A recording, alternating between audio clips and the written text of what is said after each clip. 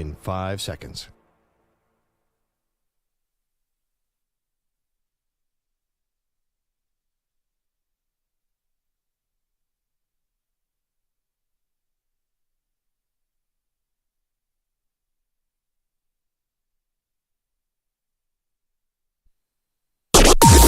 Maggie and Perloff on the Infinity Sports Network. Wagner left to Bland, back to Wagner, back to Bland, back to Wagner. Out along the right, Davis a three. Timeout, Kansas. Thank you to the Westwood One NCAA Radio Network. Welcome to the show, Maggie. Great, Andrew Perloff. Just one of the crazy results we saw yesterday, Pearl. That's Arkansas moving on. They get past Kansas in a coaching heavyweight matchup. John Calipari gets the better of Bill Self. The final score, 79-72 in this one.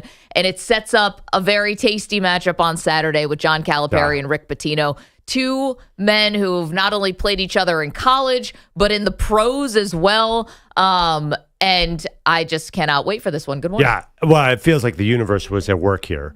Basically, the universe had to give us Pitino Cal. I mean, yeah.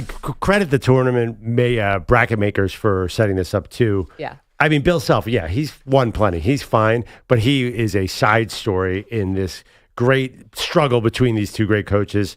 This is going to be unbelievable. I almost, part of me, and tell me if you relate to this, wanted to be later on. Because now Arkansas looks like a real team. I know that they weren't most of the season. They feel like a threat all of a sudden. St. John's has this thing where they always look meh in the first half. And even last night, they're not a good shooting team, so they're not getting out to big leads. They grind you into the ground. They do. So I'm very curious. I mean, you cannot say this is a gimme for St. John's, a 2-seed at all. But Arkansas, there's no way the universe was going to not give us Calipari Pitino. Yeah, I don't want to gloss over the Bill Self stuff, though. Listen, Bill Self has done more in this profession. I don't think he's on the hot seat. I don't think there's anything like that going on. But it's been 2 back-to-back down years for Kansas. Let's not forget, Kansas came into this season as the number 1 team. They got off to a 7-0 start, and then the Jayhawks finished the rest of the year, I believe it was 13-12 or 14-13, whatever the math is there. They just were meh. They were a 500 team the rest of the way. Yep. And this was supposed to be a very, very good Kansas team. And you thought after last year, like, all right, they're going to regroup. This is a team where a lot of guys have played together. And I understand that KJ Adams got hurt yesterday in the second half of the game, but you're a stacked roster. You know, you can't just blame that. And by the way, Kansas almost pulled this out. Arkansas couldn't get the ball in bounds underneath their own basket, and Boogie Flan had to call 2 different timeouts until finally John Calipari was like, all right, you're out. Got to get someone in there. Rough luck for my guy, Boog. No, Boog's great. I mean, he hasn't played in 2 months. Steve Lapis, who was on the call with Andrew Catalan, on TV at least, was all over. He's like, he doesn't know he can run the baseline. He's not running the baseline enough. But I was actually a little disappointed. The officials told everybody that they could run the baseline. I prefer total confusion in that situation. There was a lot of good. One thing about Kansas, though, and Bill Self, disappointing, but isn't that the way this program has been for 40 years, where they're a high seed and they disappoint, and then you count them out. Then 3 years later, they win the title. Then they disappoint again, and then they win the title. I just think that this is something about the program. They've always been like this, where they are, you fill out Kansas into the Final Four with trepidation every year, and then you discount them, and boom, they're back. So I'm not worried big picture about Bill Self. No, I'm not worried big picture either. I just wonder how much longer does he want to do this? But, I mean, I'm not worried big picture, but Kansas basically used to just waltz into a Big 12 title, like it was their conference, and they were like the New England Patriots in the AFC East during their run. It was like a foregone conclusion that they're winning the conference, and with Houston now on their corner, it's not like that anymore. So I don't know about Bill Self, this year's team, why they couldn't ever get it together in a consistent way, but it's really not a shock that they would lose in the first round. Arkansas, who in John Calipari's first year started their conference play 0-5 in the SEC, and now wins a game, and again, wins this date with St. John's. Okay, so in terms of best things and worst things we saw from day one of the tournament, by the way, Bill Self, 62. He is a baby in college basketball coaching terms. He's a neophyte. It's true. He's 10 years younger than Rick Pitino. For me, the best thing, obviously, was my guy Drake just shutting down the opponent. It felt the two big upsets were McNeese and Drake. Yeah. What do they have in common? They are killer defensive teams. McNeese, I didn't realize that their numbers defensively are insane. So that's a little bit of a disappointment on the opening Thursday. Felt like stifling defense was the theme of the day. Yeah, I would say that. See, the thing about McNeese and why I didn't pick them for the upset this year is because I picked them last year to be the upset team, and I got burned because they didn't make it out of the first round. So I was like, aha, you're not going to fool me again. Their head coach, Will Wade, is off to NC State. Maybe the team's going to be all distracted by that. Not even close. They were celebrating yesterday like they won the entire tournament. It was the first ever NCAA tournament win in the history of the school. And it was a coronation of Will Wade, who at some point is going to leave for NC State, although he said Villanova is hot on his tail, even though I think he's basically accepted the NC State job. Yeah, so this is interesting. The players certainly didn't give up on him, but a lot of these players are on their way out too. That's the state of college basketball. Your coach leaving, you could leave too. Yeah, just go with him. A lot of these guys are transfer seniors, so it's amazing to me. They don't feel like there's any give up there, and they're very good. I mean, I think they could easily win another game. So Will Wade, though, you sure he's going to NC State? It does feel like if he keeps on running, first of all, NC State's going to be like, we need you here. But second of all, I wonder if it opens up the negotiation. Well, I mean, again, he said Villanova is basically reaching out. I don't know if that's necessarily a better job. I mean, do you want to go to the ACC? But it is kind of an interesting tactic for the head coach of McNeese, Will Wade. And if you remember him, he was actually the head coach at LSU. Got into a little bit of trouble there with the whole sneaker scandal that Rick Pitino got caught up in and Sean Miller got caught up in. But anyway, he is back and effective, and McNeese is on this really fun ride.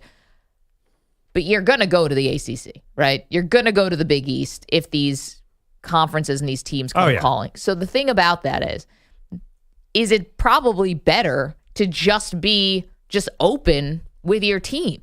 Because he's been completely transparent. Some would say maybe a little too transparent in some of his press conferences. But again, it's not the old way of college sports where if a coach leaves, you're trapped at McNeese and you can't even, play again unless you transfer and you'll sit out a year. Like everyone's kind of on their way in or out at some point. Absolutely. In fact, you might be a little bit excited that your coach is leaving. Oh, okay. Now I get a glow up too. Well, this is actually working out great for whoever's left at McNeese because they'll get more NIL. Yeah, I mean, that's the name of the game. We were just talking in the newsroom before. You have to redo your if you have a good season in college basketball or college football, you have to get in the portal to get a new NIL deal. So you're right. I don't think any of that loyalty means a thing anymore. And also, who cares if you're at McNeese, right? Like, what as a player, why would you be upset? You probably aren't going to be there next year anyway. So you're welcome to weigh in at 888-710-4ISN, 888-710-4476. The best and the worst thing that you saw from day one. We cannot talk about McNeese without talking about their spiritual leader, man by the name of Amir Khan. Aura is his nickname. Pearl, I don't know if Aura has made it into your timeline. He is the student manager for McNeese.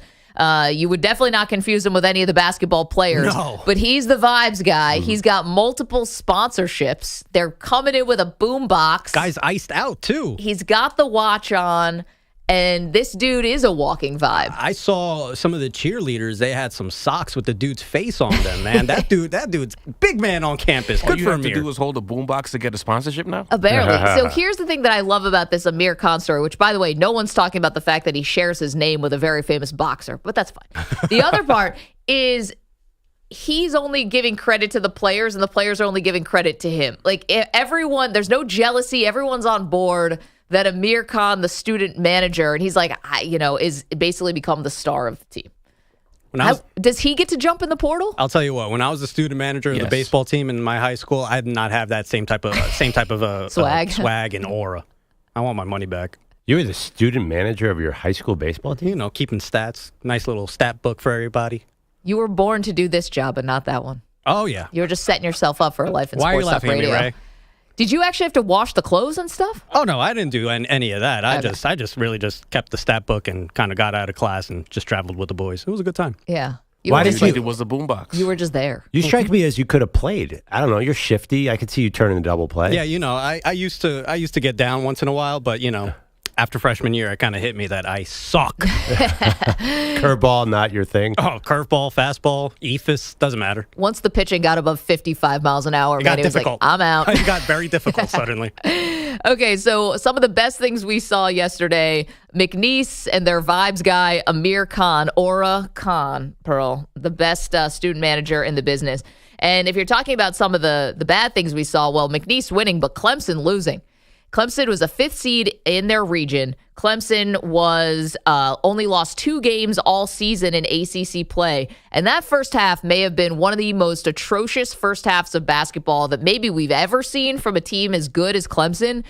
To their credit, they got back in it and eventually just ran out of time and ended up losing only by a bucket. But Clemson, that was rough to watch that yesterday. Yeah, I mean, as the announcer said, you could tell from the first play that McNeese was drastically faster than Clemson, which made it tough.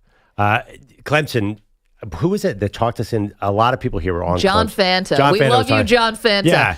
To be fair to Fanta, because EJ, who's not here today, Manny and Ray are hanging with us, but EJ apparently was already on the Clemson bandwagon, did pick them to be the national runner-up. Hey, I have a question. You did Maggie, you did all 12 5s and 13 4s. I did right? mostly. I didn't end up doing all. But you did not do all. 3 of my Sweet 16 teams are out. Yikes. Yeah. Okay. Rough day for your girl. Wait, what are you talking about? You didn't do all of them after all that conversation? There was a couple of them that hung me up, but I did have Montana going far. I know. Montana killed a lot of people.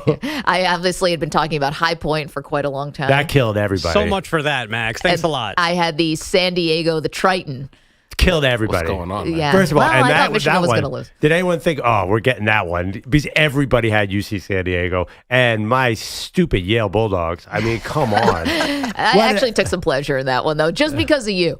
Yeah, but honestly, A&M was dying to get beat. They are not a great team, and Yale just, as I said on the text thread, Yale's lack of size and skill was ultimately their downfall. You think? That was it? And skill. Is there a third thing you could be lacking? Well, they didn't. Spirit? They were not hitting free throws. When you don't have size or skill and you're not hitting your free throws, but they were right to win again. It was just almost looked like the same game as Yale Auburn, but they came up short. Oh, I'm sorry. I also had Louisville going to the Elite Eight. Ooh. Tough one yesterday. What happened in that Louisville home for game? me. What happened in that Auburn-Louisville home game that everyone was talking about? Yeah, it turns out Auburn doesn't have to worry about that because it's going to be Auburn and Creighton who are going to face off. And Louisville goes home, which I feel bad. We had someone who called in a couple days ago who was excited to go to Lexington to watch and said it was going to be a home game and everyone's going to be there.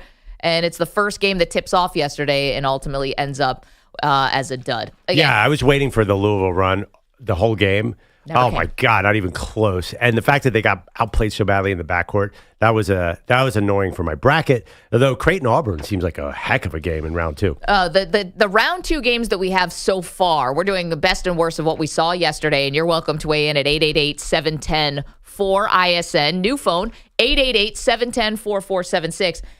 Not just Arkansas St. John's, which we talked about right at the top of the show with John Calipari and Rick Pitino, but can I also interest you in a little Houston Gonzaga? Oh, yeah, that one is awesome. So Gonzaga just thumped Georgia yesterday, and now I feel bad in a way for Houston because clearly Gonzaga was underseeded.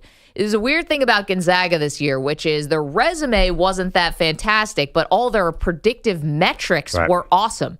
So in some ways, you have like a top 10 predictive metrics team with a top 50 resume or whatever it ended up being. So they got on the 8 line, and now Houston has to play Gonzaga. That you're a number 1 seed. I feel like that should be not that you should get an easy path, but this feels a little unfair for Houston. Yeah, I love that.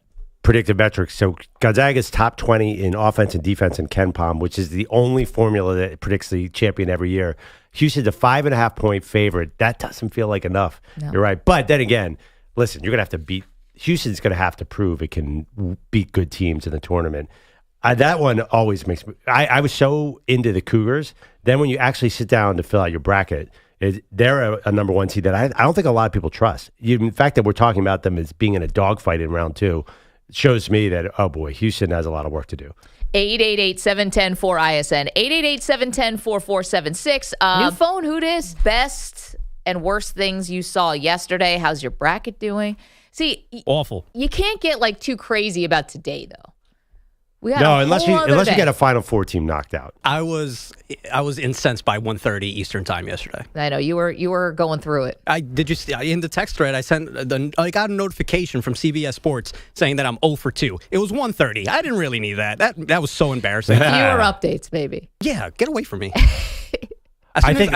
When I got that notification, I didn't open the app for the rest of the day. You realize, so in the Pearl Jam Season 4, the Maggie Perloff bracket, not to be confused with our movie sequels bracket, that will be updated later in the show. But our pal Nick in Texas puts together Pearl Jam Season 4.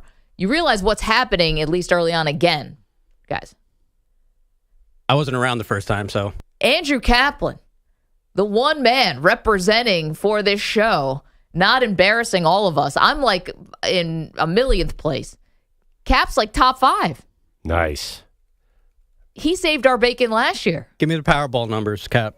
I mean, thank you, Cap, because without you, this would just be a debacle.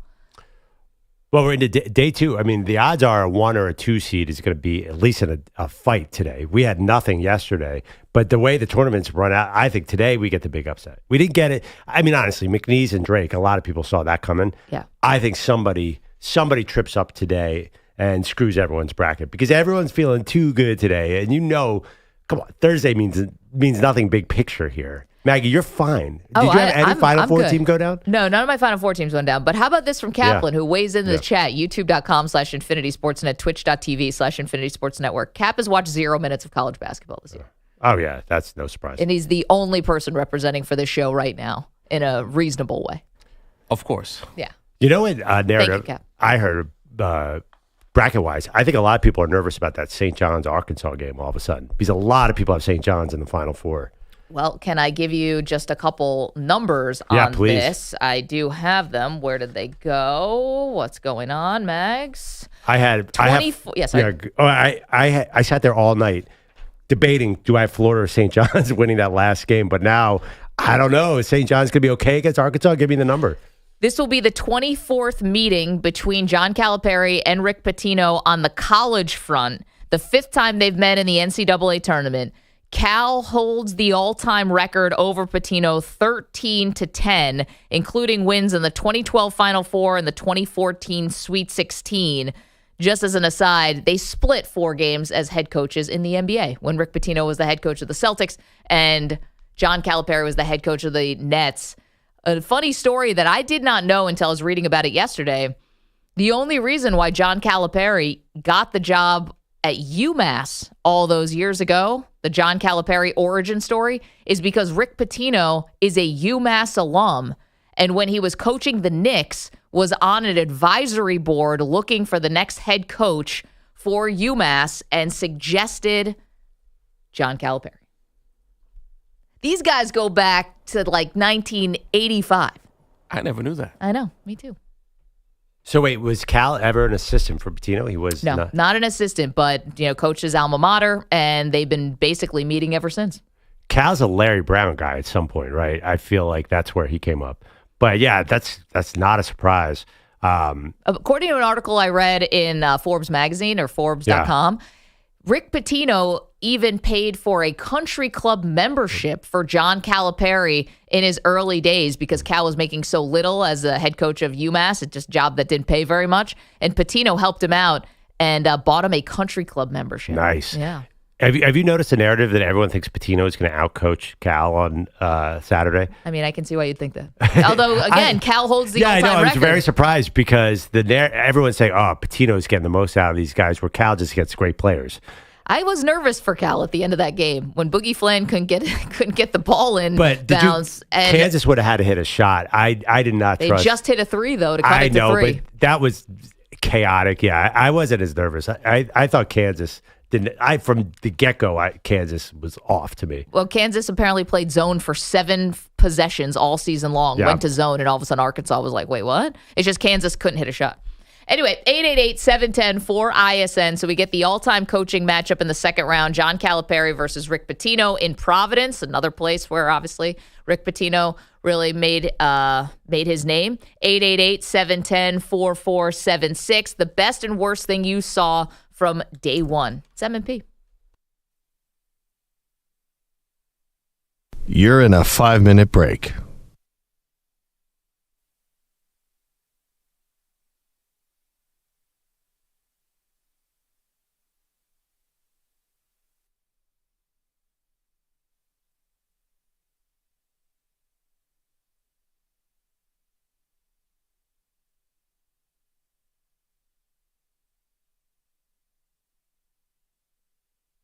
Four minutes, 30 seconds remaining.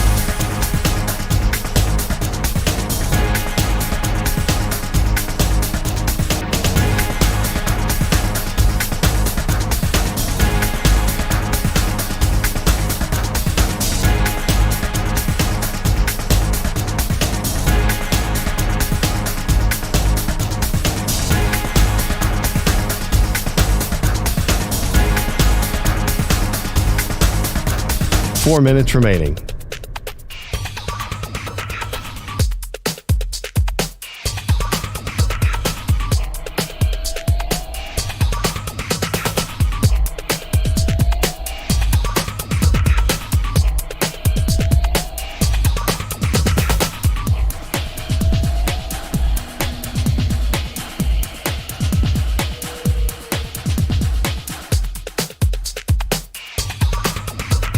Three minutes, 30 seconds remaining.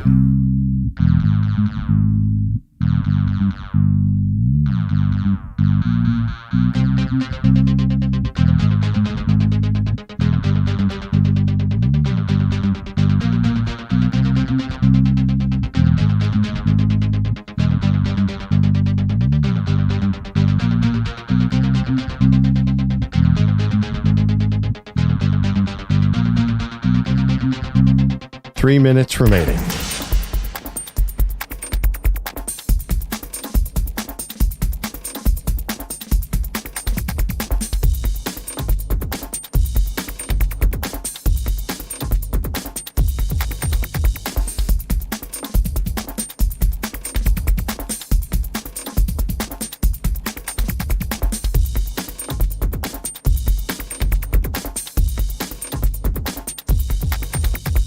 Two minutes, 30 seconds remaining.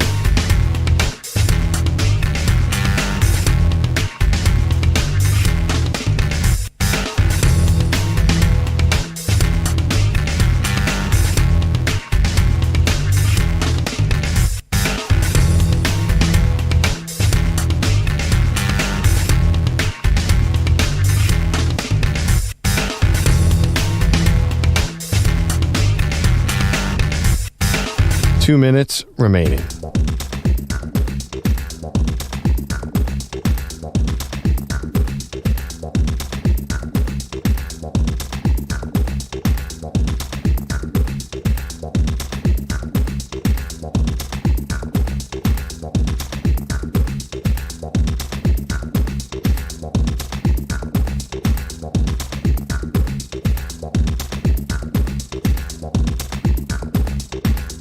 One minute, 30 seconds remaining.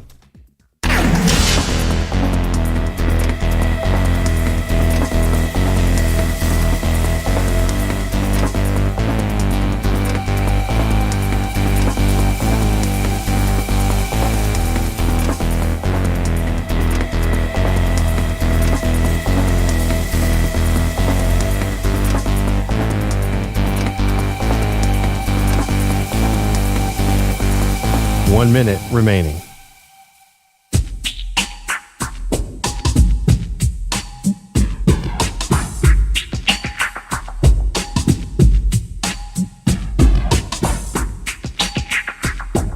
.45 seconds remaining.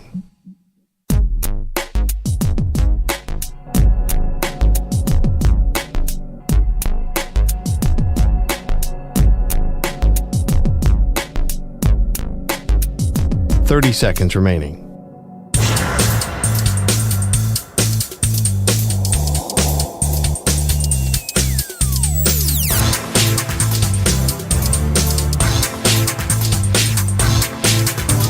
15 seconds.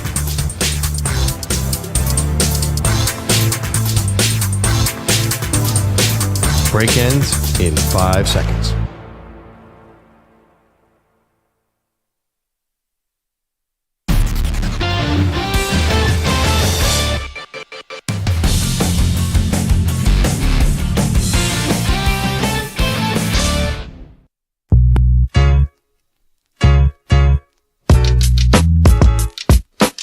Welcome back, Maggie Perloff Show. Maggie just asked me where I'm in the brackets. I couldn't find you. I'm dead middle. I am even Steven, which does not surprise me. I have a pretty chalky first couple rounds. I hit a couple. I hit Drake. I missed on McNeese, and I, like a lot of people, picked UC San Diego. I thought we were going to get that one late at night, but did not. Final Four still alive. That's all you want out of this first weekend, right? Like you can't sweat a first round loss too bad, or you're going to ruin your weekend. Also, you're going to drive yourself nuts if every single opening round you live and die with. We're asking you what's the best and worst thing you saw from day one of the NCAA tournament. Beyond John Calipari and Rick Pitino now meeting each other in the round of 32 in Providence, Rhode Island, I think Amir Khan, the student manager from McNeese, has really taken the internet by storm. And we go to Andrea, who's in Berkeley. Andrea, you can read a chart because you're an astrologist for Amir Khan. Good morning. How are you? Yes. Good morning. How are you? I can't believe so. You know, you need a lot of personal information to do this kind of thing and read people's charts, which is normal when you're reading Steph Curry's chart or, you know, LeBron James. But Amir Khan, this is like a regular person. Can you find enough info about him? Oh, yeah. I just need an accurate birth date. And I'm glad you mentioned that. There's quite a cosmic coincidence going on. Amir Khan is born March 14, 1965. Steph Curry is also born March 14th, 1988. And the eclipse last week was March 14th in Pisces. Wait, so, hold on, Andrea. I got to stop you for a second. What year did you say that Amir Khan was born? Yeah, didn't it say? I looked him up on Yahoo. Did it say 65 or did I get it wrong? So I think you got the wrong Amir Khan. I think this is obviously a very popular name. This is a kid. Amir Khan, I think, who was born in 1965, is an actor from India. Let's see. March Madness 2025. McNeese student manager Amir Khan becomes fan favorite. Earns NIL deal after viral clip with players. Yeah, so he's like he's like in his 20s. Okay. Yeah, he's like a young dude. This other Amir Khan, I can see why you get it confused because he's all over the internet. He's a very famous actor in India. Oh, okay. So do you happen to have the correct birth date for Amir? I don't. See, that's the thing. He's just like a regular person. He's like a civilian, Oh, okay. Yeah, I know. No, I know. With Mercury retrograde, that was a little hijinks there. I'm so freaking out about Steph Curry's injury. I can understand. You heard about that. I saw yesterday. I hope that he's all right. That was a weird one, Pearl. I don't know if you saw this. Andrew, you're the best. Thank you so much for that. You're always such a great addition to the show. You saw Steph Curry fall yesterday. I actually did not. Oh, yeah. So he's driving the lane, and he just kind of goes right kind of flat. They're calling it a pelvis injury, and he was looking like he was really in pain.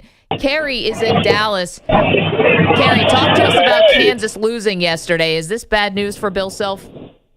Yeah, it's bad news for him. I really thought Kansas might pull it off in the end there, but old Razorbacks had their number, so we're just going to have to go with them. My bracket's still alive. Auburn took home that 20-point lead last night, or yesterday, so we're just banking on them Lady Frogs to take it home this afternoon. Let's go TCU. Caleb Bucket. Have fun. Be safe out there on the roads, and good luck to you in day 2 of the tournament. Who did he say he was banking on? I couldn't understand. He said he had Auburn, easy win. Right. Now I'm just banking on Razorbacks. Oh, the Razorbacks. Yeah. Good morning, Bugs. That's a good call. I wish I had the Razorbacks going far after last night. Yeah, I had them to win over Kansas, but I have them losing to St. John's. JT is in Atlanta. JT, your bracket's already busted? How? Man, well, because, again, I listened to both you and Perloff.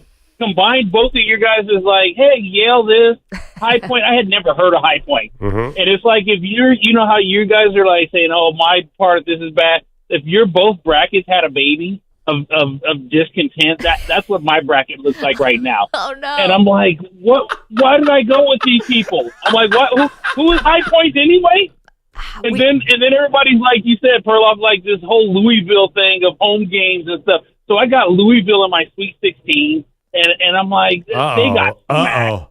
It was not. I was just like the producer said. I got that 0-2 notification, and I just turned my phone off. I'm like, I'm not even. I'm okay. It's fine. JT, I can't listen to us. I pulled off a Yale yesterday. I did pick them. But remember I said everybody, I'm nervous about the team everybody sees coming. So I thought that A&M might have seen all the headlines. But you got to sneak up as a Cinderella. So at least, you should have listened to me on that one. No excuses. JT just said if our two brackets had a baby, what did you say? It'd be a baby of discontent?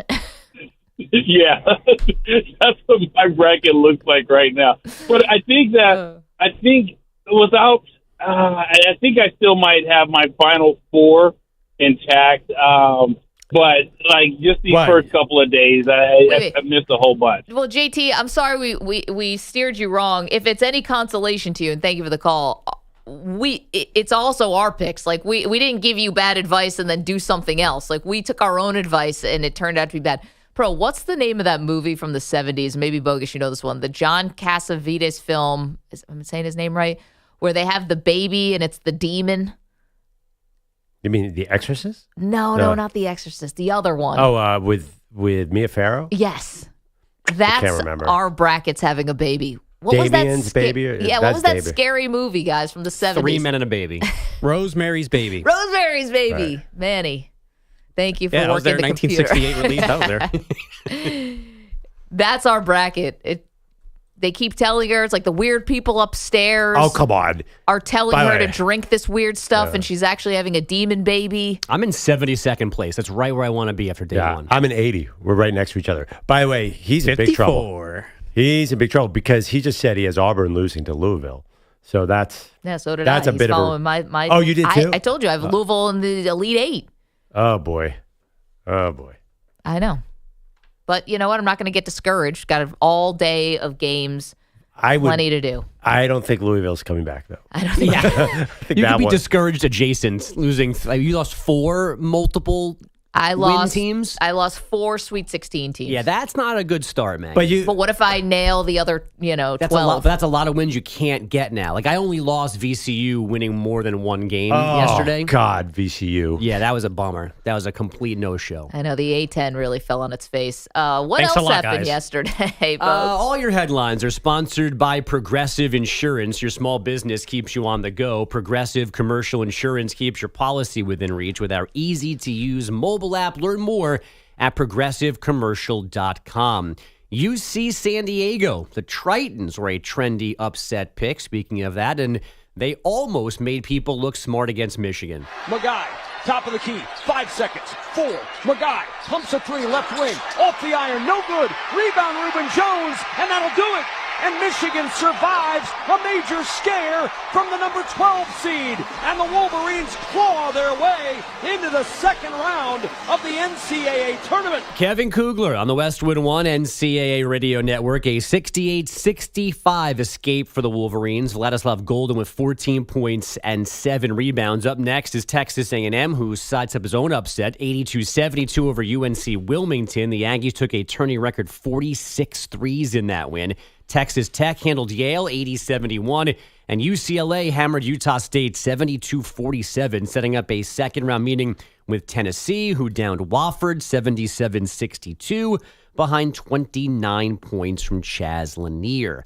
The women's first 4 concluding last night with Columbia topping Washington 63-60, and William and Mary beating High Point 69-63. The Lions, the Tribe, getting their first ever tourney wins. Up the Ivy League, yeah. Bad day for High Point all around. Rough. Don't know where it is. Still don't really know. Wherever North it is, Carolina. Beautiful campus. Yeah. Good for them. And flew fans to the game. So apparently they got money to burn at High Point as well. Beautiful campus, but not so much of a beautiful 3-point shot. Oh. What's really important this time of year, guys? Just being in the mix. Where was I? Oh, the Golden State Warriors. They won again last night, 117-114. But as Andrea spoiled, Steph Curry lost in the third quarter to a pelvic bruise after a hard fall. Here's head coach Steve Kerr. He was trying to come back. He thought he might be able to come back, and we just decided not to risk anything. And so hopefully it's not bad, but he's getting imaging right now. Golden State's next game is tomorrow in Atlanta. That's an old man basketball injury, a pelvic bruise. Yeah, well, I mean, it was a legit fall, and then immediately arched his back in pain, stayed down. That sucked. Yeah. I fall and I can't get up. I mean, it's not that old. Your bracelet. If it was LeBron, then we'd be legitimately worried at that age. Falls are dangerous once you get that old. Were you worried he was going to break a hip? I mean, it's still Steph Curry. Well, I'm saying Steph Curry's a couple years younger. If LeBron did that, I mean, listen, that would be probably the end. He fell on his hip. Are we going to see LeBron again this season? We are, right? Oh, my God. Yeah, I think he's this is vacation still resting. time. He's still resting. He's on PTO. It's okay. Right. Have you seen it? Yeah. But by the way, I said there was this trend where he's missed I think it was last week. He's missed it 4 years in a row or something with groin injuries or whatever. But now he's supposed to come back. I'm actually wondering, was I wrong? Is this a real injury? Well, I mean, what's the rush? I don't know. Come back for the playoffs. I mean, you give Luka a little time to carry the team a little bit. Chemistry? Yeah, I mean, it seems like LeBron and Luka have pretty good chemistry from the very few games we saw them play together. Yeah. Just get in a flow, play yourself into shape. And by the way, I mean, you saw now you got Bronny dropping raining twos. Oh, he had 17 points last night. He looked like Steph Curry on a couple of threes. Talking about Bronny, we didn't want to upset anybody. Oh, I know. We don't want to get chewed out on the sideline. I mean, can we not even say good things about him? Sorry, he was 2 for 4 from 3-point land. And finished with 17 points off the bench. Still lost to the Bucks by a ton. Right, but. which is why he was playing to score 17 points. Oh, I hear the Bogusch's cynicism there in that comment. I do not stand with that, and neither does Maggie. Don't yell at us, LeBron. Cynicism, it's just context. Yeah, I know. Stop talking about his son. Yeah. What are you afraid, LeBron's going to break through the wall like the Kool-Aid man and just start screaming at us, Stephen A. Smith style? Yeah, exactly. Stephen A. had to go to his game. He's not seeking us out. Maybe on social media. Other NBA last night, the Bulls outscored the Kings 128-116. The Pacers rallied for a 105-99 OT win over the Nets. And the Knicks lost in Charlotte 115-98. The Hornets getting 27 points, 11 rebounds from Zoe. Larry Johnson chipping in with 24 in the win. More time machine. More driving issues for Georgia football. 2 players suspended indefinitely. Sophomore wideout Nitro Tuggle and freshman D lineman Marcus Easley. Tuggle was arrested early yesterday for misdemeanor speeding and reckless driving. Easley reportedly involved in a car crash earlier this week. And finally, he scored again last night. And then Rienstein gets the shot through, rebound, he scores! Alex Ovechkin on the rebound! Airship went down! It's 888 for the Great 8! John Walton, Caps Radio, 888 career goals for Alex Ovechkin, now 7 away from passing Wayne Gretzky for the most all-time. His Capitals clinching a playoff spot with a 3-2 win over Philadelphia. They're the first team to clinch a playoff spot this year after being the last team to clinch a spot last season. Apparently that's never happened before in NHL history. That's interesting. Is he going to make it? To what? The record? Yes. This year? By next weekend, possibly. Yeah. Well, he's got 12 games left and 7 goals, but he kind of slowed down a little bit. He did. He got hurt, right? No, he got hurt. He came back and was red hot. He slowed down the last week or so, but he's going to. You're awfully confident. I don't know. No, he's doing it. He's doing it this season. What are they going to do? I mean, this is what we keep talking about. Is Gretzky going to be there? Because you don't exactly know. Do they have I think it's going to be a taped video from Gretzky that's going to play on whatever Jumbotron, wherever they are. I think once he gets within 3, Gretzky's going to get on the tour. Really? Yes. He doesn't have that many games left. You guys are overconfident here. Okay. But then Gretzky can't go on the tour waiting for him because if it doesn't happen, then that's just one big letdown. Gretzky's going to be traveling with the Capitals for 2.5 weeks? It doesn't. He's got to be way too busy for that. He's not. He covers hockey now. No, but he's still Wayne Gretzky. Like, his days are filled with stuff. I think you're overestimating how busy Wayne Gretzky is. I think he plays golf and he comes to wherever TNT studios are. Now that he's got a golf game, he's got to get That's why I said he gets within 3, which means it's theoretically 1 game away. That's a reasonable, well, not reasonable, but he's not going to score 6 in a game, but he might score 3 in a game. So once he gets within 3, I think that's when he starts showing up. What if he's a little salty about it? What if he doesn't want to be there? I don't think he's salty about it. I mean, he's still Gretzky, so, game, set, match, but he might be. He often plays golf with his wife. Yes. He's very good at golf. And Well, his their son-in-law. son-in-law is Dustin Johnson. Yeah, I'm very jealous. I would like to play golf with any of them? With his wife, particularly. okay. Yeah. No, that's my. Wayne, you can take a seat. Me and Janet are going to go play 18. I'm sure he'd be you go thrilled follow with that. Ovechkin. No, I'm kidding. If my wife is listening she was in the bracket challenge. I do not want to play golf with Janet. Big wink at the camera. Don't worry, she knows. She Yeah, would be like, She's go also ahead. not worried. What would you be more worried about? You playing golf with Janet or your wife playing golf with Wayne? Oh yeah, good point. But actually, Janet would be more worried about me hitting her in the head with a golf ball. If I so nervous being around her, I shanked the drive. No, you've got an all-time great golf story. Like, I kind of almost improbably, because you're not a golf person at all, and you beat Nance on his own course. Yeah, I beat Nance in his backyard course. He's still salty about it. That's a sentence. It was the closest to the hole. He recreated the famous 9th hole at Pebble, and I accidentally hit off his house, and it landed 3 inches from the hole, and he had a perfect swing, and it didn't do anything. Because he played college golf famously. He's amazing, by the way. His swing is gorgeous, and he lost to me. That is a crazy story. Yeah. Did you even take any warm-up swings? Like, do you even play miniature golf? No, we had a golf simulator, Dan Patrick show. I got my swing in decent shape at one point. What is the most famous golf coach? Coach? Like Butch? Hank Haney. Okay. Hank Haney spent 20 minutes with me fixing my swing, and there was a morning where I looked like a 3 handicap. Wow. And then I forgot every single thing. Do you know how much that would cost, like a regular it was person, to crazy. get 20 minutes with Hank Haney? That'd probably be like $1,000. I said to Hank, I'm like, what am I doing wrong? And he's like, how much time do you have? And then at the end of the day, he's like, well, your hips are so inflexible. There's a limit of what I can do. That's an actual quote. No. Good enough to beat Nance. Yeah, because That one time. Again, came off my club, went straight right, hit a bedroom window. Did break it. Yeah. Vern Lundquist. He doesn't let you Just hanging out at Nance's. They're kind of Nerf balls because the house is right there. Smart. If it was a real ball, I would not have won because it would have gone through the window and caused all sorts of problems. Would have been a slightly different story. Like, remember the time when you broke a window at Nance's house versus remember the time when you beat Jim Nance in his own golf. Both very cool. Not as cool as playing golf with Janet. That would be amazing. Well, yeah, Janet Jones. 888-710. The shot off of my garage. Just fortunate it wasn't a little higher. It would have knocked out my daughter's bedroom window. And then it came careening across the driveway, off a retainer wall, and back through a bunker and settled about 2 feet from the hole. Oh, That was such an epic day when Nance came on the show and told the story. Yeah. It's almost like those old McDonald's commercials. Off the glass. Yeah. Nothing Off but the net. Larry glass, Bird nothing and but Magic, net. yeah. Or a Happy Gilmore bit. Yeah. Hey, listen. Where did the ball land? 2 feet from the hole. You heard it from Nance right there. That was a Almost birdie like for his Perloff. daughter's bedroom. Doesn't matter. He walked into the green and just said, let's just give it a little tap-a-roo. Tap, tap, tap. Off the retainer wall. Oh, that's so great. All right, Nance was upset. Dan Patrick didn't take it well that I was in first place either, because he's also a fantastic golfer. None of the guys liked it. It was a rough day to be around me. Though, I It was so my last cocky. day. Yeah, That's how Maggie Perloff was Maggie born. Perloff should have started shortly thereafter. yeah. There are no coincidences in life.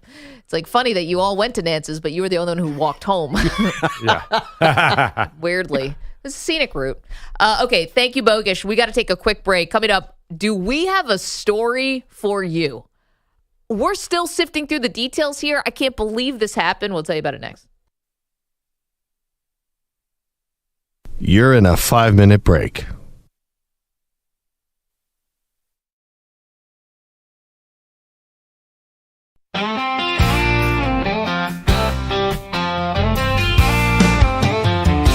know Shep had a vision. He thought he was grand, thought LeBron would pick up, thought he'd make a stand. But the Lakers saw his email and let out a sigh. Is this guy for real? He must be high. Did you think you'd book the king on your weekend overnight thing? Bro, he's got rings, a yacht and a jet. You've got 3 insomniacs and 1 drunk Mets fan named Chet. Shep, are you serious? Did you hit your head? This ass was worse than a Knicks fan's dread. Maggie and Perloff can't stop at last. Rich Eisen staff made memes in your behalf. Zach Geld nearly dropped his mic. Reader said, man, this can't be life. Even Bogusch, who never reacts, just send a text, Chiefs on crack. LeBron's got meetings, not billion-dollar deals. You're begging for airtime with 5 out of needle deals. Shep, how did this idea take flight?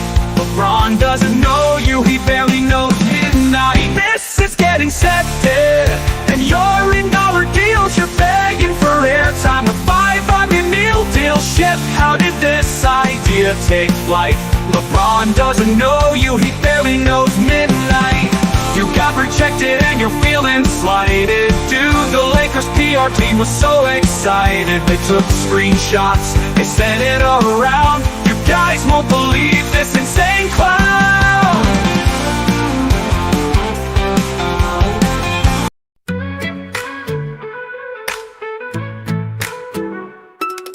Eight night vibes, hitting up the show. Now Bailey rode into town with suspicion in his eyes, saying Kaplan's got a secret and he's hiding it inside. Zach Jobs lost in darkness, Ryan Stream's a mess, Chappelle Wolf's just a spinning wheel. Oh Lord, what a distress.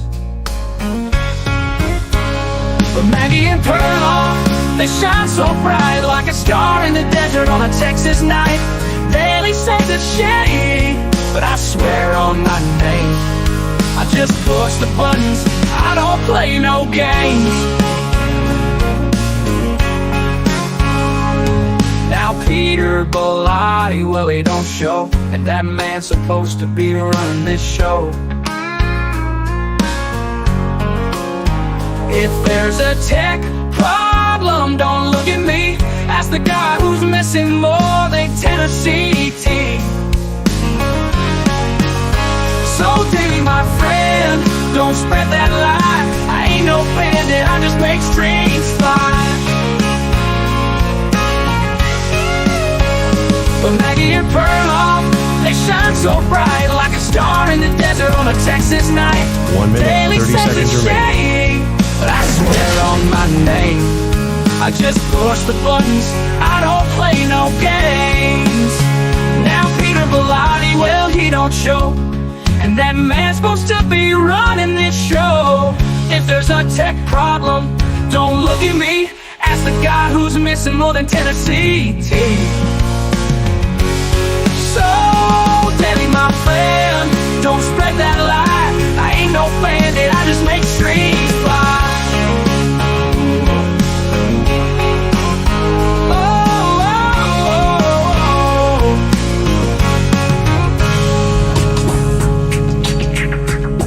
Oh, 45 seconds remaining.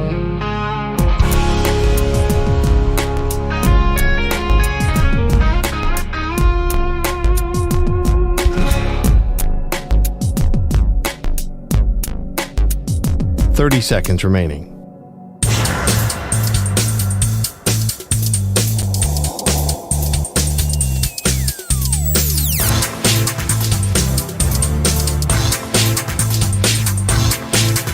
Fifteen seconds.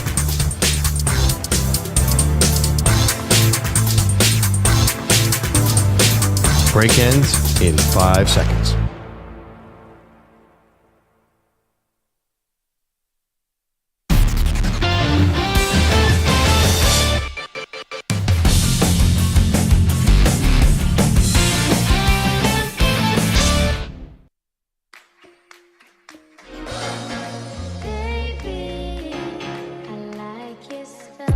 All right, what is going on with Michigan football coaches? Welcome to the show, Maggie Gray, Andrew Perloff. We'll get back to the March Madness in just a moment, but this one deserves a minute of your time. So we all know about Connor Stalions, Pearl, the guy who was like illegally scouting opponents in person and maybe wearing like fake stuff, fake Central Michigan gear and a fake mustache, and just kind of generally being a weirdo. Well, Matthew Weiss says, hold my beer. Matthew Weiss was the Michigan offensive coordinator who is now in a boatload of trouble.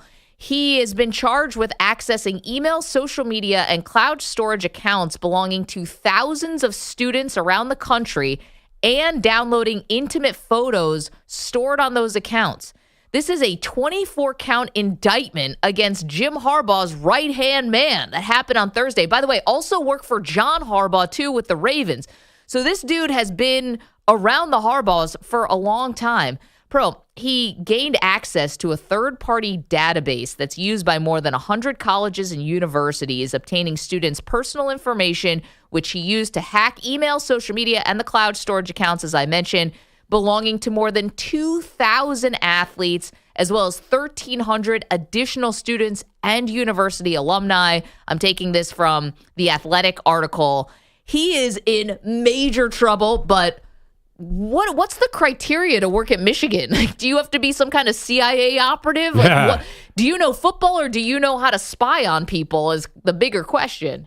Well, I think they're two different stories. Connor Stalions is a hero for helping Michigan win. I mean, he was going up against a bunch of Ohio State spies, if you saw the documentary. This is, I can live with Connor Stalions. This guy was primarily targeting female students, and he had Matthew Weiss, totally different agenda, 100%. According to the complaint, primarily targeting female college athletes, he researched and targeted these women based on their athletic history and physical characteristics.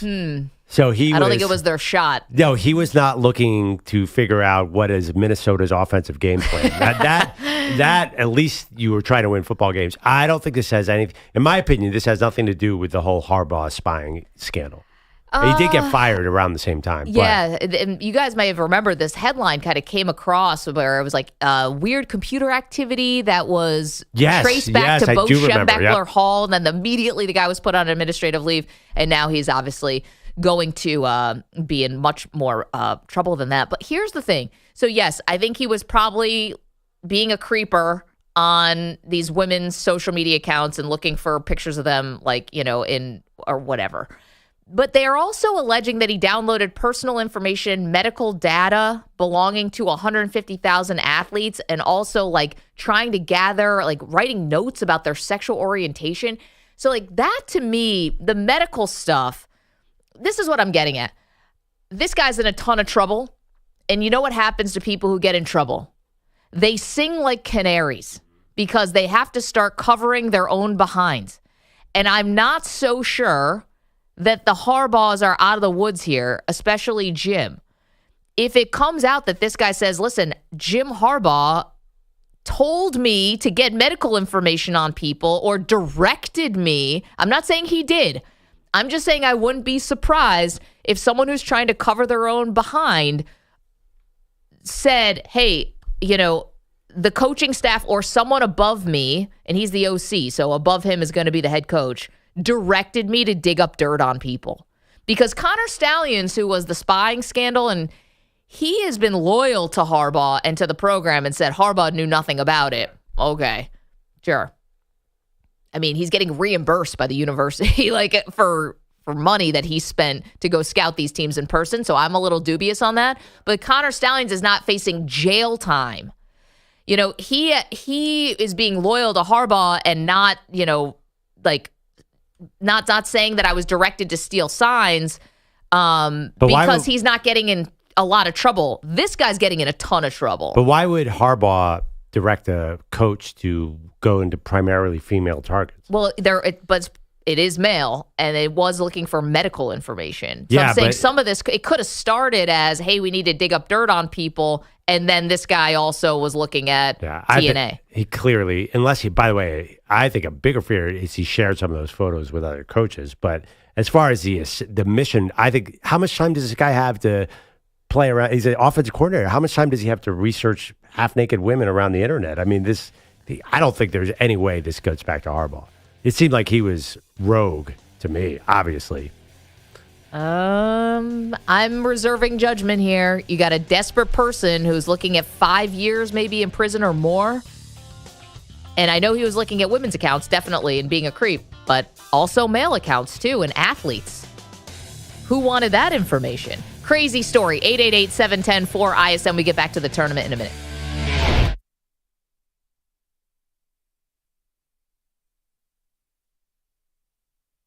You're in a 5-minute break.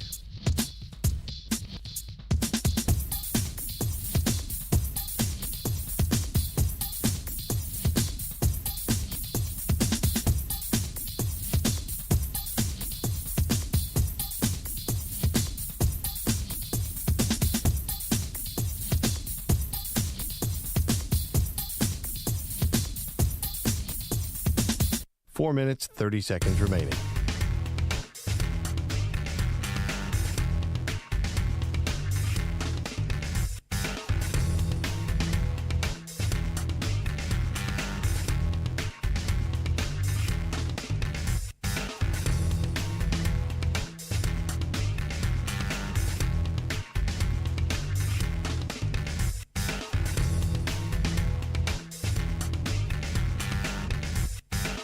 Four minutes remaining.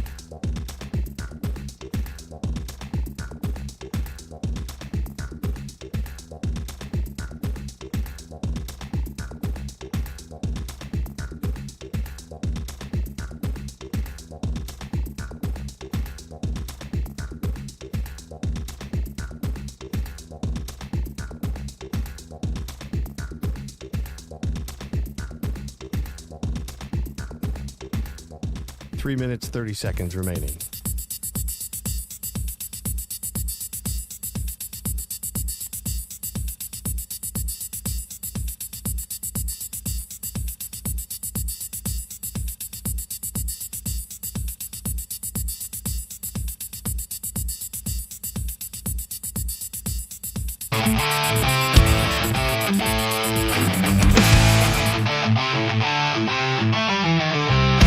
Fans woke up to a miracle sight. We beat Perloff Phillies for the first damn night.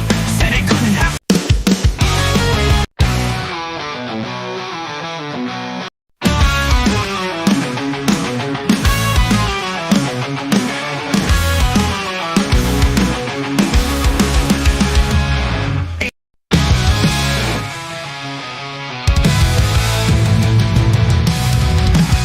I'll never stop, no, I'll never be done talking about the missing one. Day after day, it's just empty and cold, but I'll keep singing cause the truth's been told.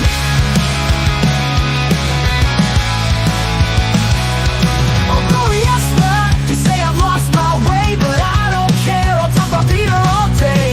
You think it's a problem, well maybe that's true, but I'll never quit, got stuck like glue.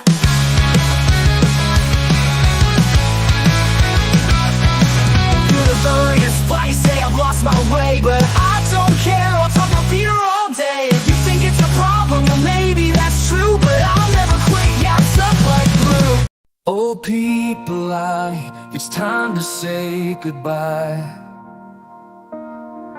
From Maggie and Perloff, you spread your wings to fly. You're a curmudgeon, but we love you all the same. With your love for old TV and the board you always take. Goodbye Pete, you'll be missed every day. Oh Pete Bellotti, it's time to say so long. You grumbled and groaned, but we stayed strong.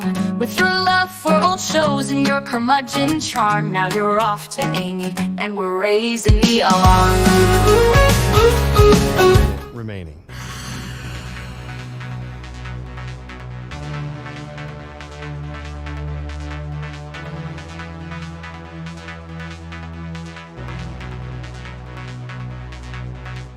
$45 seconds remaining.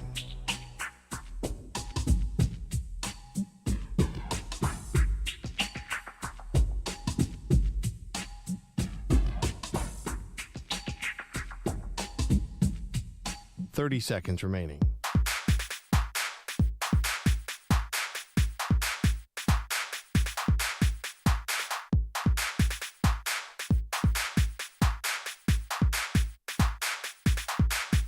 $15 seconds.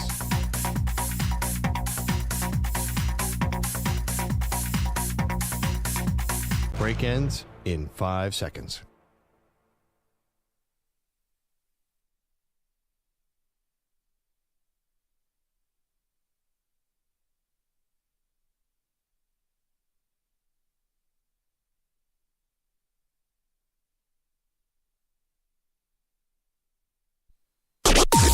Maggie and Perloff on the Infinity Sports Network. Clemson with the ball down 4, 10 seconds to go. Front court Hunter, over to Zachary, got a launch. Banker 3, won't go, loose, scrum, Hunter, drive, lays it in at the buzzer. It's not enough. McNeese with the upset. Let the March Madness begin. The Westwood One NCAA Radio Network, Chris Carino and Jordan Cornette on the call in Providence, and this was a fun one. McNeese hangs on, Pearl, to beat Clemson. Not for the Clemson fans. It was maybe one of the worst first halves of basketball from a high major school that we've seen. Clemson only lost 2 games in the ACC all year long, and then they just completely fell flat against McNeese. Let's not forget, we thought last year McNeese was going to be the Cinderella and be the darling of the tournament. Didn't happen. So Clemson really should not have been taken by surprise that McNeese was going to come in super motivated. They come in, they win, they hang on at the end to win, and it was one of 2 of the big upsets from the day. McNeese over Clemson, and then Drake over Mizzou was the other big one. By the way, if I had told you, just watching McNeese and Clemson, blind resume, I would not have thought that McNeese was the underdog in that game. They looked kind of bigger, faster, stronger, more, and by the way, plenty of experience. That did not feel like a shocking upset by any means at all. And McNeese does have a strangling defense, so Clemson did look bad. And then it felt like they woke up way too late in that game. Definitely. And now McNeese goes on to play Purdue, and Purdue got past High Point. You know, High Point was in that game. That was one of my darlings, so I totally fell flat with High Point. I had them going to the Sweet 16. But, you know, Purdue was like, I want to say comfortably in the lead. High Point they were in the game, but could never really make a run where you thought they were going to actually win it. But Purdue, outside of, last year when they get to the championship game, they, kind of have this bad reputation, Matt Painter does, of being, a tournament disappointment. So now McNeese takes on Purdue. That's definitely not a given. So we get some really fun second round matchups just even from yesterday. Houston and Gonzaga is going to be phenomenal. I can't wait for that one. And then, of course, what we saw from the 2 Hall of Fame coaches who squared off against each other last night. John Calipari gets the better of Bill Self, and now Calipari goes on to face his big arch nemesis, Rick Pitino, in round 2. Feels like we haven't had the major 1 or 2 seed struggle. Maybe today we get that. Is there any small private New Jersey school that is in this field? Remember there was that run? St. Peter's, Princeton. There was another Fairleigh Dickinson. Yeah. We need. I want to see a 1 or 2 seed really get in trouble. Obviously, it felt like Houston and Auburn and all our powerhouses are safe, but it's a big day. It's funny. You were talking about your bracket. Yeah. You lost some Sweet 16. I don't think you're quite busted, but you have Duke winning it all. No, I changed to Michigan State. Remember? Because the entire country had Duke winning it all, so I faded the public. Well, that's good. You're back in. Because if you had Duke, you were already in big trouble, because I looked at our bracket challenge. There's so many Dukes in there that you have to be perfect to win with Duke. Michigan State, you could make some noise if they go all the way. Although I know you can't feel great about it after yesterday's show. I know, the bloodbath. Yeah, the Pearl Jam Season 4 is off to an amazing start. So thanks to everyone who signed up for our bracket challenge. There is somebody who has a perfect bracket. David Wedley. So David, big up to you. He also has Michigan State winning it all. Well, I bet yesterday's show because betting expert, BetMGM Nick Costos told you were way off. He's picking Bryant to upset Michigan State. Yeah, so that would be bad. I'm hoping Nick is big wrong about that one. Well, that makes it super fun because it's March Madness. Who knows? We're asking what's the best and worst thing you saw from day one. Let's go to James, who's in LA. James, what's the best thing you saw yesterday? What's up, people? How we doing this morning? Hey, I know I told you guys Clemson last week or earlier this week, and that went bust. But my UCLA Bruins look good. They did. I think, they're going to make a run. I think since Tyus Edney went baseline back in 95, man. You know what I mean? So we're going to make John Wooden proud, keep that thing going. And I was going to ask you guys, you talking about Calipari and Pitino. I loved Calipari when he was at UMass, but if they were friends like that, when did they really fall out? I remember Romy did an interview with him, and they were just like kind of nonchalant about it. But, everybody else that was watching it was like, they wanted them to kind of get along, I guess, and they were just, Calipari does this thing. I mean, John Chaney wanted to kill Calipari. So that's an all-timer, the UMass Temple rivalry.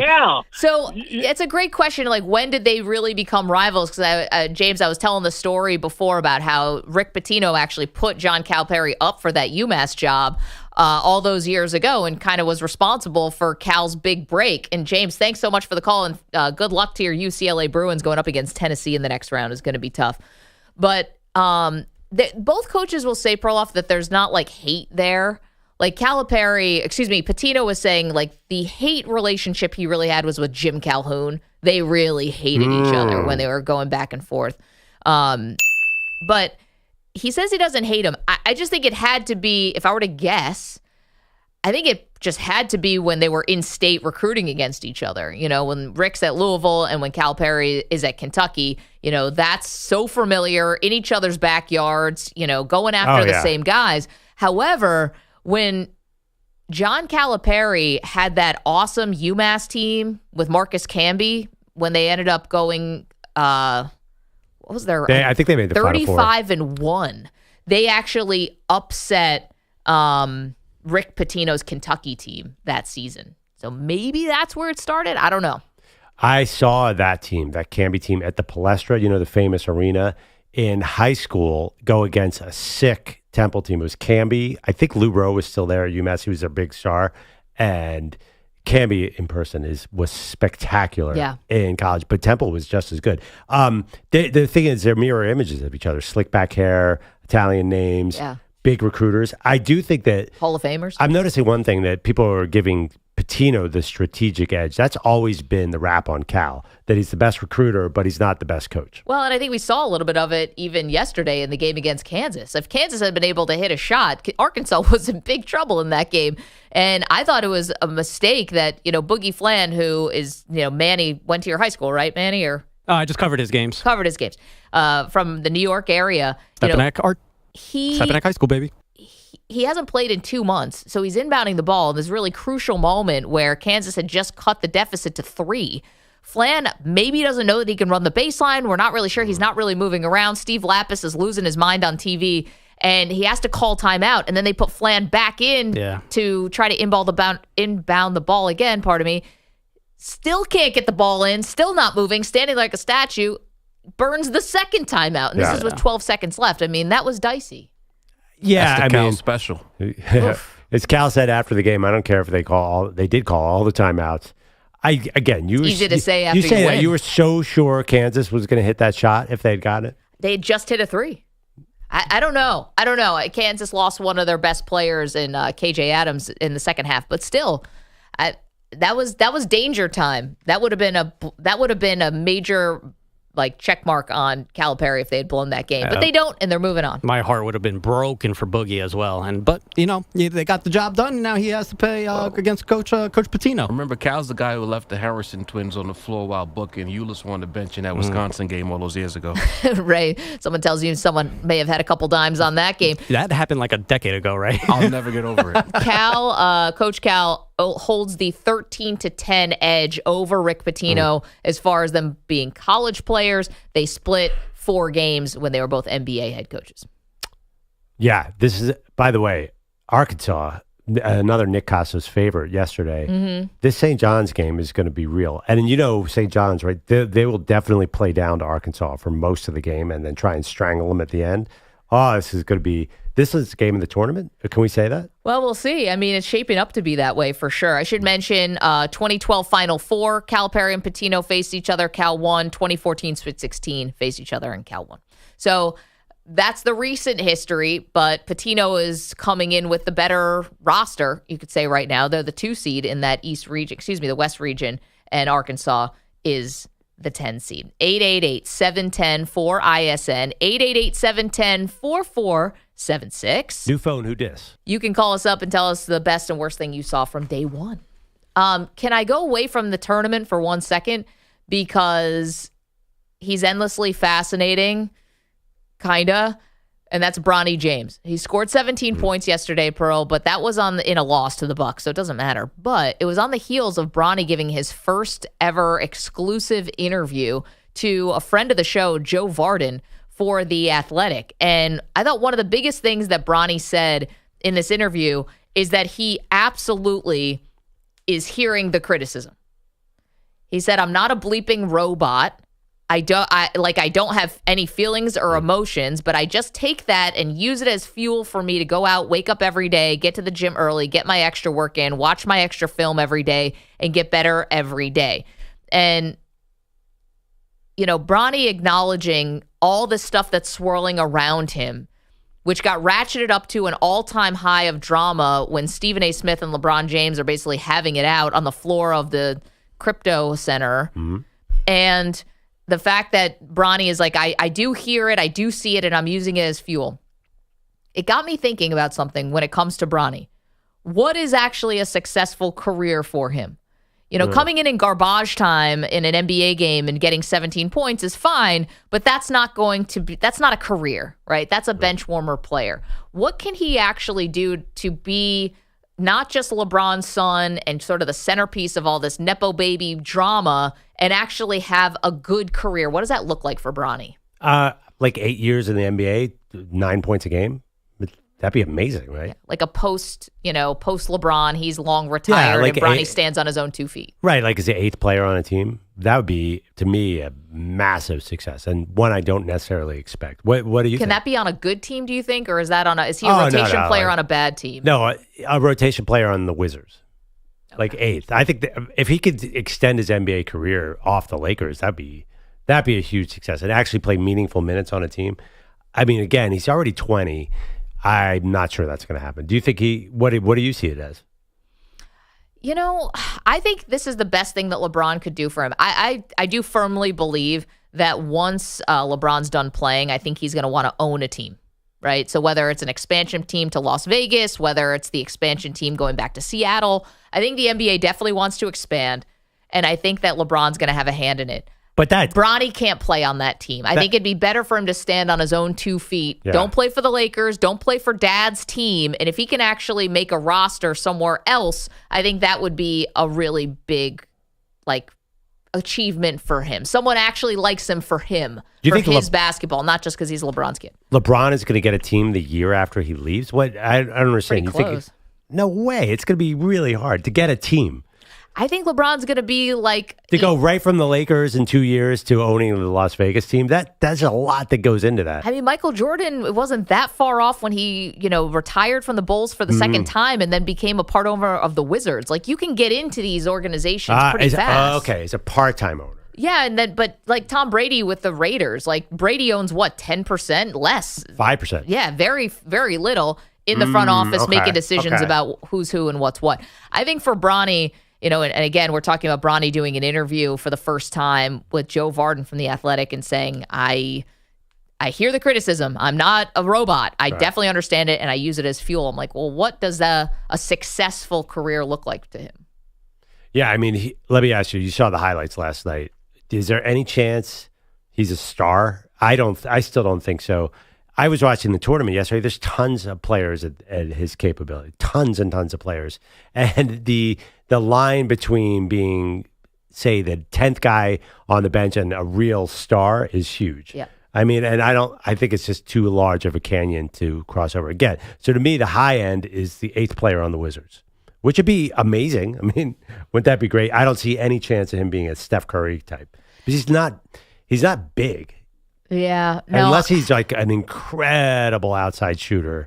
He could be 10 feet behind the line consistently. And even that's not a guarantee in the NBA because we've seen Jimmer Fredette do that, and he can't even stick to a roster. Yeah. 888-710-4ISN. One thing that Bronny, I think, does have going for him, and I know this is going to sound like she's got a great personality type of compliment, I think people like him. I do. I know that there's like the Nepo baby and people think he cut the line and all of that, but as far as his public persona, which is not that much, I think people don't have a problem with him. He doesn't act like a spoiled brat. He doesn't act like it. He's been given things, no doubt, but he's not out there. We don't have stories of him being mean to regular people, being entitled, holier than thou. He's not out there. Do you have any idea who my father is? I don't think he's pulling that kind of thing. So I don't think people like he doesn't come across as an entitled brat. So how would that get him playing minutes? Not playing minutes. I'm just saying likability. So I don't know what the next move is for Bronny. Does he go into media? Is he a commentator? I mean, he's got charisma. Is there something else where he has another career that's actually better and bigger than the one for basketball? Okay. Yeah, I mean, he's 20. I don't think he's thinking about that yet. I think he's desperately trying to figure out how do I become a rotational player with the Lakers, which every 20-year-old.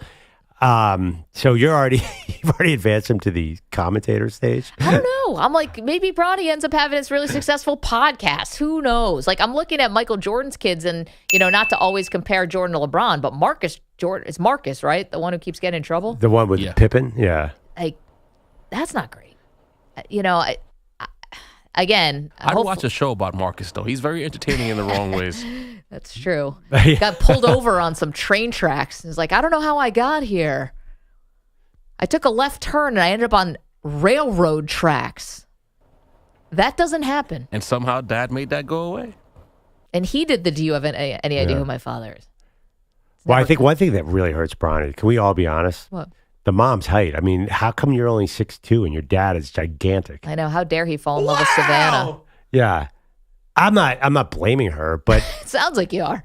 Well, I mean, Bryce is 6'7". Why is Bronny only 6'2.5"? I don't think he's a legit 6'3". They told us Bronny was 6'3" a few years ago, and all he's done is shrunk since. Yeah, there's no way that dude is 6'3". If he was taller, oh man, I'd be all in. 888-710-4ISN. Back to the tournament. Joe's in Columbus. Joe, what's the best thing you saw yesterday? Guys, I see a lot of basketball daily, and I can tell you right now, one guy that's very underrated, coach. I'm surprised that nobody's talking about him. I love McDermott. I love that Creighton team. Ashworth is incredible. Kalkenbrenner does his thing. They run multiple sets. They can play the 94-foot game. They can rebound. They shoot free throws well. I'm picking them to go to San Antonio, and I'm picking them to definitely knock off Auburn. And one more thing, guys, and then I'll get off here. I want to know, when Fran McCaffrey of Iowa got the 2 technicals, is that what got him ousted at Iowa during the Big Ten tournament? Joe, good call all around. I mean, having Creighton go to the Final Four, the way they looked yesterday and how they took care of Louisville, I could see it, but Auburn's going to be tough. And I think we've all talked about Coach McDermott as being awesome for a long, long time. I think Fran McCaffrey was definitely on the way out before. I don't think anything he could have done, considering how entrenched he was in Iowa, there's not one thing he could have done that would have tipped the scales, Pearl. I think they obviously, the Fran McCaffrey era has run its course. Yeah, absolutely. Can we talk about this point guard on Creighton? He would drive me insane if I was trying to cover that guy. He's just one of those annoying NCAA tournament point guards. Because I had Louisville advancing, and I was like, do not let this Ashworth kid do this. Do not let him. Oh, God, he got another 3. I was screaming at that game. By the way, I got super invested in a lot of these games for my bracket yesterday. I'm sure. I had to turn it off Drake, Missouri, when Drake was blowing its lead, right? I had to turn it? Yeah. So that's why I actually am like, you know what? You couldn't find Drake on a map. All of a sudden you couldn't watch? I couldn't watch. I couldn't watch because they were I have them going to the Sweet 16. So I actually flipped around. I'm like, you know what? I have to turn the channel. And every movie from our sequels bracket is actually on cable TV last night. So I had to take breaks because I was just too intense. Because, when you have a darling, Drake was blowing it. Yeah, you could see them panicking in real time. You're right, though. I noticed this too yesterday. Maybe because we're doing this movie sequels bracket and we're going to update you on the LA region results in just a moment. Why are all these sequels on TV right now? You can't get an original. Well, Twister, the original. Oh, that was on yesterday? Kill Bill Volume 2 was on yesterday. All these Marvel ones that are in our bracket were all on. Incredibles 2, amazing movie, by the way. I can't believe you haven't seen that one yet. I'll get there. When your kid gets a little bit older, you'll see it. It's great. 888-710-4ISN, 888-710-4476. New phone, who dis? The best and worst thing you saw from the tournament yesterday, and we will update our movie sequel bracket next. All right, bro. Bronny James was not on my prize picks yesterday, but boy, I wish he had been. He basically was the only one. Every single person, player, sport is available on PrizePicks, and that's what we love about it. 10 million members, billions of dollars in awarded winnings. PrizePicks has made daily fantasy sports accessible to all. So now while the tournament's going on, to be able to combine NCAA Tournament, more than less than, with hockey, with golf, with the NBA, everything's there for you. And when you pick more or less on 2 players across any sport, you can win up to 1,000 times your money. Don't miss your chance to cash in as the league's best fight for playoff positioning in the NBA and also in hockey. Join PrizePicks, America's #1 daily fantasy sports app. Yeah, so Jace Richardson, 16.5 points tonight. I know Michigan State going all the way. You're going to be all over that. All you have to do is download the PrizePicks app today and use the code MNP and get $50 in bonus promo funds instantly when you play $5. That's code MNP on PrizePicks to get $50 in bonus promo funds instantly when you play $5. Win or lose, you'll get $50 bonus credit for just playing. It's guaranteed. PrizePicks, run your game. Must be present in certain states. Visit PrizePicks.com for restrictions and details.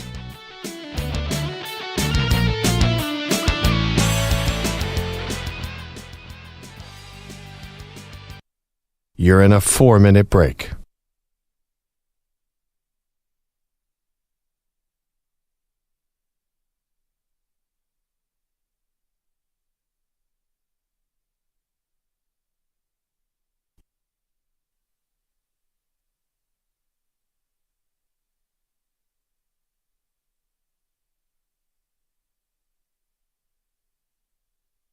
Three minutes, 30 seconds remaining.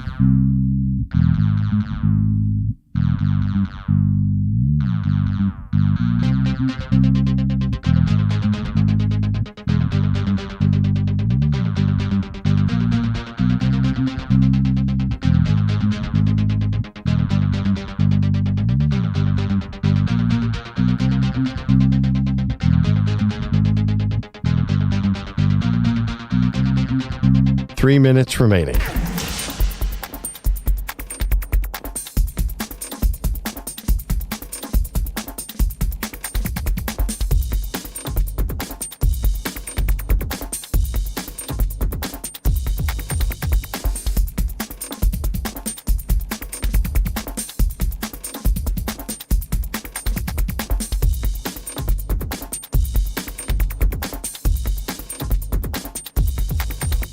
Two minutes, 30 seconds remaining.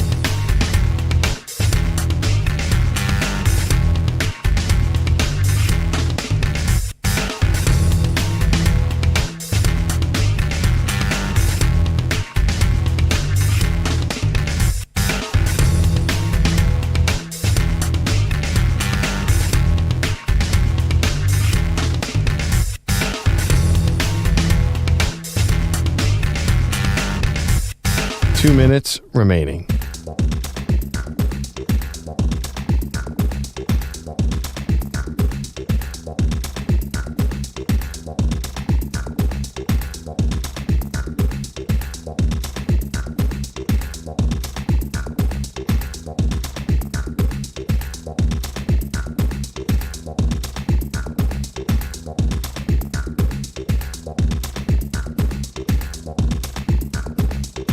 One minute, 30 seconds remaining.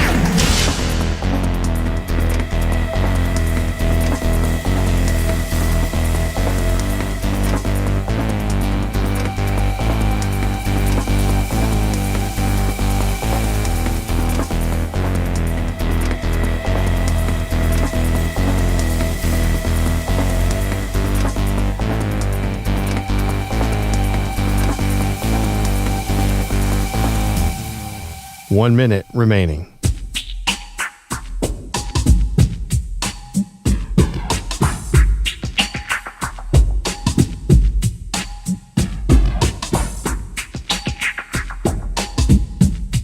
45 seconds remaining.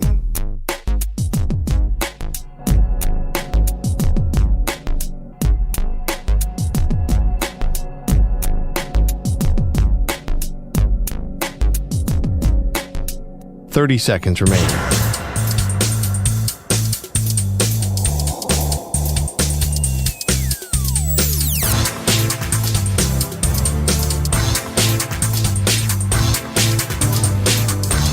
Fifteen seconds.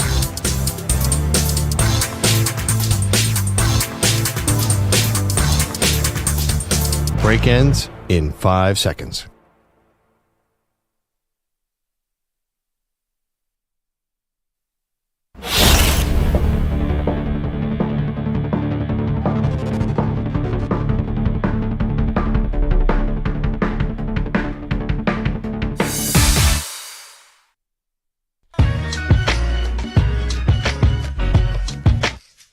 All right, I'm excited here because we got the NASCAR race preview sponsored by WeatherGuard Truck and Van Equipment. They're just as driven as the hardworking pros they serve.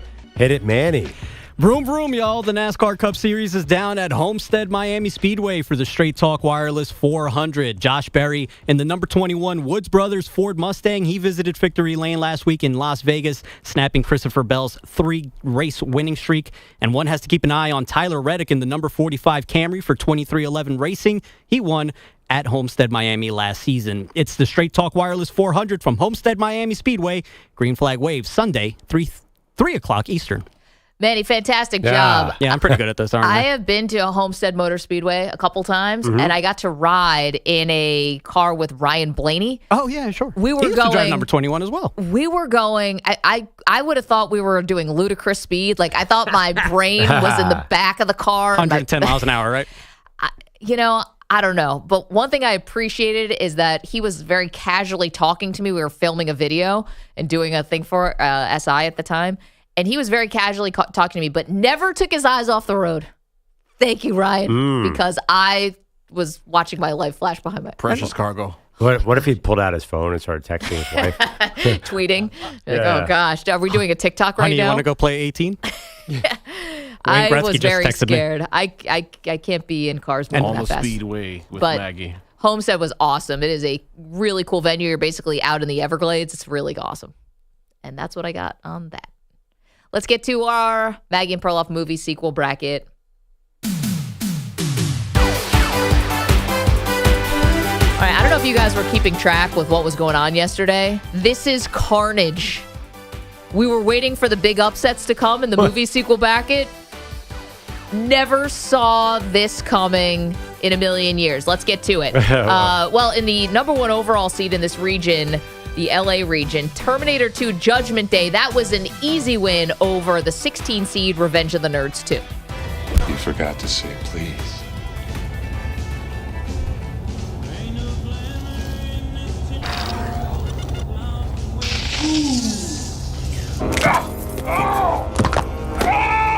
Get him off me! Yeah, that was a walkover. We also had a little bit of chalk in the 8-9 matchup. The 8th seed, Back to the Future 2, easily takes care of Avengers Age of Ultron. Great Scott, the sleep inducer. I was afraid of this. Because I used it on Jennifer, there wasn't enough power left to knock your son out for a full hour. Damn! Doc, look at this. It's changing. Okay, here's where things get nuts. The 12th seed, Pearl, Minions, The Rise of Gru, thumps the 5th seed, Blade Runner 2049. Hello, 3 tickets for San Francisco. San Francisco? Okay. How will you be paying? No problemo. Oh, great. You know, if you have any hairballs, we can upgrade you to first class. Get out. To be fair, Blade Runner 2049 wasn't very good. Yeah, no, it's also a slog and depressing as all get out. It also came out in 1981, so there might be a little, right? Isn't that when it came out, Blade Runner? Blade Runner 2049 came out like 2 or 3 years ago. Oh, I'm sorry. Mad Max 2 was the one who came out in 1981. Pardon me. Yeah, Blade Runner 2 with Ryan Gosling and Harrison Ford is kind of a bummer. I don't know how Rise of Gru should complain about their seating. 2040 snooze. Yeah, Rise of Gru has a huge Rotten Tomatoes score. It's one of the best Minion movies. Have you guys seen that one, by the way? They go to the convention. It's amazing. Blade Runner came out. Blade Runner 2049 came out in 2017. For what it's worth. Oh, sorry about 2017. that. I was thinking of Mad Max, which we'll get to in just a moment. But that was a big upset. Minions over Blade Runner, at least by the seeding. We move on. This is the LA region of the Maggie Perloff movie sequels bracket. The 4th seed X2 takes care of the 13 seed Barbershop 2. We thought Bobby was going to a school for the gifted. Bobby is the gifted. We know that. We just didn't realize he We was... still love you, Bobby. It's just this mutant problem is a little What mutant problem? complicated. We move on. The 6th seed Mission Impossible 2. This is sad for the show. Very much so. Sends home the 11 seed 22 Jump Street. Pull over and listen to me, will you? Just listen. Listen to what? I need your help, and I think you could use mine. Your help? What are you talking about? I'm talking about Scotland Yard, Interpol, every Dutch authority. I can make them all go away. Oh, bloody hell. You're a spy. Sad for 22 Jump Street. You don't want to go up against Cruz, though. I mean, what did you expect? My name is Jeff. It's such a shame. We love 22 Jump Street around here. Okay, how about this for an upset for you guys? The 3rd seed, Mad Max 2 Road Warrior, goes down improbably to the 14 seed Naked Gun 2.5. Because I'm the last line of defense between sleaze like this and the decent people in this town. Oh, hi, Frank. Say, we got that model D83 Swedish Sure Grip suck machine in that you ordered. It's a gift. Putting a Naked Gun at a 14 seed is very dangerous in this bracket. Well, it's funny because this whole movie sequel bracket really was born out of my love of sequel comedies, which Perloff makes fun of me incessantly for, and have really done terribly in this tournament. Caddyshack 2, Revenge of the Nerds 2, they all just got swept away. But meanwhile, Naked Gun 2.5 comes in with the big win over Mad Max 2. But I would say that the quality of Naked Gun 2.5, The Smell of Fear, by the way, you're forgetting to say the subtitle, is way above like Meatballs 2 and Naked Revenge Gun of the Nerds is a title contender in his tournament. As a 14 seed. Yeah. Crazy upset. By the way, I'm looking at some stats. Naked Gun 2.5 is only 1 hour and 25 minutes long. It's basically a Netflix episode. Yeah. But it's like a joke every 2 seconds. Oh, it's amazing. 2 more to go here. The 7 seed Die Hard 2 takes out the 10 seed Pirates of the Caribbean Dead Man's Chest. Wait! You get this parking ticket in front of my airport? Yeah. What the hell? It's Christmas! And that settles that. And the 2nd seed Spider-Man Far From Home, an easy win over the 15 seed Finding Dory. What would make you think that I was Spider-Man? Peter Washington? Yeah? The fact that you, disappear out of nowhere for no reason? No, I was sick. Remember I had the tummy? You know Susan Yang thinks that you're a male escort. What? No, of course I'm not a male escort. Well, then you're Spider-Man.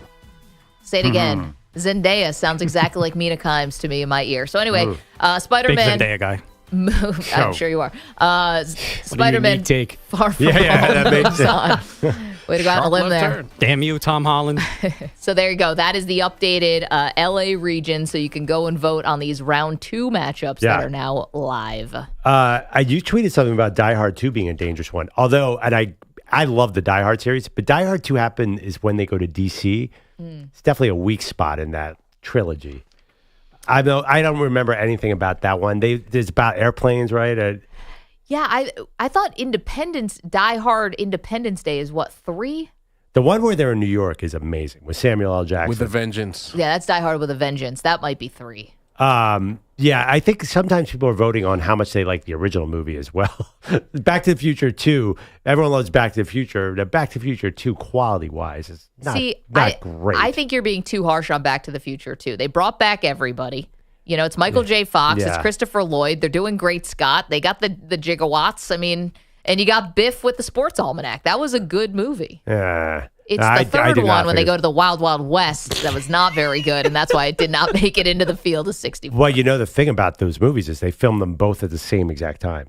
Which ones? 1 and 2? 2 and 3. Oh, 2 and 3. So there's many signs to me. A sequel, if you do it as you film 2 movies at once, it's bad. If you replace a star, that's bad. And Back to the Future 2 did do a little bit of cast realignment, right? Didn't Elizabeth Shue leave or come into that series? They replaced somebody. I mean, but you got Michael J. Fox and Christopher Lloyd, so I feel like you got the real main cogs. Yeah, so they had them in 3.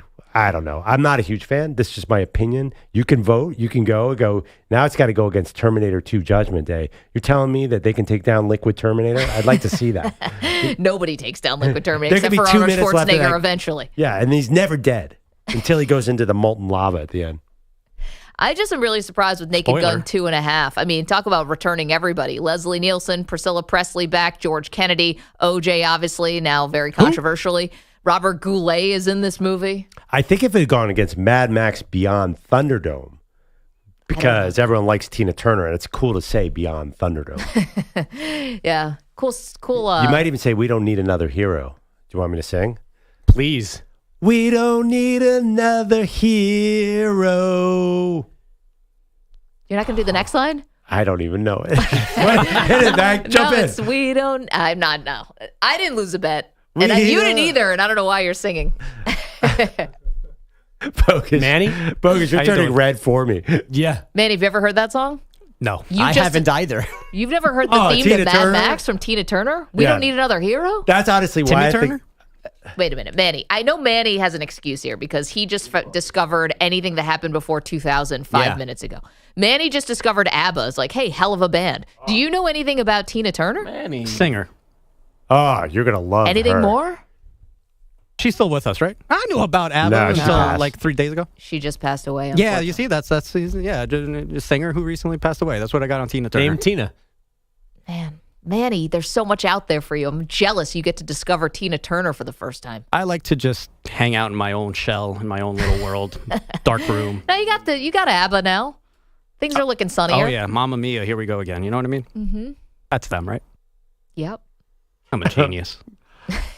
That's sad. Very sad. How about Perloff just belting out the Tina Turner? Like, Yeah. I applaud you for that. Well done. I kind of held back a little bit. I felt like Really? I mean, Tina... Don't hold back on us, man. Let it out. Let it go. Let your Let it songbird go. fly. Come on. What's the other movie where with the one where Whitney sings? Bodyguard.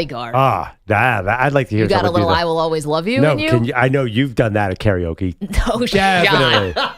If I do, I do not remember it. Oh wait, Tina Turner's Simply the Best, right? Yes, there you go. Yeah, Simply the Best. Yeah, of course. Is that the club remix?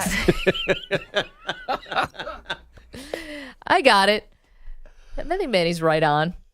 Bogusch has headlines for us. You Yeah. want to sing them? Save us, Bogusch. Save us. Drake, the basketball team, was thinking upset last night in Wichita, building a 15-point lead on Missouri. But those Tigers got within 1. But those Bulldogs had an answer. To Mascari near the timeline, ahead to Sturts. The lob. Tavion Banks with the two-handed flush. He beats his chest. Drake can feel it now. They lead 63-55 with 52 seconds left. Ted Emmerich on the Westwood One NCAA radio network. 67-57, the final score of the upset. Bennett Sturts threw that lob for his 4th assist, also scoring 22 points. His head coach, Ben McCollum. We just fought. That's kind of what we have to do is just continue to fight and continue to grind and continue to compete. We've got guys that want to do that want it hard, and they were able to do it. Drake now preps for the 3 seed, Texas Tech, who fought off UNC Wilmington last night, 82-72. Elsewhere in the West region, St. John's stumped Omaha 83-53 after Arkansas snuck past Kansas 79-72, setting up this Pitino Calipari showdown tomorrow afternoon in Providence. Cinema. Michigan survived against UC San Diego 68-65. And Texas A&M sent Yale home 80-71. Away from all of that, Fordham canceled my podcast yesterday by firing its co-host, its lead host, the head coach, Keith Ergo, after 3 seasons. Oh, So boo. Sorry, buddy. I saw that you were not happy about that. Not even a little bit. And it's a lot of the alumni expressed that same sentiment as well, Bogues. There's not going well when you have a 0% approval rating of a decision. Now, Why do you think they did it? No one really knows, which is part of the confusion. What makes you think you can't just do a podcast with the next head coach? I mean, you couldn't call it the Keith Ergo show. It's not the whole new... Oh, that'd be awkward. Branding issue. I see that. Yeah, we'll need some new graphics. Yeah, for sure. That's a lot of work. Yeah. And I don't know who the new head coach is. You might have a closer friend to do a show with. I don't know. Well, here's the thing. Tobin Anderson's available now. You might get a better head coach. You realize, and no offense to Coach Ergo, but Fordham wasn't doing that great. Fordham did not have a good year this year at all. That's very true. I guess theoretically they could hire someone that would be better, but it doesn't sound like they're close to having anybody. Like Manny just mentioned, Tobin Anderson. Iona fired him because they had a guy they were bringing in. That's not the case here. So, but I thought Iona got rid of Tobin Anderson because of NIL issues. They got rid of Tobin Anderson because there were issues with donors, and they're bringing in a guy who the donors wanted, who apparently has a lot of cash and has LeBron tweeting about him last night. I understand. Wow. Yeah, Donovan Mitchell tweeted about it as well. Yeah. So I mean, the guy's popular. The guy that Iona is getting is pretty popular within NBA players. So yes. So Tobin Anderson, you remember, was the darling of the tournament a couple years ago when he took Fairleigh Dickinson to beat Purdue, and then lost though, right? Biggest upset in tourney history. So there's tied with UMBC, right? Yeah, but I think FDU was a far worse team than UMBC was. But every headline, NIL's behind us somewhere, right? Is this an NIL thing? Well, there's an NIL problem at Fordham because there's not a lot of NIL, but that's Where are not you on this, folks? I think I got $100. I'm telling you. Got 5 on it? I got a left sneaker for somebody. Andrew Bogusch, Michael Kay, Mike Breen, Emmanuel Barbari. Let's get all the Fordham broadcasters to pull some money. I mean, listen, I'm not trying to get into Michael Kay's pockets, but I know that dude has at least $100. Yeah, something tells me the voice of the Yankees has $100. Yeah, I would leave me and Emmanuel out for now. Let's focus on Kay and Breen and Tony Reale. Like, that's where the cash is. By the way, your friend Tony Reale. It's like Northwestern basketball and football. You can have the most amazing journalists covering your college team. That's not necessarily going to translate to wins. Oh, is that right? Yeah, but I mean, like Syracuse has like dabbled in an NCAA tournament title once in a while, and Northwestern plays Big Ten football. Yeah. Missouri.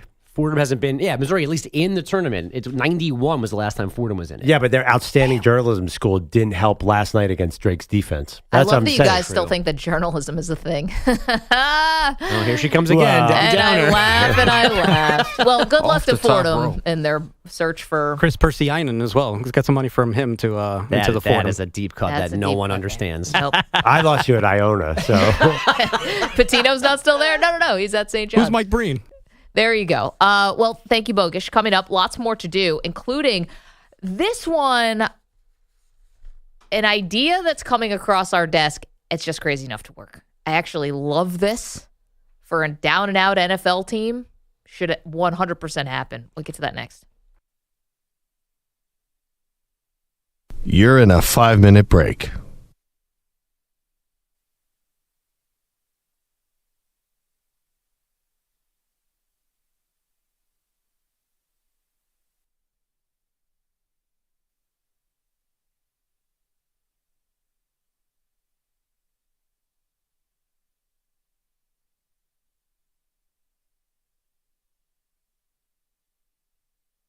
Four minutes, 30 seconds remaining.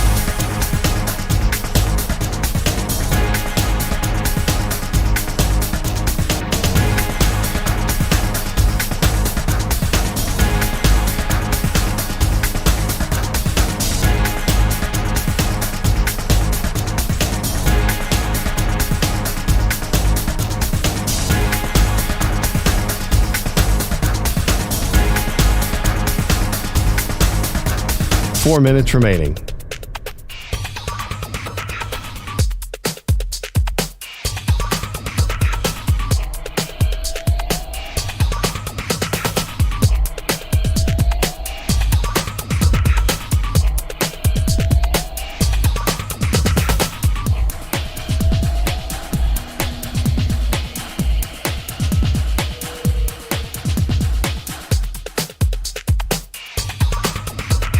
Three minutes, 30 seconds remaining.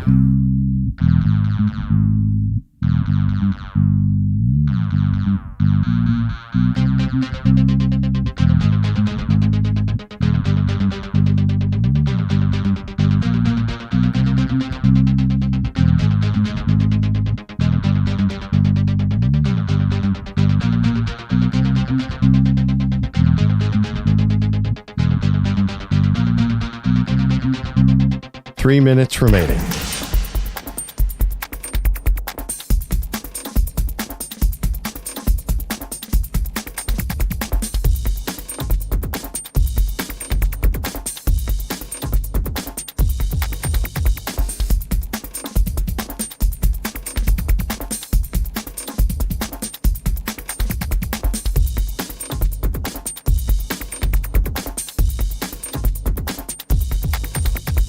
Two minutes, 30 seconds remaining.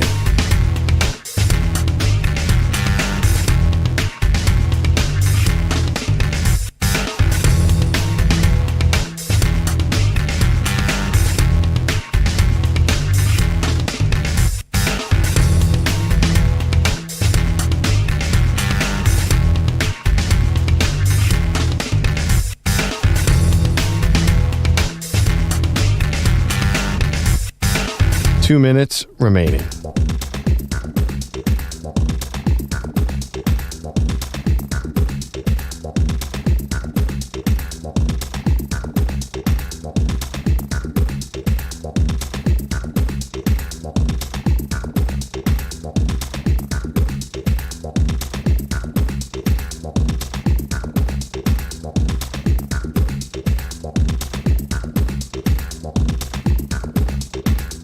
One minute, 30 seconds remaining.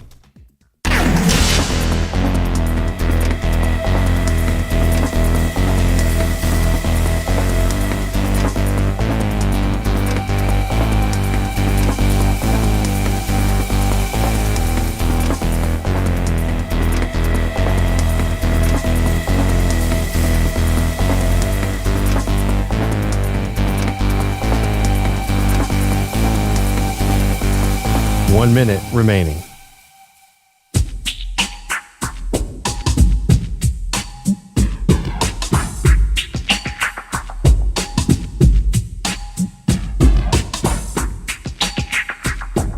.45 seconds remaining.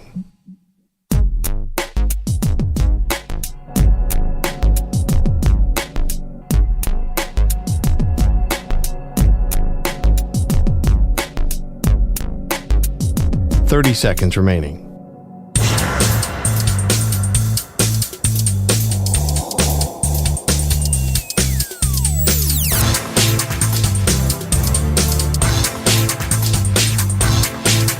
.15 seconds.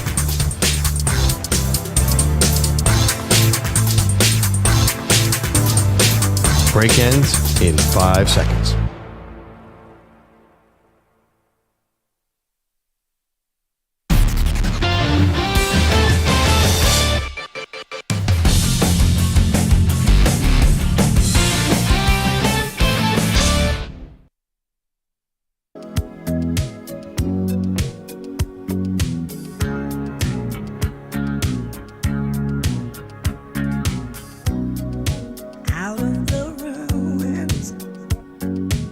Manny's finally discovered Tina Turner.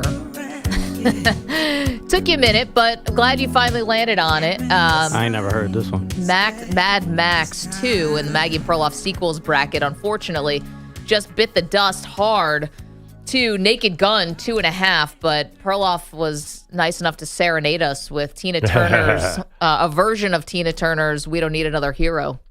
So thank you for that. If you missed that, the Maggie Perloff podcast, I'm assuming that will remain in the pod. Oh, of course. No copyright violation there. And you can also hit the rewind function on the free-to-download Odyssey app. Million ways you can get the show. Some might say that the Odyssey app is simply the best, better than all the rest. Some have said that. Okay, we'll get back to March Madness in just a moment. But, Pearl, I don't want to bore people with the details about this. Let's just take the big picture, which is the Cleveland Browns are looking to build a new stadium. Yep. Now, it's going to go through that usual friction that generally these things do with the local community and politicians and then the billionaire owners who want to get the stadium done. And there's a little added layer on this because of the history of Cleveland with, the team moving out of the city and kind of leaving the city high and dry. Yeah. And so there's a couple other extra wrinkles, there's an Art Modell clause or something that's in there so that you don't get devastated again. But bottom line is, Browns want to build a new stadium, and they want it to be indoors. Mm-hmm. This is the best thing that the Cleveland Browns could possibly do. How so? The Cleveland Browns have been disappointing their fans for years and decades. Yep. There is no edge that they hold right now in the AFC North. The rest of the team, Steelers, Ravens, Cincinnati Bengals, everyone's outside, right? This is the cold weather, black and blue division is what we used to call it. But this has not helped the Browns at all. They get nothing from being one of these cold weather teams. Flip the script on everyone, play your games indoors, and see if that helps you at all finally become a real threat in this very tough division. Okay, and I like your logic, but you know that dome teams and warm weather teams traditionally struggle in the playoffs. How about getting to the playoffs consistently, Well, though? I mean, let's walk before we can run here. You're the Browns. You're not a slam dunk playoff team. They've made it twice under Stefanski in 5 years. And how often do they make it before that? Not at all. I mean, what you're saying is called the factory of sadness. But I understand what you're saying, and I agree. It'd be a great, you could become a high octane team. It'd be awesome. But generally dome teams struggle because if you have to go outside to Kansas City or you have to go outside to Philly or you have to go outside to New England, you're in big trouble come playoff time. So does that worry you at all? You're Cleveland, you should be tough. It's sort of a blue-collar city. I don't know if you want to become this soft. Look at Minnesota. They win a ton of games. They get the regular season, they get killed. Look at Indy with Peyton Manning. If they had to go outdoors, it was always a disadvantage. So I'm not so sure. Listen, I'm looking at teams that's coming in fourth place out of 4 teams and third place out of 3 teams. This is a Browns team that it's not even a given that you're going to get more than 6 or 7 wins in a season, let alone making the playoffs. So if I can do anything to try to give my team some sort of advantage, maybe it lures in free agents. Who knows what it is? You could just change the whole trajectory of the franchise by simply going along with the plans that are already out there, which is the whole thing would be enclosed in glass. And listen, I'm not a huge fan of the Browns ownership. The Haslams, I think, have been at times flat out embarrassing. They've had off the field stuff in terms of lawsuits and things of that nature. And what they did and how they, basically rolled out the red carpet for Deshaun Watson is going to turn out to be one of the all-time blunders in the history of professional sports. But this I like from them.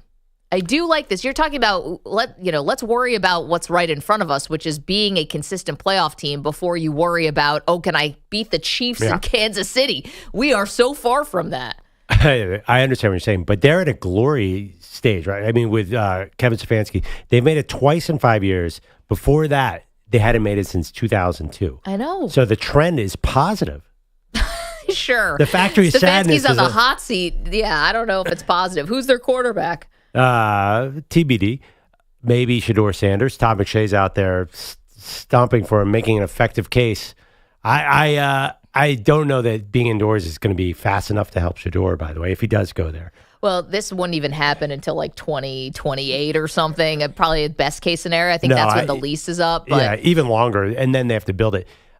You do bring a good point, but I do worry about these indoor teams. It's really hard to win because if you have to go outside, you get soft. Like we're basically, if you go to Florida for 2 weeks and you come back to the Northeast, it feels like it's 0 degrees outside. Yeah, I love that. I love that's what the big concern is for the Browns, team that has been such a disappointment. I mean, they're so far from being a Super Bowl team, they can't even be a consistent playoff team. And so, put this team inside. They need it. This is a team that, by the way, they went 2 seasons with 1 win. Yeah, I know. Hugh Jackson, they're way better than they were. You have to give me that. Congrats. They went a season with 1-15 and then 0-16. Yeah. Yeah. No, I know. Remember when they were on Hard Knocks and there was a fight with Freddie Kitchens and Todd Haley? These are the glory days right now. And by the way, I think they're an interesting team next year, depending on what they do at quarterback, because they got Myles Garrett back.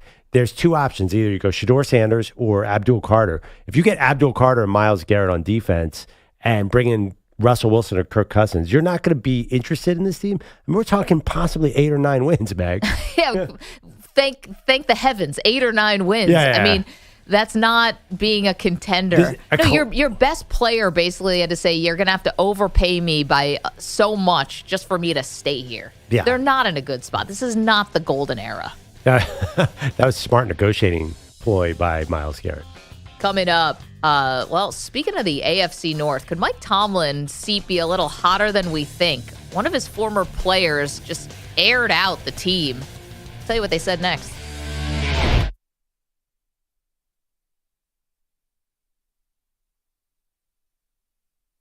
You're in a 5-minute break.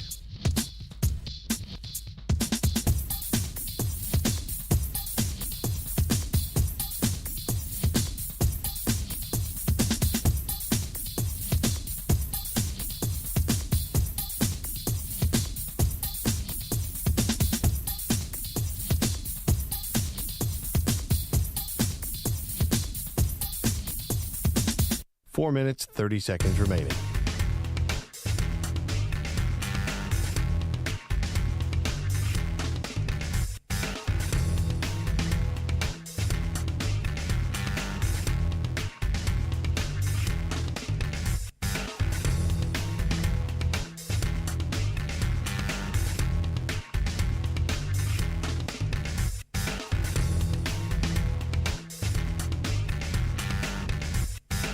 Four minutes remaining.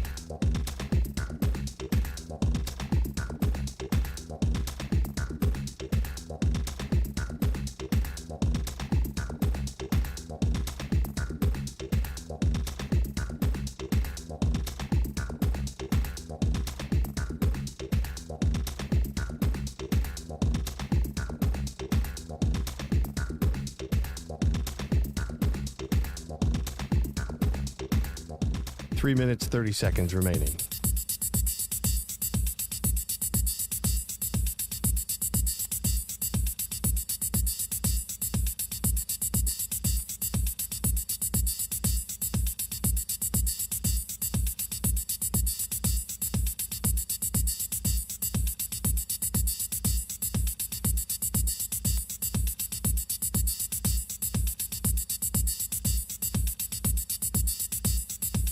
Three minutes remaining.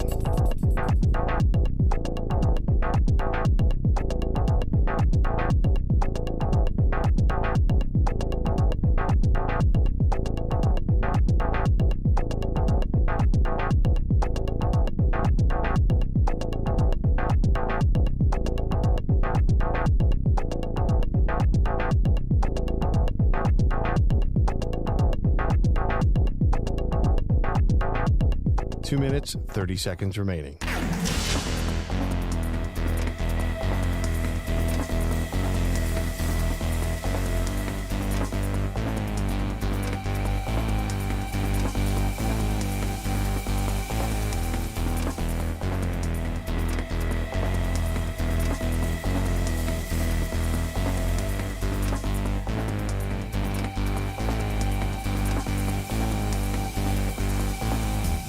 Two minutes remaining.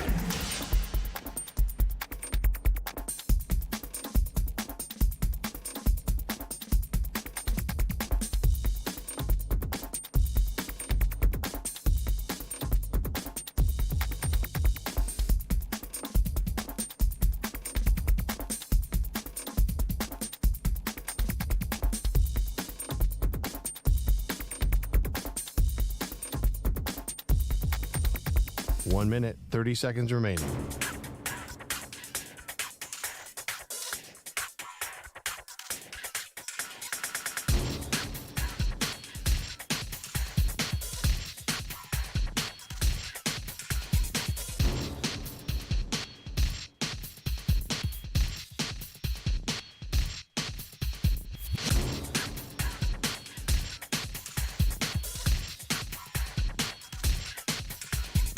One minute remaining.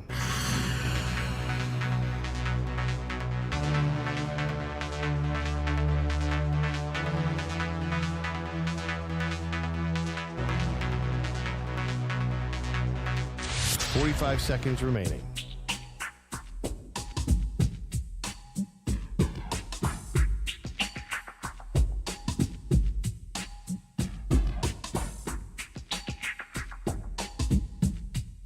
30 seconds remaining.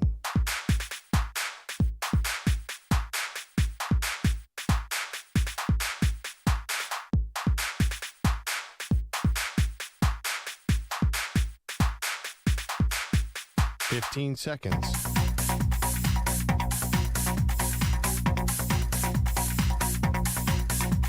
Break ends in 5 seconds.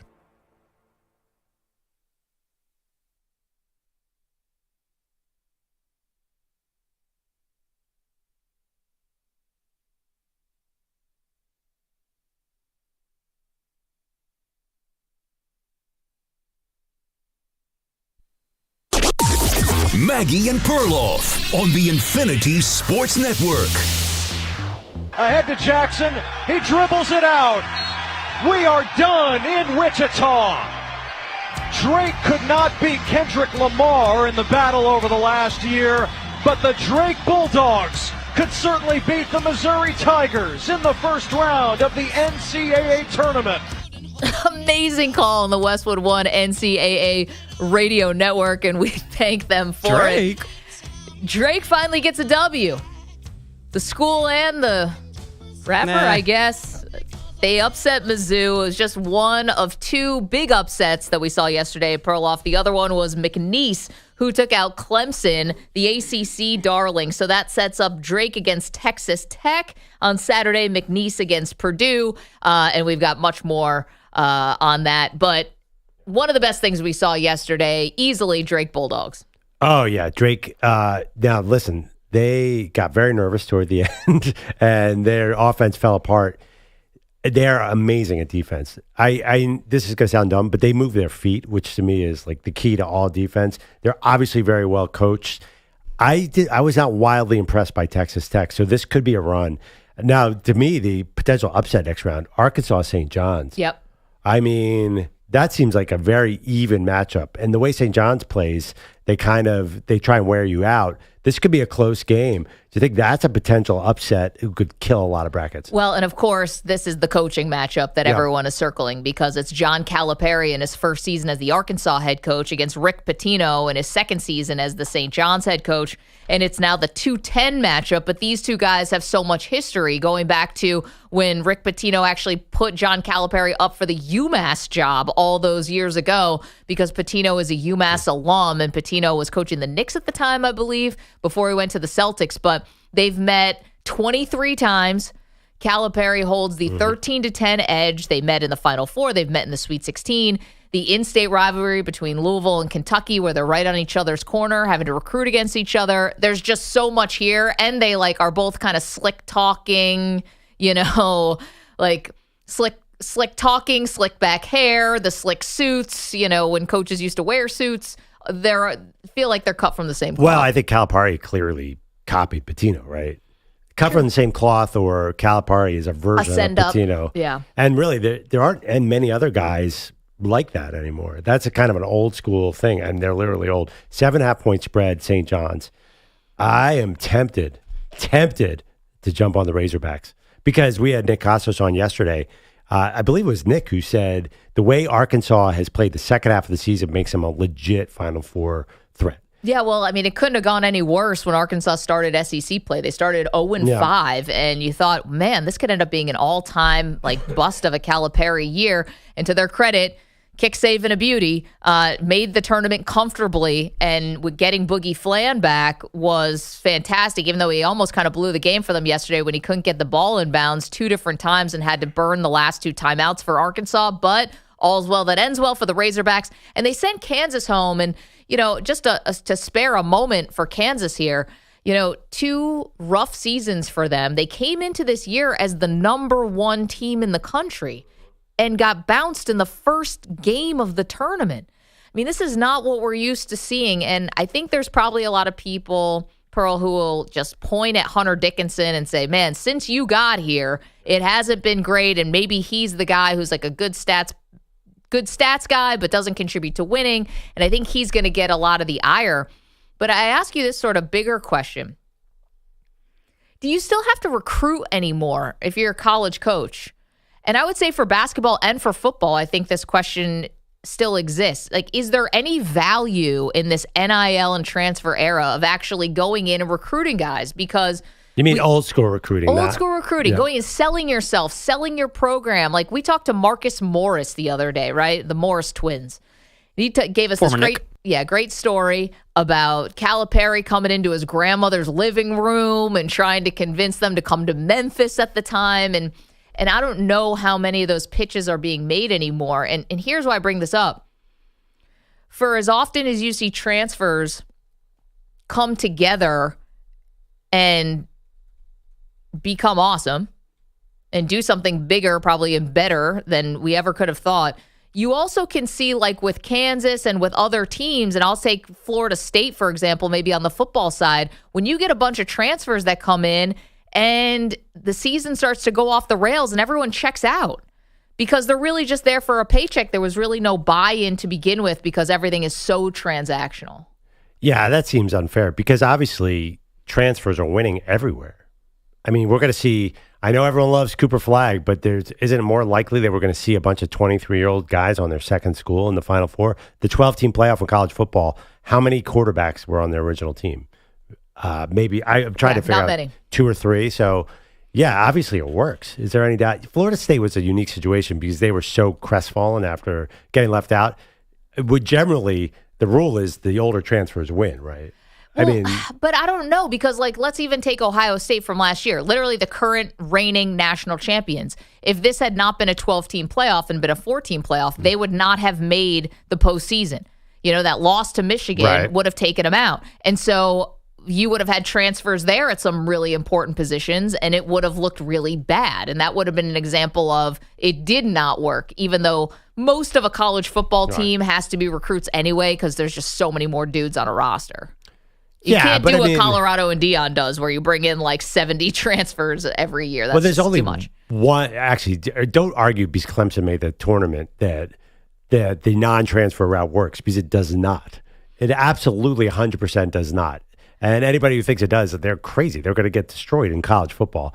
Now, college basketball is even worse. I mean, we saw basically you get introduced to these players in the NCAA tournament and say, okay, where did he start? Right. You watch McNeese State. Do you think any of those guys were recruited by McNeese State? Or you watch my team, Drake. They're all Division II. They came with the coach.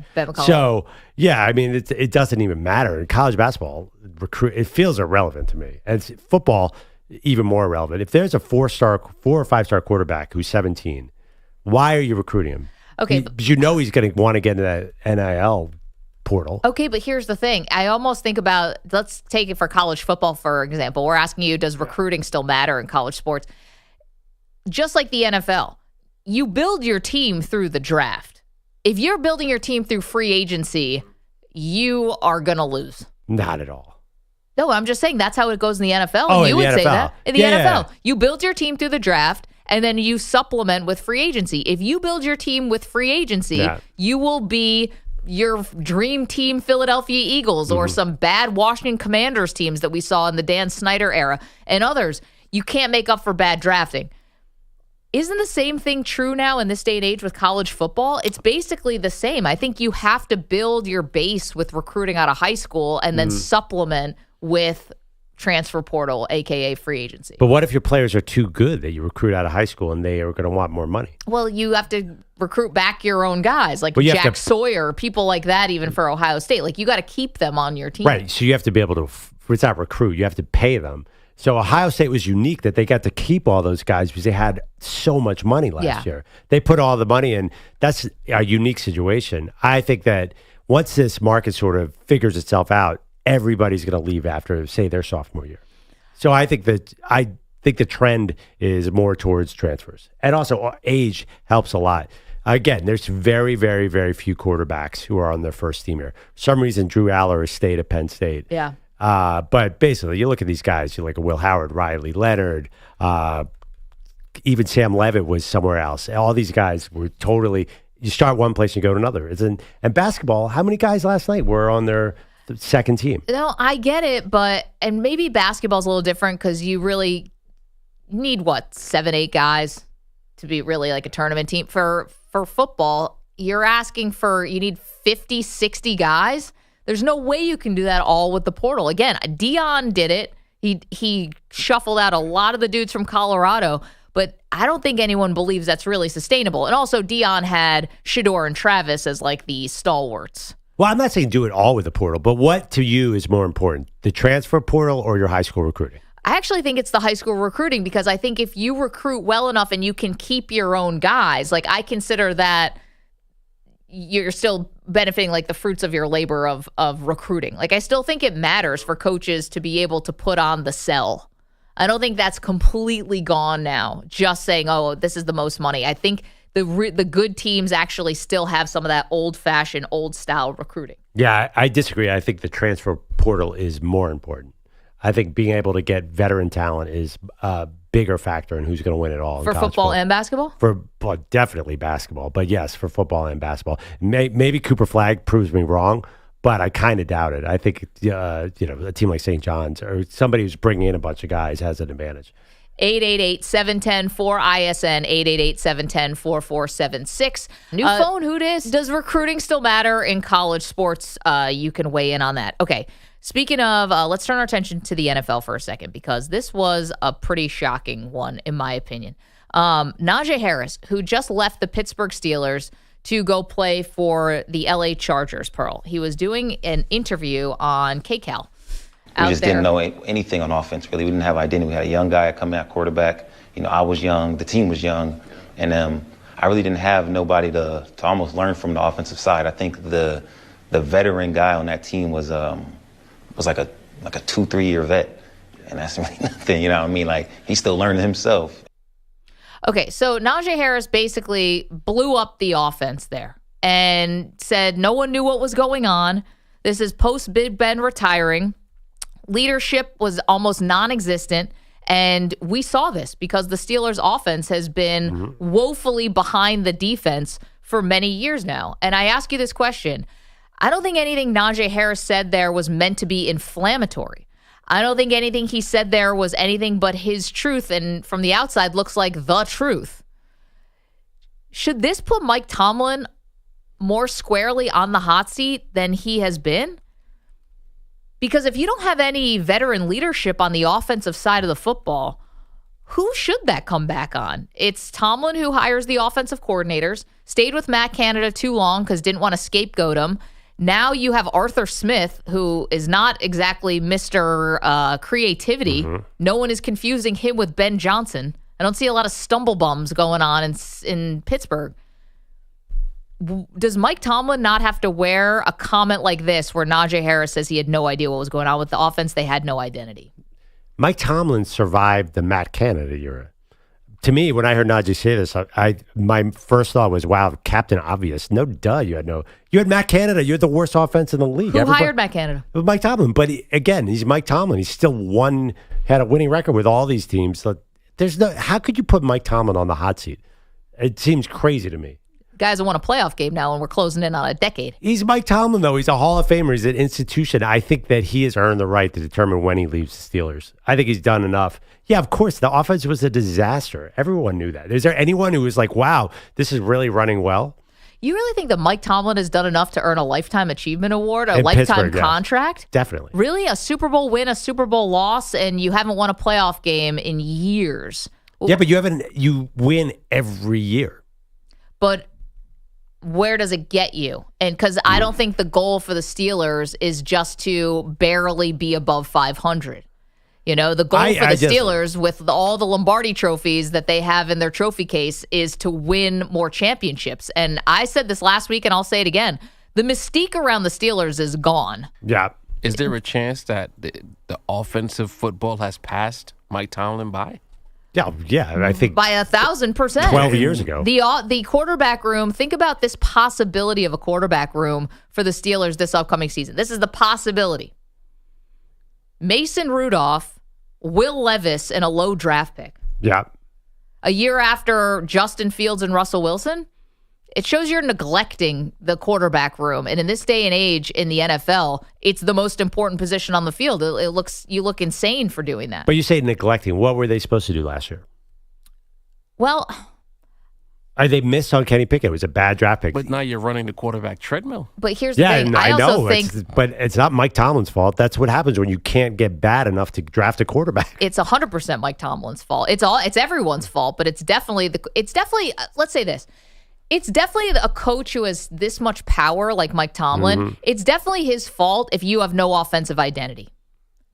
Because you can have bad quarterbacks or you can have mediocre quarterbacks and still have an identity of who you want to be.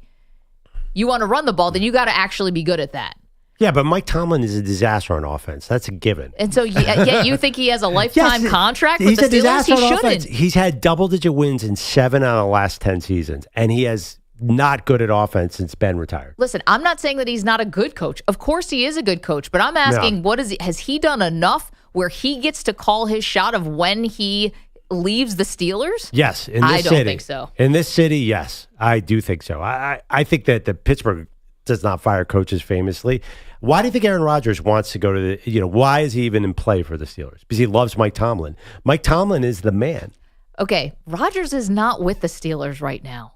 But the only reason they're in play. And if he loved Mike Tomlin so much, Pearl, the Vikings just said basically no thanks.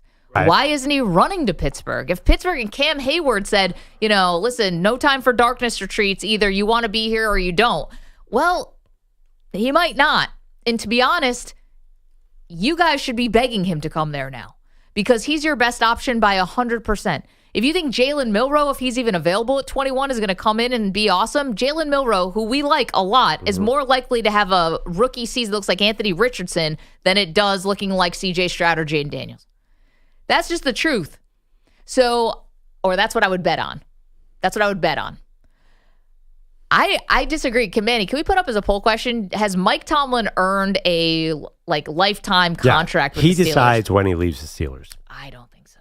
I think he's benefiting from not being in the big market right now. Because if this was New York, we would pack him up. Yeah, but New York doesn't know what they're doing. Yeah, what happens in New York is the fan base, not the teams. Yeah, but the owners and the fan bases are all so short-term in New York because they have all this pressure. They try to win now. Pittsburgh, because they are probably a smaller market, they're patient, and that's the better strategy to me is to be patient. I don't like when you churn through coaches. Okay, but here's the thing about the Steelers. You might say that Pittsburgh is a smaller market, but I would argue that the Steelers fan base is probably the second most national fan base beyond the Dallas Cowboys. Just because they're small doesn't mean there are fans of the Steelers all over the world. Right, but it's the ultimate, this is not a fire the coach fan base. New York, that's the main thing. Let's fire the coach. That's pretty much the lifeblood of a New York sports fan. Obviously, Pittsburgh is the exact opposite. It's the most stable coaching situation in sports history. Okay, but stable can also quickly turn to stale. And you and I joke that the offense is stale. It's not even stale. It's terrible. Stale implies that it's a plateauing. It's been awful. Yeah, we all know that. Yes. How does that not fall on the head coach? Because it's Tomlin. He's going to beat you 19-30. He's going to beat Lamar Jackson twice, 19-13. Yes. Not in the playoffs. Yeah, I know, but that was the first loss he's had. He's basically got an answer for Lamar Jackson. This Pittsburgh ran out of steam last year. No, I mean, he still won with a bad team last year. They were not great. They got a lot of injuries, and he still found a way to win. Didn't have a quarterback. He is a good coach. They lost 5 games in a row to end the season. I don't know how you'd say, wow, awesome, everyone. 888-710-4ISN. It's our new number. 888-710-4476. New phone, who dis? Quickly, our pal Adrian's in Maryland. Adrian, do you think Mike Tomlin should get a lifetime contract with the Steelers? No.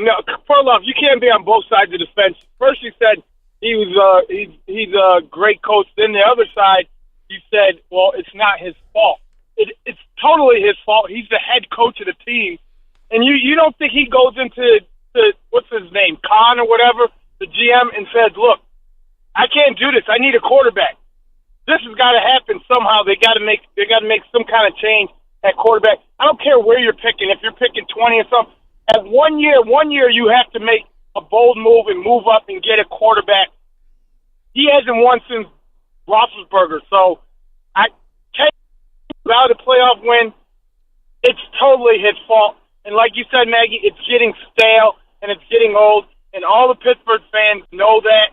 Nobody around the country knows that except the Pittsburgh fans that see it every day. But wait, let me ask you this, Adrian. If he could survive Matt Canada, when there's hundreds of people in the crowd saying "Fire Canada," then survive it. It was his pick. Right, but if he could survive that, then I mean, things are brighter than they were.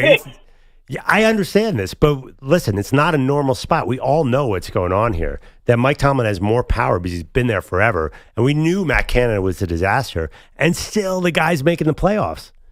I mean, to make the playoffs with Matt Canada is an incredible accomplishment. But Canada is his pick. He knew what he was picking. I'm well aware of that. But if he's not going to get... But it sounds like you're blaming Canada. You can't blame him. No, my point, Adrian, is if they're not going to fire Mike Tomlin after that little experience, then I don't think they're going to fire him anytime at all. Well, he's got enough power to go in and say, look, I need a quarterback. Well, I'm going to leave. I guess he's just satisfied for being one game over 500 each year and not winning a playoff game. Nobody wants that. And as Maggie said, the main goal is to win Super Bowls. Every team, I don't care who it is, the Giants, the Jets, the main goal is to win a Super Bowl, not to just get in the playoffs and lose. Adrian, thanks for the call, pal. And here's the thing about Matt Canada as the offensive coordinator. You guys remember this. It was very short-lived. It was only 2 years, 2.5, I guess, because he got fired midseason by the owner who put out a statement saying, I fired Matt Canada. Mike Tomlin did. Right. And they actually made the playoffs 1 year and missed the playoffs 1 year. So It wasn't like they were consistently a playoff team. They made the playoffs. They went to Kansas City, and they got the doors blown off them. So, Right, but they didn't fire him after that. But that's also, I could say, a flaw for Tomlin. Like you're saying that's a positive. I think it's a negative. It was a wrong fit. Kenny Pickett wasn't getting any better. And Tomlin showed this blind loyalty to a guy where maybe he shouldn't have. Like, again, that's not being a good obvious. But that's not being a good head coach. But my point is, no, of course it's not good. But Tomlin still found a way to win despite that massive flaw. And you just know that the Rooneys don't fire coaches. So do you think he's going to get fired? I think it's more likely what Adrian just said, that he walks away. Well, here's the thing. I think that his seat could be hotter than we think because you're right, the Rooneys don't fire coaches, but you could always trade Mike Tomlin, and I think that's more of a possibility because Bill Cowher retired straight up, and so did Chuck Noll. You could trade Tomlin. You could actually recoup something. And let's not forget this. The owner of the team came out after the season. I don't know why he said this, but he did. He said he would like to keep either Justin Fields or Russell Wilson. Fields has gone to the Jets. Russ doesn't seem like he's coming back unless Rodgers says no or whatever. So you're openly kind of defying what the owner said he wanted. That also is not great. Anyway, 888-710-4ISN, 888-710-4476. Let us know what you think. Should Mike Tomlin have a lifetime contract? If they were, this is good. If they were stuck with Justin Fields, then it would be very bad. Maggie Perloff, we're going to take a quick break. You can weigh in on the Steelers situation, and we've got so much more for you, including one of our favorite stories. It's coming back, y'all. I'll tell you about it next, M&P. You're in a 5-minute break.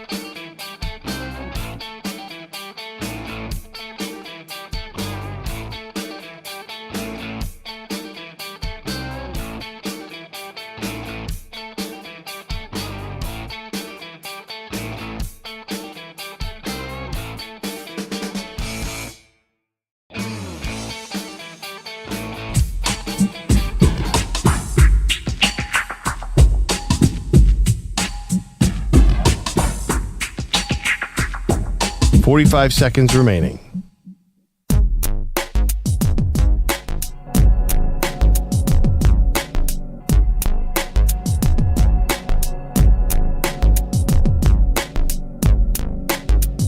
Thirty seconds remaining.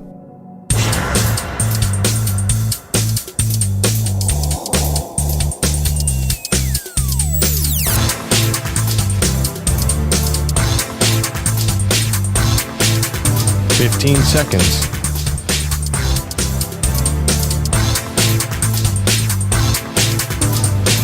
Break ends in 5 seconds.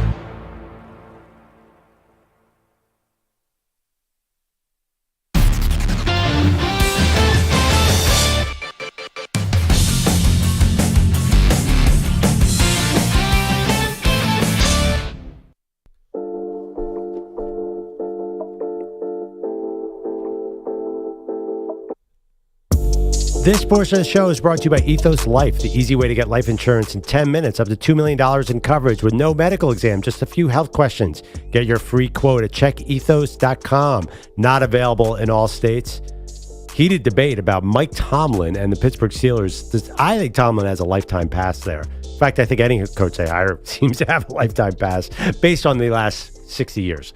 But Maggie says that the seat could be getting secretly warmer there. I think so. Najee Harris, the former Steelers running backs, now with the Chargers, did an interview yesterday where he basically said they had no offensive identity. Guys didn't know what they were doing. And I think we could all see that was probably not that far from the truth. And I think that reflects poorly on the head coach. So you've got a couple different things here, including haven't won a playoff game since 2016. Now the offense is a mess. Haven't been able to find a quarterback. There's just a lot here where there's been a lot of Steelers failure by their accounts. And I could see his seat being warmer than we think. Now, I don't know if he gets fired. He could get traded somewhere, which would help out the organization. But, I mean, it's been this way for 4 years. I think that there hasn't been really any movement. We've discussed it.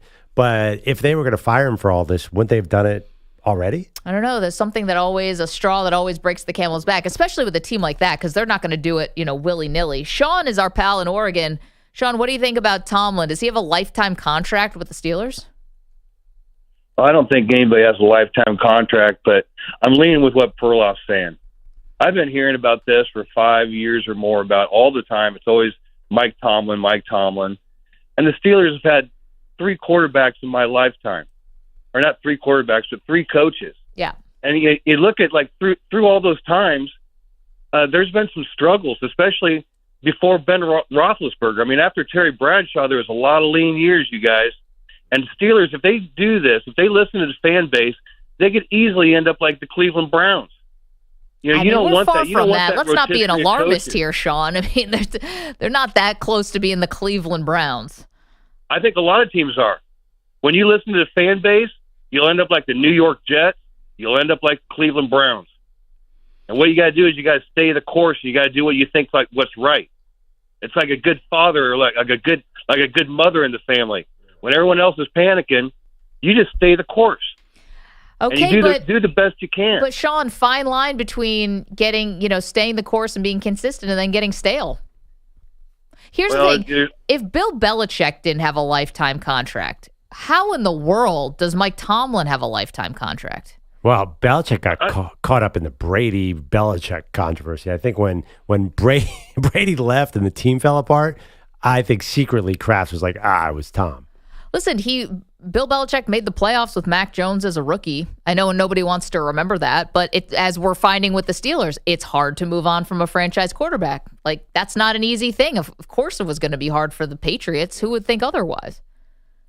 Well, look, you can't compare that. You're apples and oranges. And that whole thing with Bill Belichick, that was Tom Brady.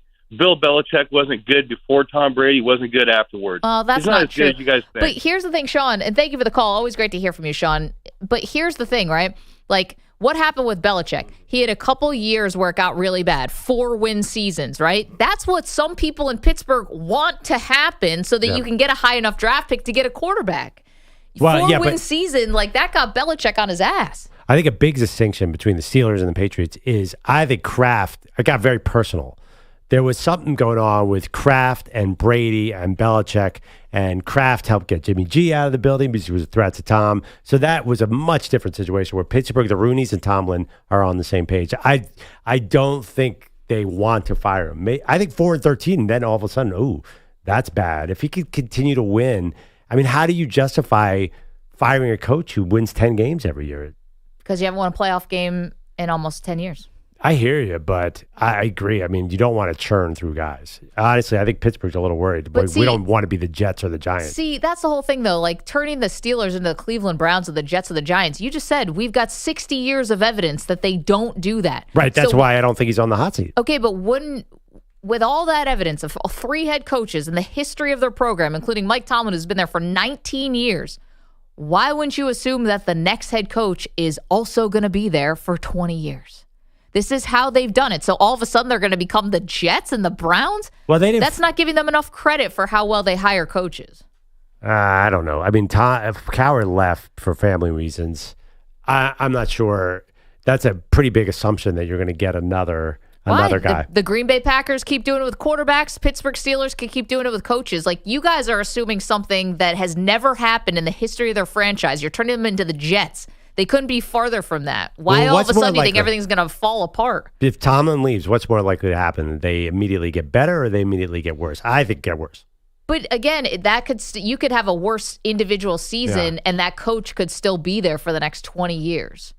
Right? Like, it could be a bad first year, but they could still have found the right guy. Yeah, that's optimistic. That's optimistic. Or it's their history. I feel like once Tomlin leaves, there could be some down years. As Sean just mentioned, after Terry Bradshaw, it got pretty bad. I mean, I don't know. The cupboard's not totally bare. The cupboard's pretty bare there because TJ Watt's not young either. So this team, again, we're both talking out both sides of that. They do need a rebuild. But the reality is, I just think they're more likely to stay with Tomlin until he wants to leave. 888-710-4ISN, 888-710-4476. Bogusch has headlines. Guys, we are getting another Pitino Calipari showdown tomorrow because St. John's has its first NCAA tourney win since 2083-53 rout of Omaha late night in Providence. That followed Arkansas closing on a 15-5 run to break Kansas hard 79-72. Pitino saying what you'd expect to downplay the coaching head-to-head. I don't go against coaches. We go against teams. He doesn't have to worry about me. My jump shot's long gone. So he's got to prepare for our team. We've got to prepare for his players. He's preparing for our players. So John and I don't play one-on-one anymore. As Maggie has laid out, this connection between the two goes back into the 80s, but it was at its peak when Pitino was coaching Louisville with Calipari at Kentucky. Drake got its upset of Missouri last night, 67-57 in the 6-11 game in the West region. But Yale lost to Texas A&M, 80-71. UC San Diego missed a 3 at the buzzer, losing to Michigan, 68-65. And UNC Wilmington came up short against Texas Tech, 82-72. UCLA pounded Utah State 72-47, and Tennessee a 77-62 decision over Wofford. Chaz Lanier, 29 points.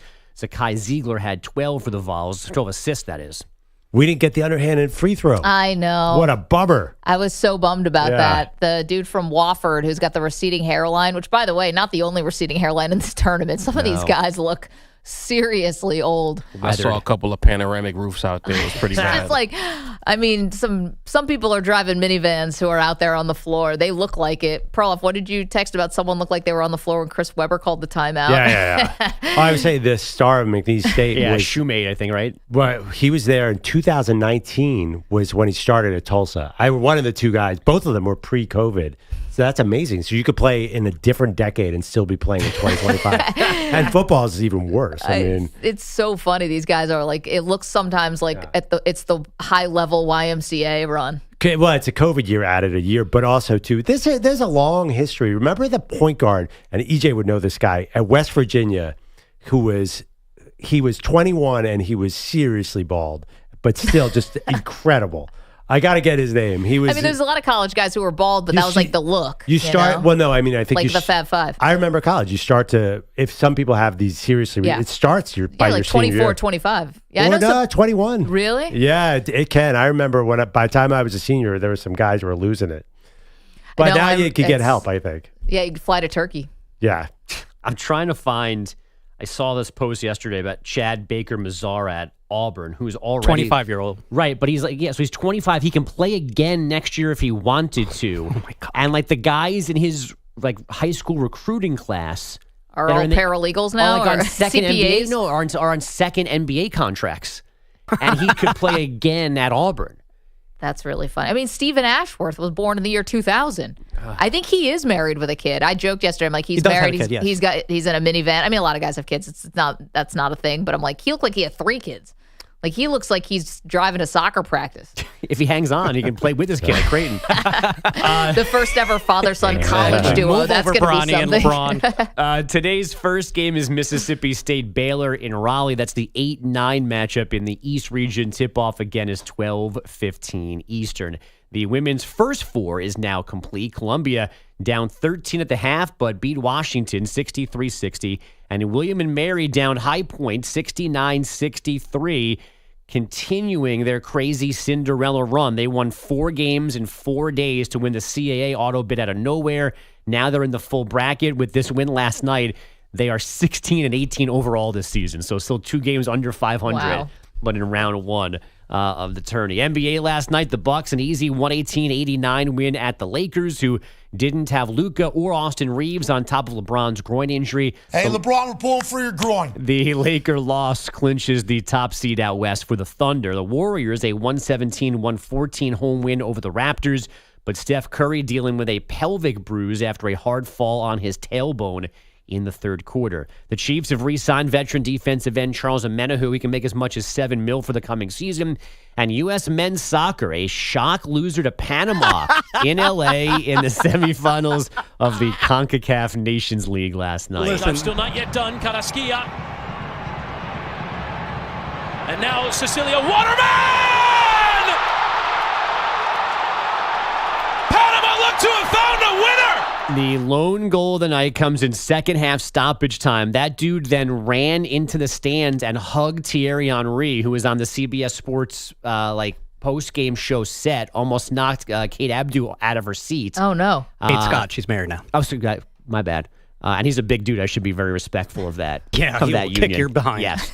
So they lose 1-0. This is the 4th edition of this event. The U.S. won the first 3. Now it's either Panama or Mexico. Vamos, Mexico, vamos. Who beat Canada last night. Listen, there's no reason for American soccer fans to be very upset about this because what the CONCACAF Nations League is just a glorified friendly. This tournament means absolutely nothing. It's basically the in-season tournament. They give out a trophy every single year. This is a glorified friendly. So, well, why do you seem so happy then? Yeah. Because anytime that the Americans fall. How'd the Knicks do last night? That doesn't matter. We're talking about soccer over here. Manny, how patriotic of you. I saw that the headline was the coach of the U.S. said wearing the U.S. shirt is not enough. Yeah, I think we know.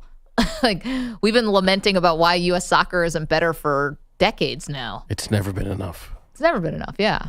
Also, a lot of people were wondering what the Panamanian soccer player was saying to Henry when he charged at him. He was just saying that he was his idol. He repeated that a couple of times. And Henry was so taken aback. He said post-game, I had no idea what to say. So, big shout out to Waterman, Thierry Henry. Big shot. Where was this game? SoFi. And apparently attendance bad. Attendance bad? Yeah. I don't know. Watching UCLA. I mean, maybe basketball, maybe because it's not important, like Manny said. I don't know. Do we have the attendance for the Mexican game?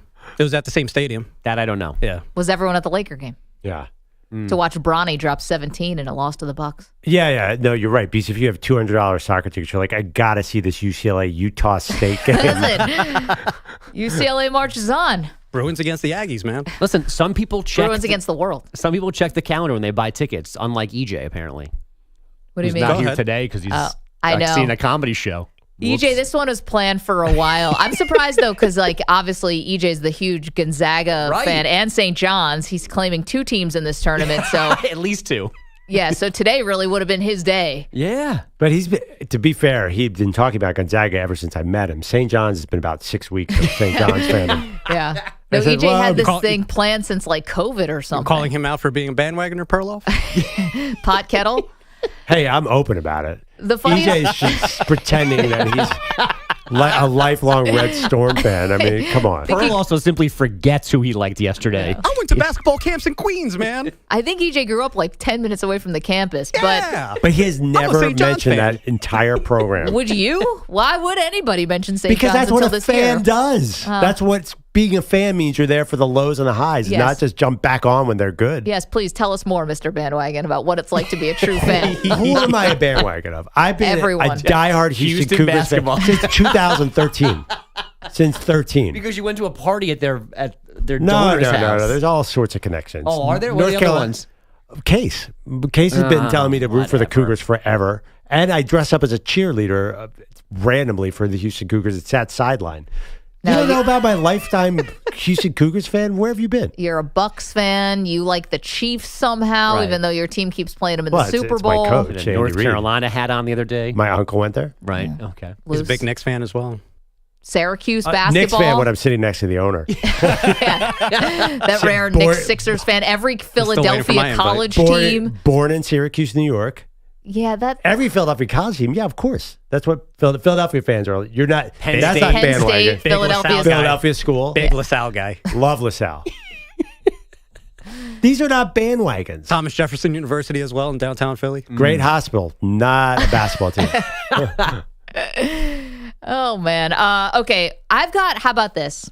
People sometimes accuse us of just talking about the salacious stories, the dramatic stuff. Michigan offensive coordinator got busted for computer hacking. We'll get back to that one in a minute. I've got a feel-good story for you. I've got a good story. I don't want Lame. Worst tease ever. Keep it negative. Turn her See you microphone at 9 off. o'clock. Should we all just go? It's the Perloff show now. Feel good show. By the way, whoever's accusing us of doing too many salacious stories, that person's listening. Because that's what I want to hear. In fact, let's do the Why do you think Michigan the story. show's doing so well? Feel good story? What? Fine. We'll do the Michigan creep next. Yes. M&P. You're in a 5-minute break.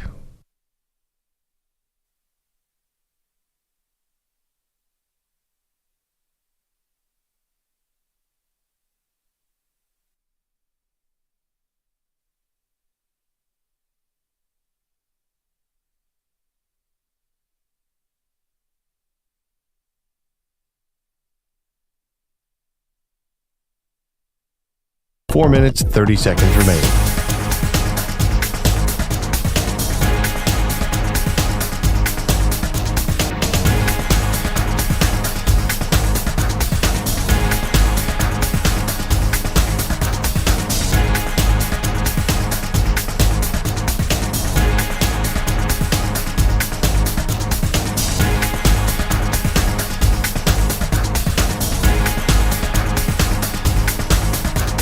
Four minutes remaining.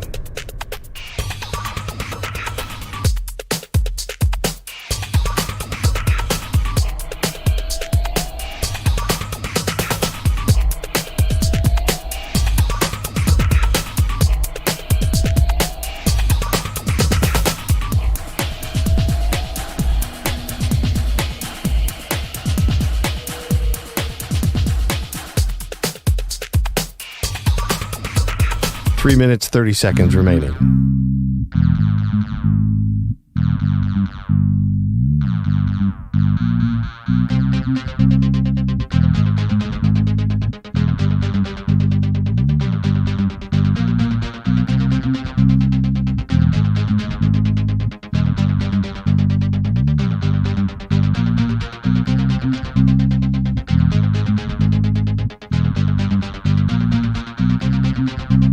Three minutes remaining.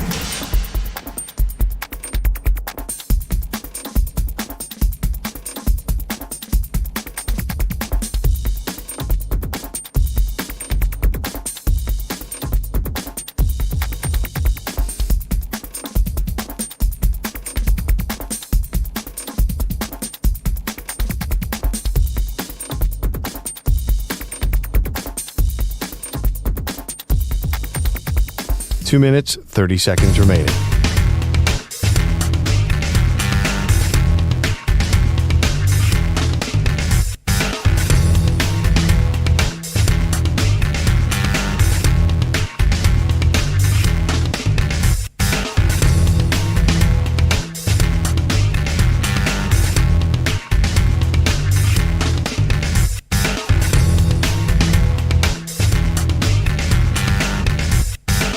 2 minutes remaining.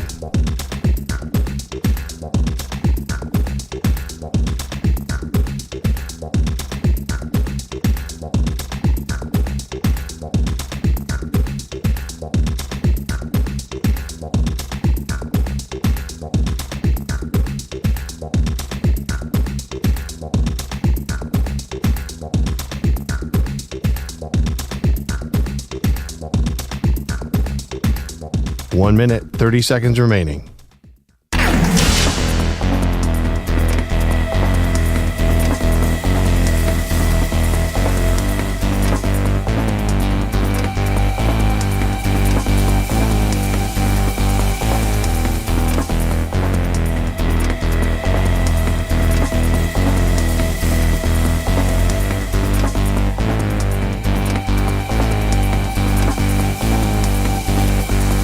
One minute remaining.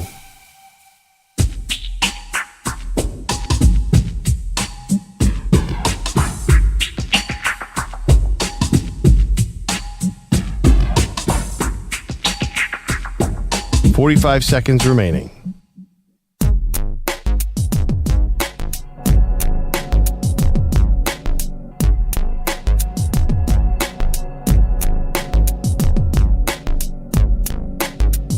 .30 seconds remaining.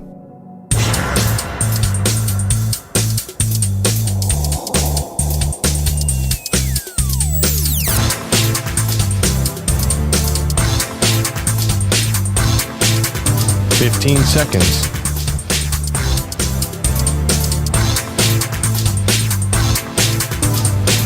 Break ends in 5 seconds.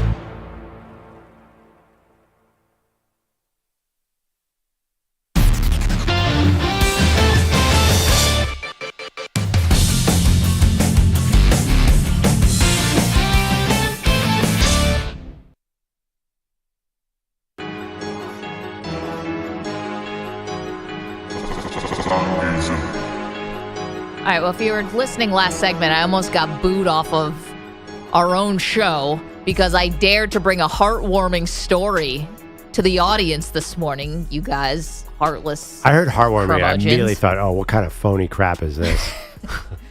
Everyone just wants to talk about the Michigan offensive coordinator who's hacking into people's personal emails and social media to try to find TNA pics or whatever else he was allegedly doing. Fine, you want to talk about the creepo coach? I'll talk about it, but the quick, heartwarming story, quickly, Mark Pope, the head coach of the University of Kentucky Wildcats, is paying for people who are driving from Lexington to Milwaukee to watch their first round match, the first 2 rounds, if they win today against Troy.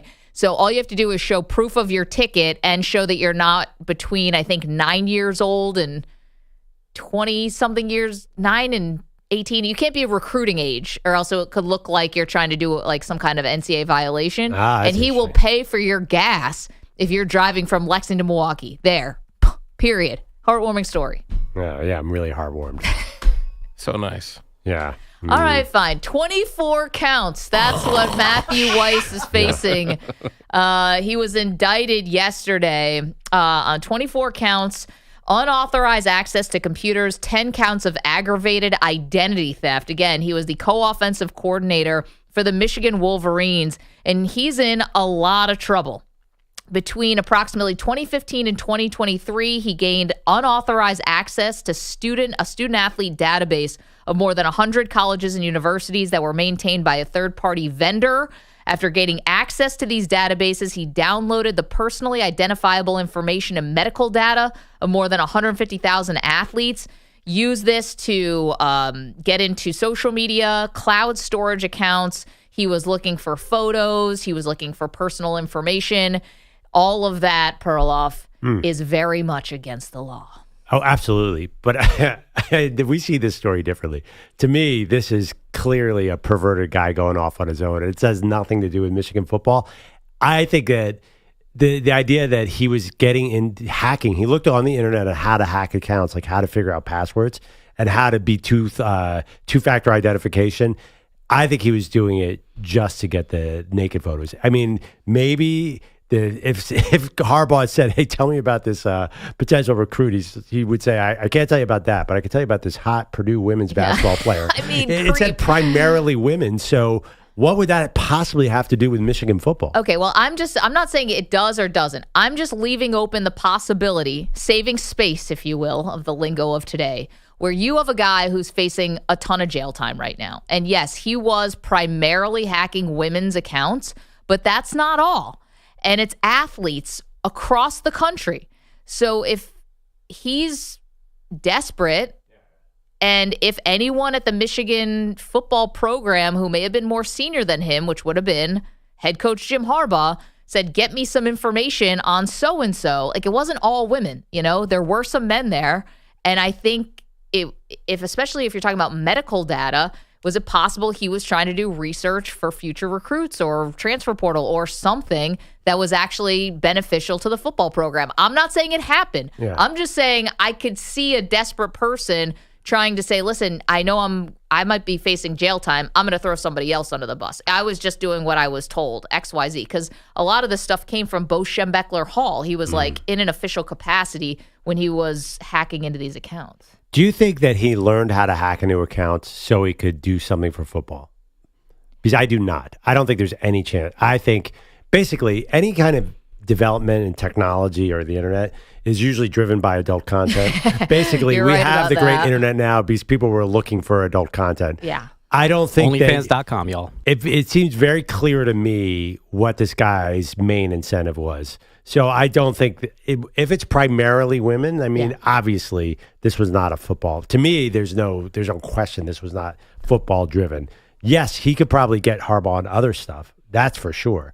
But I don't think, unless Harbaugh was looking at the photos, which is, again, possible. I think his digital worlds collided on a professional level. I don't think so. What is it, a chicken or the egg thing? Like, did he start off trying to find information about potential recruits, and then it was like, hey, by the way, here's some woman in a bikini or less?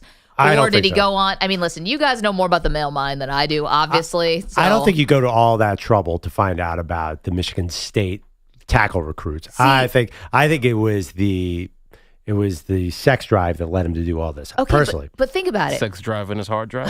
Yeah. Mm-hmm. But here's the thing. That doesn't make sense because you actually do need that information, that like private information that couldn't be out that for recruits. I can find TNA anywhere on the internet. He doesn't have to hack into the UCLA women's volleyball database to try to see pretty women. You can do that in 2 seconds. Like, if you need to find something to look at on the internet, you don't have to go through the trouble of hacking someone's account. If you want medical information about some linebacker who lives in the state of Washington, that's where you need to hack. I don't even want to get into this topic, but that's not how it works. You know about OnlyFans and whatever. I know he could just go OnlyFans. Boom. He doesn't even have to. Just you have to try X. hard, right? People like real things better than fake things. Interesting.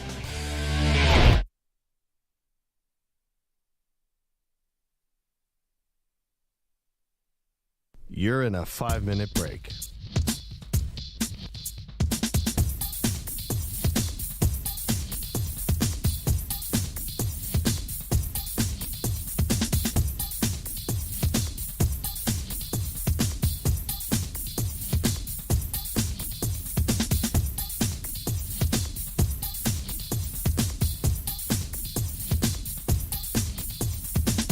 Four minutes, 30 seconds remaining.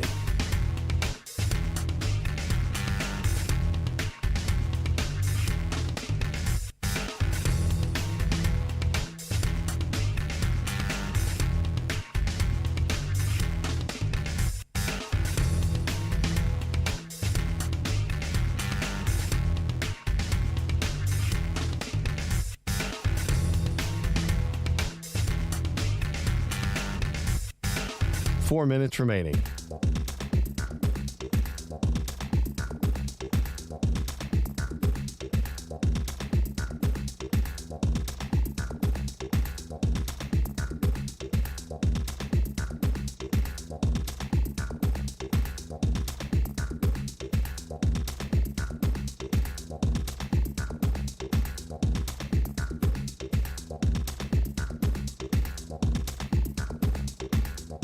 Three minutes, 30 seconds remaining.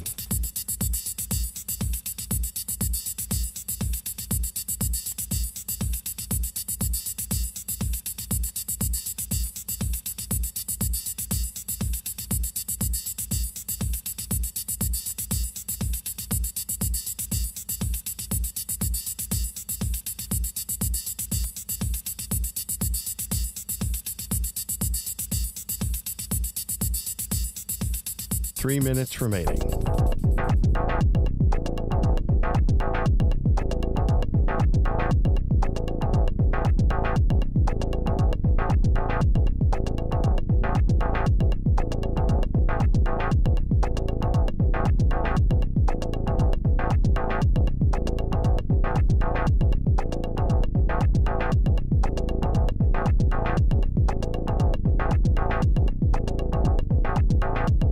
Two minutes, 30 seconds remaining.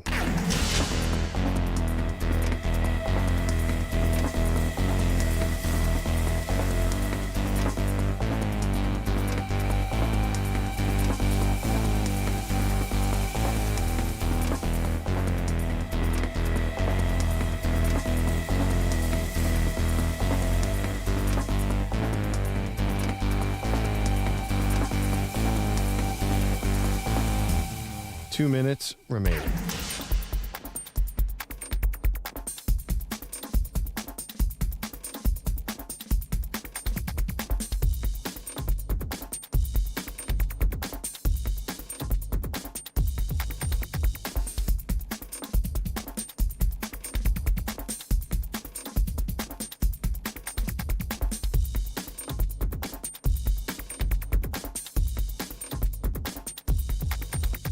One minute, 30 seconds remaining.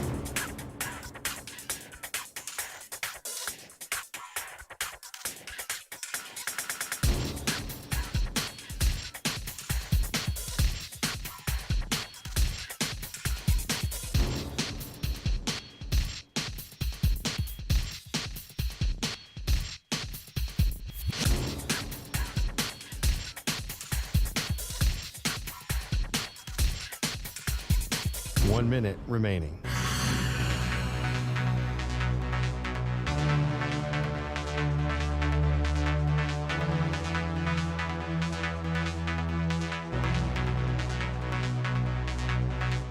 Forty-five seconds remaining.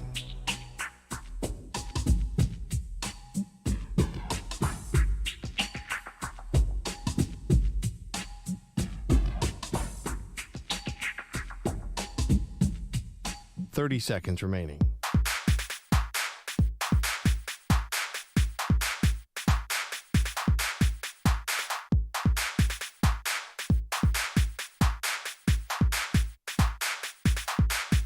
Fifteen seconds.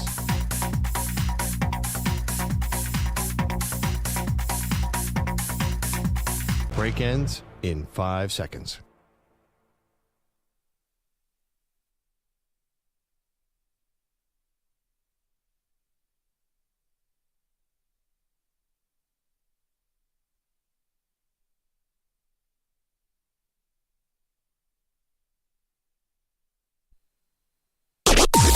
Maggie and Perloff on the Infinity Sports Network. Wagner led to Flan, back to Wagner, back to Flan, back to Wagner.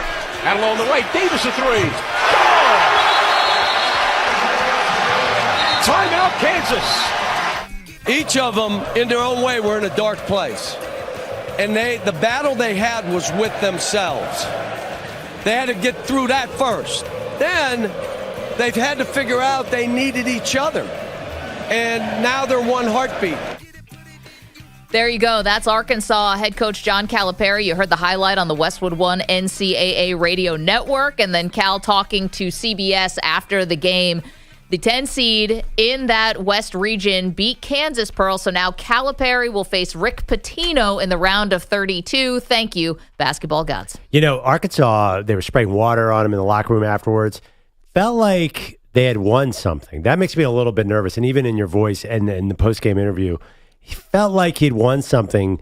Is this enough for John Calipari to call this season a success? In the sense that, I mean, like, okay, I want him to still be hungry for the St. John's game. I'm sure they will be. But say Kentucky goes on to an Elite Eight run and they go out against St. John's in this next round, is Calipari going to sound as jovial as he did last night? Yeah, that's a fair point. I think there was a definite catharsis about winning this game. First of all, because it's such a tough first-round matchup. I mean, you draw Kansas. I know Kansas had a bad year, but it's a blue blood program. Did you happen to see Cal's wife and daughter in the stands? They look like they were going through it. I thought his daughter was going to throw up. They looked stressed out. And listen, I mean, they almost coughed the game up at the end, so I get being stressed. But that's a fair point. They feel like he's proven enough just by winning this first game. I felt like he felt that way last night, and the announcers sort of painted that picture. But it's funny how the expectations lowered from early in the season. Just going from Kentucky to Arkansas. Yes, but obviously they had a ton of injuries this year. I don't know. I just wondered, like, wow, they're super happy and they have this big game coming up. Because I got to be honest, I am really, really impressed with that team. I think they have a great chance to knock off St. John's, who I do not have in the Final Four. So I kind of hope they do. In that sense, bracket-wise, it helped me out. Well, the other part, too, is, we talk about this amazing rivalry between Pitino and Calipari. Listen, they've met 23 times. They've met in the Final Four. They've met in the Sweet 16. Coach Cal has won both of those. A relationship goes back to the 80s. These guys weren't alive anywhere close to that. The guys on the team, I don't think will probably buy into that rivalry as much. So, for the players, it's just got to be about them. For the rest of us who have lived with Calipari and Pitino through eras and years and scandals and comebacks and everything, this is about the two coaches. But it's not going to be that way for the players. And not just a rivalry, the fact that they've reinvented themselves in new programs and what that says about their legacy, especially Pitino. I heard a really funny thing from Gary Parrish on CBS Sports, where he said if you had gone back 10 years and somebody told you that John Calipari and Rick Pitino would be meeting in the NCAA tournament with St. John's and Arkansas, are you 100% sure you'd know who was coaching which team? No, you'd have no idea. You'd have no idea that Pitino was at St. John's shocked. Or Cal was at Arkansas. It could have been flip-flopped easily. Yeah, that things were still pretty good for Pitino at that point. Yeah, you'd have no idea. You'd be like, what? That's pretty funny. Okay, we're asking you, what's the best and worst thing you saw from yesterday at 888-710-4ISN, 888-710-4476. For those who are in the Pearl Jam Season 4 Bracket Challenge, the Maggie Perloff Show, we have one person who has a perfect bracket through the first day. One person. Meanwhile, as we're talking about March Madness, it gets set, starts up again right around noon Eastern time today. We're also asking you about the Pittsburgh Steelers. And Perloff, it was Najee Harris who did an interview yesterday with KCal News. And I want to play that for you in 1 second, though, Ray. I'm going to set it up. So Najee Harris has been with the Steelers, was a draft pick of the Steelers, but was asked about the offensive identity of what the Steelers were, and his description was not flattering. We just didn't know anything on offense, really. We didn't have identity. We had a young guy coming out quarterback. I was young. The team was young. And I really didn't have nobody to almost learn from the offensive side. I think the veteran guy on that team was like a 2-3 year vet. And that's really nothing, you know what I mean? Like, he's still learning himself. Okay, I think this is not flattering for Mike Tomlin. Mike Tomlin is a great coach, but this does not reflect well on him, because this doesn't sound just like a sour grapes player. This sounds like, well, yeah, we watched the Pittsburgh Steelers offense, and it doesn't look like they have much of an identity. So I don't know how that wouldn't come back on Tomlin. Well, no, I don't think this quote has anything. I mean, we saw it in real time. Like, we all talked about Mike Tomlin's offense stinking for 3 years. Mm-hmm. This Najee Harris quote doesn't. Does that affect anything? Like, yeah, no duh. Captain Obvious. Of course the Steelers had no identity on offense. They would hand the ball off on first and second down, and unfortunately for Najee, would often get 1 yard. Then we'd be 2nd and 9, another handoff. Yeah, we all know this. I don't think this is damning. If anything, you could say the team builder screwed up because he said there was no veterans on offense. You could argue that. Listen, they missed on quarterback. It kills franchises. The Steelers are in this weird position where their defense is good enough to carry them to a winning record. But generally, they tried with Pickett at 21. I understand why they made that risk. It's not that easy. They lost. Look at the other teams that have lost their legendary quarterbacks. No, the Giants have struggled without Eli. The Chargers now have Herbert, but they lost Rivers, and the Patriots without Brady. You have to bottom out and draft a quarterback high, and they haven't been able to do that yet. Okay, so here's where I think you're letting Tomlin a little too much off the hook, which is, yes, it's hard to replace a franchise quarterback. The Steelers certainly haven't done that. But you can still have an offensive identity, even if you don't have one of the top quarterbacks in the league. Yeah, but who expects Mike Tomlin? We know him so well. Has anyone said, man,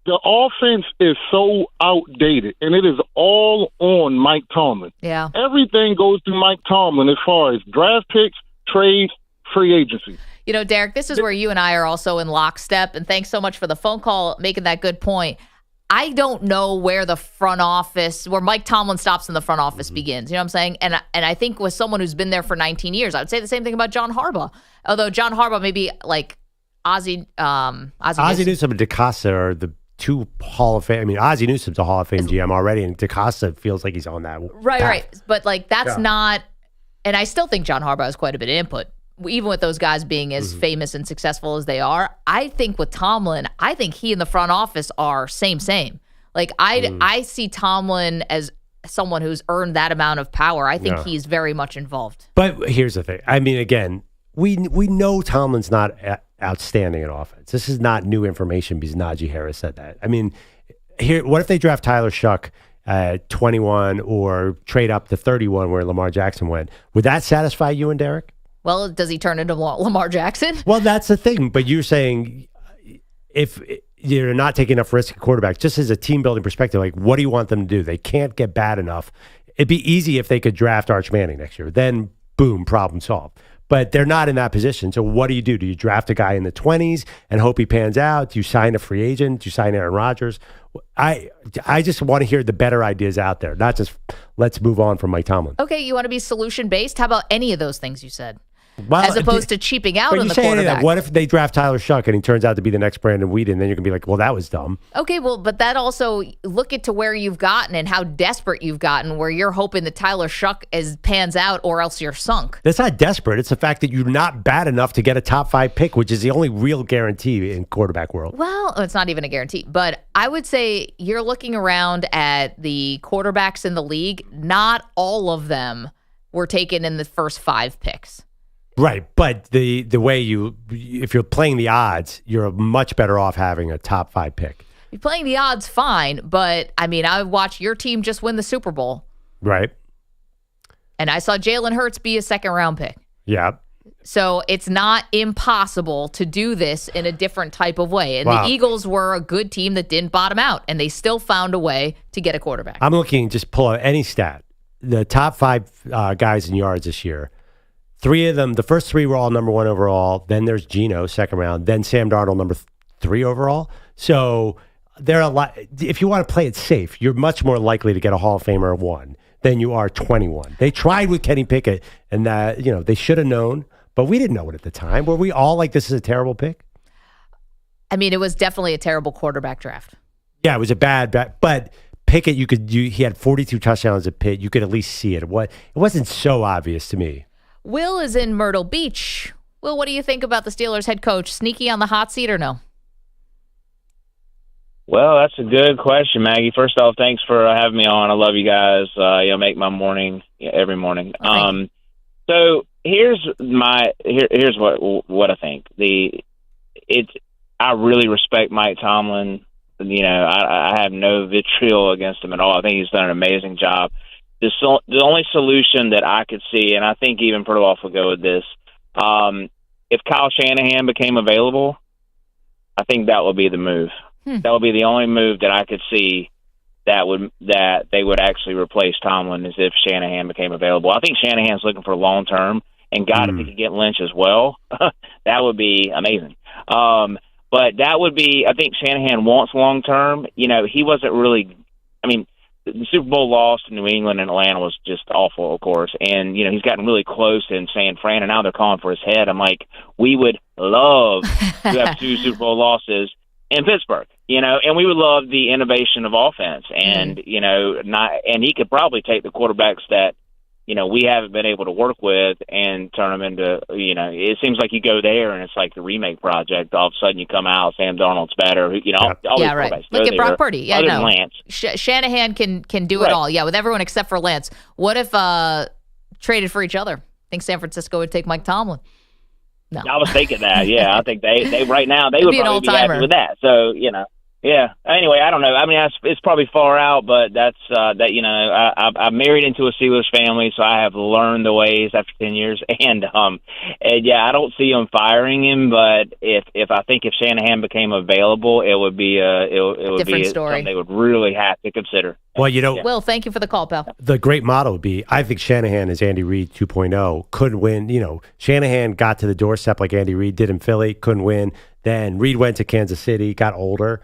Shanahan's still you'd be surprised how young Shanahan is because he looks grizzled. The guy wears it on his sleeve. Yeah.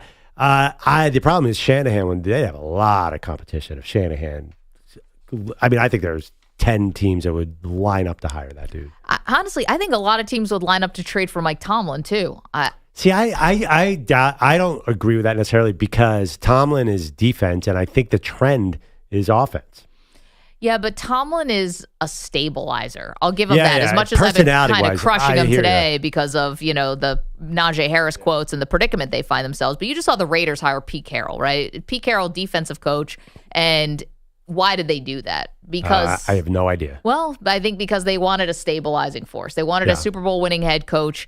If you are teams like the Giants or the Jets or the Jaguars or, Saints, whoever, your franchise that's maybe lost its way, Browns, why wouldn't you want Mike Tomlin just as the stabilizer? I think 80% of the league has been trying to hire Sean McVay 2.0. I mean, look, every single Sean McVay assistant or assistant to the assistant has been hired. I think you're right about the stabilizer, but I feel like most owners are like, get me a new McVay. I want offense. Would you? I mean, owners want a high-flying team. Maybe Pittsburgh's different. But Tomlin, are you excited about getting Tomlin? Like, we're going to be really solid. That, to me, it's hard to sell. There are some fan bases out there that would die to be just solid.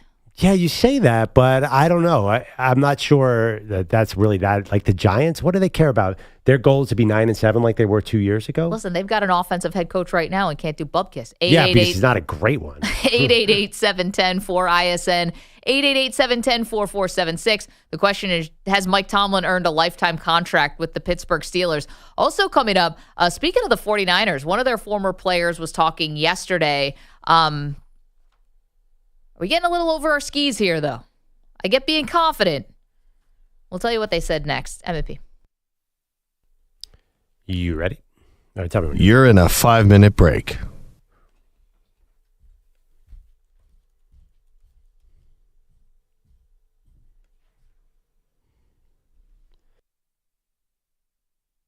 Okay. All right. This is Andrew. Okay.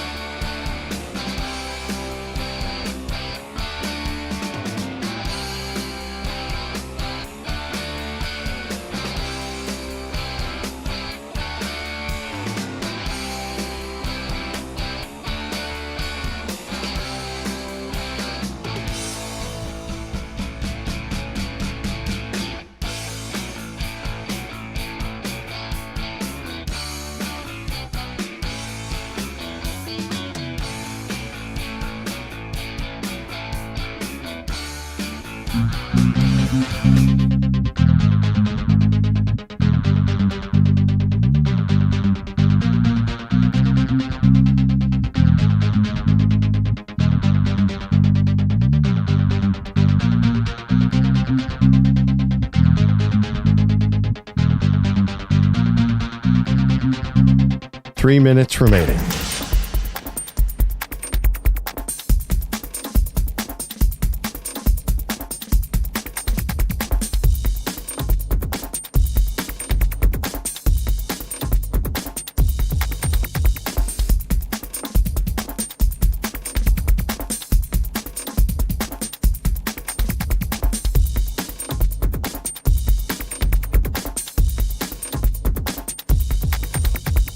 2 minutes, 30 seconds remaining.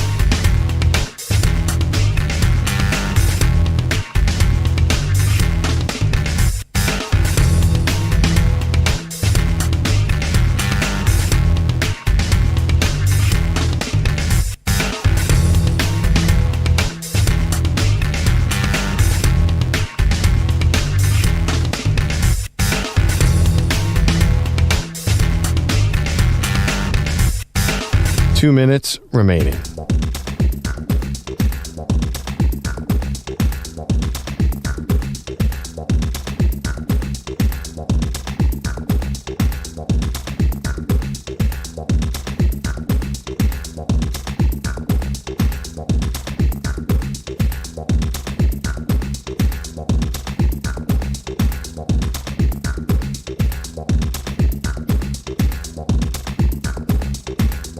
One minute, 30 seconds remaining.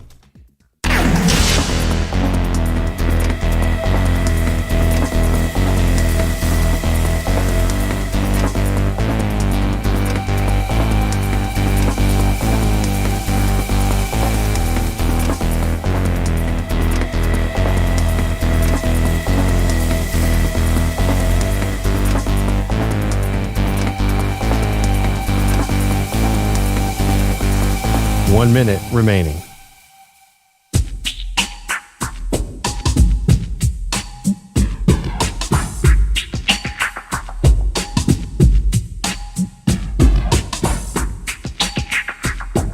$45 seconds remaining.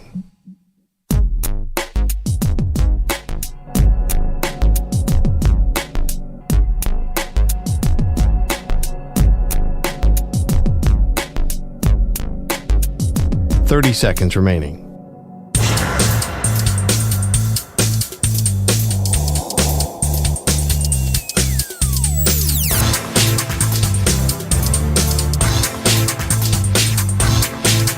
$15 seconds.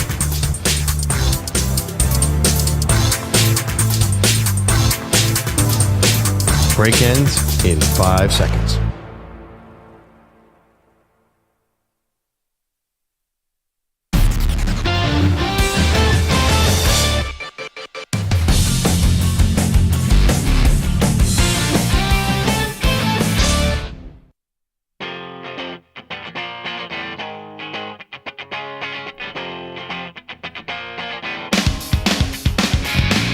Welcome back, Maggie and Perloff Show. So a dream of mine ended yesterday, Maggie. What was that? Not my bracket. My dream of someday owning an NBA team went up in smokes when I saw the price tag of the Boston Celtics. You don't have 6.1 bill lying around. Yeah, if the Celtics go for $6.1 billion, my first thought was, wow, if Jerry Jones wanted to sell the Cowboys, what would that go for? Yeah, I mean, 10, 11, I have no idea. I mean, 18, 19. Okay, so I didn't connect this dot. Two things about the Celtics sale. One, that's an eye-popping number. Yeah. Although it is an iconic franchise. Between the Celtics and the Lakers, that's probably the two most expensive that you would have. And the Knicks would probably be the three most expensive that you would have. Totally. Okay. And I'm sure the Lakers would probably be more. But here's the thing. I didn't realize what this potentially means for Seattle and for the Supersonics. So apparently, according to what I'm reading on the internet, so forgive me if this ends up being just 100% wrong, but the NBA wanted to get a really high valuation. I guess the $4 billion that the Phoenix Suns sold for recently was not high enough for them to try to set this really high bar for an expansion team in both Seattle and maybe Las Vegas as well. And so that means that if you want to buy the new teams, you have to pay $6 billion to the owners? 6.1 and $1. I don't know. I think it's got to top this. And this topped the Washington Commanders sale by like $500,000, right? I think that was. But what year was that? 2 years ago? When did the Commanders get sold? Not that long ago. Yeah. So if you split $6 billion, let's say it's $6 billion amongst 30 owners, how much do you think that is? Go ahead. I have no idea. I'm Vamp. Yeah, well, wait, how many? Here's where I'm going to vamp because this actually plays in right to something that concerns you, Pearl. Bill Chisholm is the new owner, but yet he's not going to take over as governor for another 3 years. Sure, $6.1 billion doesn't buy you what it used to, but he's going to be the new owner and governor of the Boston Celtics. Do you know where this man went to undergrad? George Washington University. I don't think we got those kind of people. I tried. Well, why would you bring it up then? I'm going to guess Harvard, Yale, Dartmouth. Bentley. Oh, he went to Dartmouth, Pearl. Wait, Bill Chisholm. Okay. And I think he may have been there right around the time you were there. Oh. We don't like to. Perloff has never told us his age, so we don't know. We're just guessing blindly. So Perloff was rubbing elbows with billionaires? He wasn't a billionaire then, but he's a billionaire now. Okay. He was a soccer player, and he was there in the early 90s. Oh, crap. Was he like your dorm mate? Billy Chisholm? Okay. What? Billy C. No. Chubbs. I've never heard of this guy. Well, you might want to go back through the yearbook. There were a bunch of headlines that nobody's ever heard of this guy, right? I think he was on the soccer team, so somebody's heard of him, and he met his wife in there. the billionaire world, like he kind of came out of nowhere as a player in this thing, right? He worked for Bain Capital at one point, which I think was Mitt Romney. I mean, I think we've got some solid connections here. No. Famous people. He graduated in 91, so I was there with him, but I don't know him. He's 3 years older than me.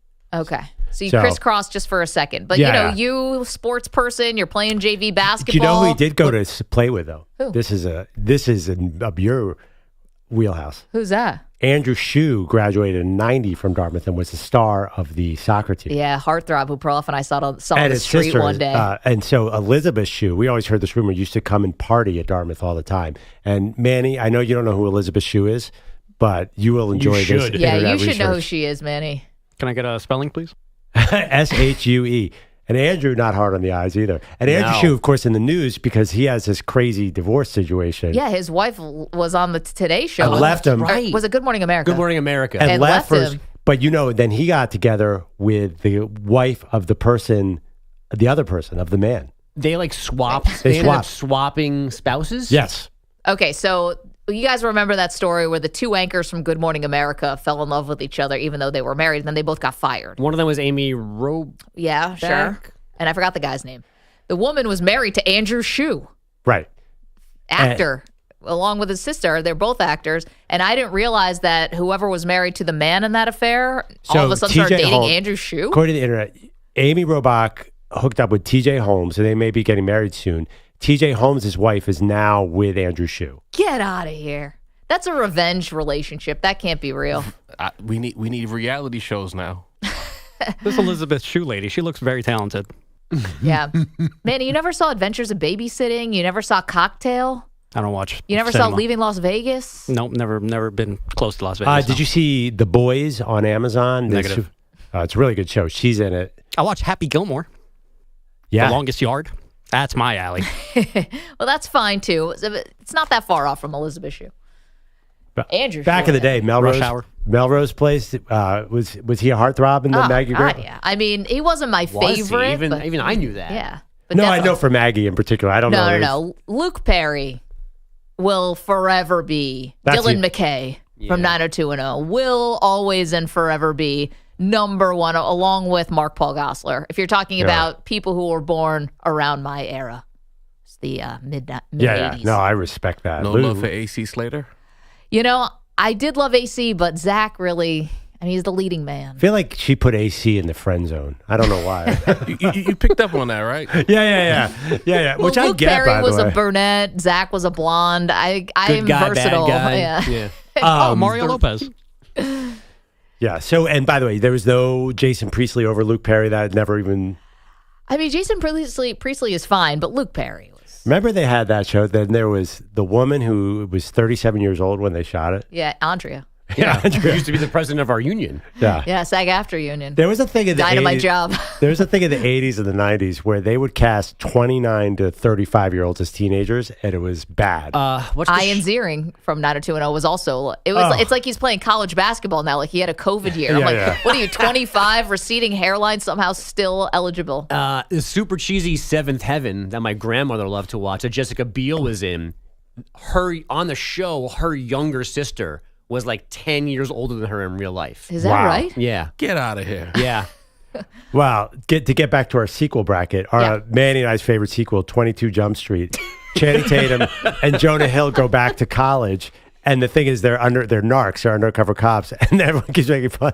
They're like, no, we're college age. And the guy at college student goes, but you have crow's feet around your eyes. You look like you're 40. And Channing Tatum is 40. My name's Jeff. You're gonna love this movie, Maggie. You're gonna be all over. When Manny showed me the just that scene of the "My name is Jeff" scene, I had tears streaming out of my crow's feet. Yeah, Channing Tatum basically is trying to pretend he's undercover and starts quoting Dora the Explorer to pretend he's Spanish. Boots and Dora. And how did it Swiper? lose? How did 22 Jump Street lose to Mission Impossible 2? It's a strong brand. The scene in the captain's office when he realizes that there has been relations between his daughter and his cop. That's comedy. That is comedy, man. How did this lose? It is. Ice Cube is out of nowhere funny in this movie. He is phenomenal in this movie. So it's the Maggie and Perloff movie sequel bracket, which, by the way, 100% live right now on our socials. You can vote. We're into the second round. We just revealed the LA region where Terminator 2 is the number 1 seed, obviously. But we got a lot of heavy hitters. Not a ton of upsets, but this was a little bit of carnage in this region because Naked Gun 2.5, The Smell of Fear, upset the 3rd seed in this region, Mad Max 2, The Road Warrior. Because I'm the last line of defense between sleaze like this and the decent people in this town. Oh, hi, Frank. Say, we got that model D83 Swedish Sure Grip suck machine in that you ordered. It's a gift. No wonder it won. That line is amazing. It's again, Manny won. It might have just won off of that 15-second clip. I'm telling you, this is a favorite to win the whole thing. And then they sort of did it a little too much when they did the 3rd one with Anna Nicole Smith. But the 2nd one is still good. It's still Leslie Nielsen, Priscilla Presley. There you go. Oh, man, I'm crying. The suck machine. All right, Bogusch, what's up? Oh, yeah, thanks. Day 1 of Men's March Madness Pass. It's a gift. Yeah. You wanted it out had one, to be both. said. Day 1 of Men's March Madness, passing without a true classic, but there was drama, like Arkansas trying to sneak past Kansas in Providence. Wagner left to Flan, back to Wagner, back to Flan, back to Wagner. Out along the right, Davis a 3. Timeout, Kansas. Chris Carino on the Westwood One NCAA radio network. The Razorbacks on a game-ending 15-5 run, turning a 3-point hole into a 79-72 win. John Calipari optimistic moving forward. We learned some stuff today, and I told him after. So there's stuff going forward that are good for us. This was a good win. That was a NCAA tournament game. 2 teams battling out, making shots, making plays. He will need more of all of that tomorrow afternoon against Rick Pitino and St. John's. 83-53 winners over Omaha in the Providence Nightcap. First tourney win in 25 years for the Johnnies. We also had Michigan barely surviving 12-seeded UC San Diego 68-65, and UNC Wilmington gave Texas Tech a battle, finally losing 82-72. Drake did pull off the upset, 67-57 over Missouri. Bennett Sturts with 22 points and 4 assists. Day 2 begins 12:15 Eastern with Baylor and Mississippi State, Alabama and Robert Morris starting 25 minutes later. Today is also the first full day of the women's bracket. Last night, Columbia and William and Mary survived the first 4. The Lions, a come-from-behind 63-60 win over Washington, and the Tribe down High Point 69-63. Sorry, can I get your take on something? Of course. So you mentioned about this would be for the women and for the men. But there are, on the men's side, at least for right now, there's only 2 ACC teams left. You mentioned who's tipping off today, right? So you have Duke and North Carolina are both going to play today. They're the only 2 ACC teams left. Remember how controversial it was that North Carolina got in the field to begin with, because Clemson lost yesterday and because Louisville? Yeah, Louisville. Thank you. So North Carolina owns the only ACC win so far. Crazy. Yeah, from the first 4. Yeah, which does that count? I don't. Yeah, it counts. Yeah, but so here's the thing, though. Have you seen some chatter about the Big East and the ACC merging? No. Wow. So there's it's on the table. Yeah, I think what because there's got to be something to happen with all this football development. And then the schools that are basketball first, basketball forward, are trying to get ahead of the curve and figure out what their future is going to look like. It's smart. Yes. You mean basketball conferences like the SEC? Yes. Yes. But actually, there are. So Big East doesn't have any D1 football programs, right? That's the thing. UConn plays Division I football. Oh, right. Okay. Yeah, Jim Moore Jr. is But their coach. they're a basketball school, right? Yeah. Well, they had a brief moment where they seemed like a football school, but that fell apart. Yeah, when Randy Edsel quit on them, on a plane. Oh, when Tommy DeVito was a quarterback. That too. Orlovsky. No, they've had a couple. DeVito was at UConn? I thought he was at Syracuse. I know he was at Syracuse and some other school, Illinois. I don't think you got that right. I know he was at Syracuse. Remember that. Wait, which Giants quarterback recently? I don't know, man. It's your team. Damn it. Bogusch. Yeah. But here's the thing about the Big East and the ACC merging. Again, if football is going to eventually, do we think, break off from everyone to begin with, I think it's really smart for basketball to be thinking about this. And the Big East and the ACC merging, I think, would be kind of cool in the sense that, all right, we get some of those traditional rivalries back that we always loved, Yep. We can bring back the UConn Syracuse, and we can bring back, some of these awesome, nostalgia rivalries. Tim Boyle's who I was thinking of, by the way. Who? Tim Boyle. Yeah, how could we forget? He went to UConn? Apparently.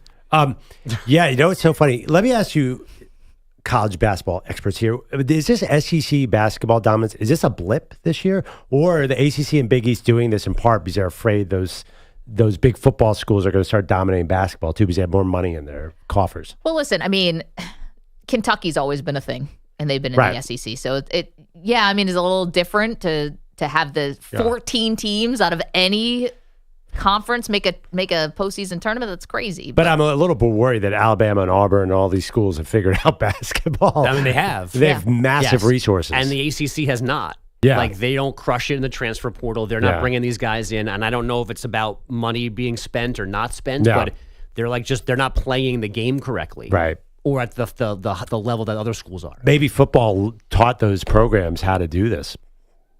Florida and Tennessee. Then again, maybe the SEC will flame out and this will not be an issue. I don't think they're going to sustain this level of dominance.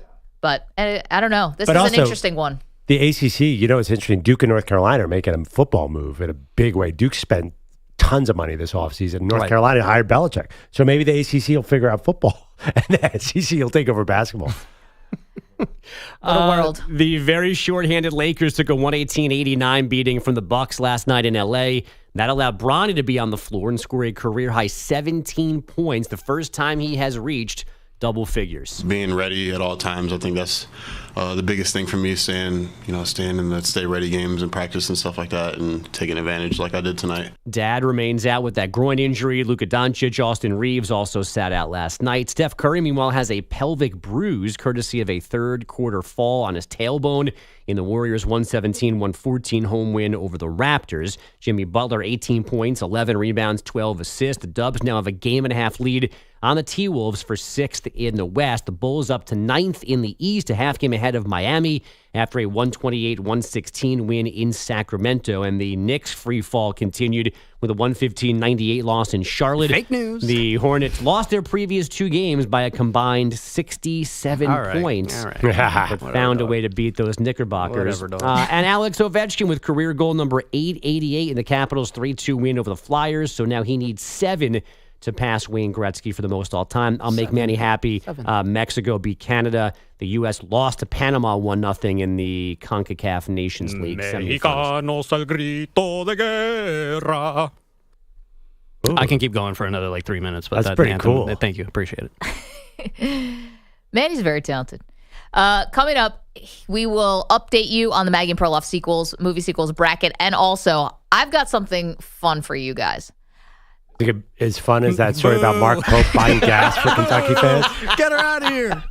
Talk about the Michigan Gooner again. Yeah. The guy who's looking up, trying to get into co-ed Snapchats. I want more about the suck machine. Yeah. Fine. Michigan coach creep next. You're in a 5-minute break.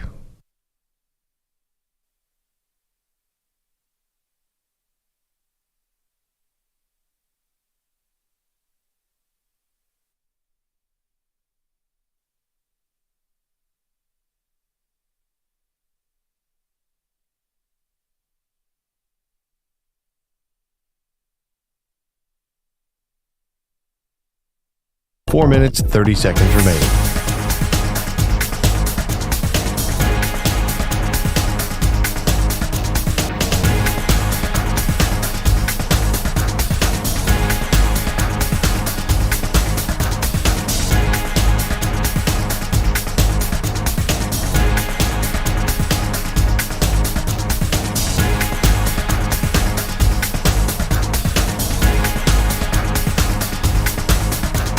Four minutes remaining.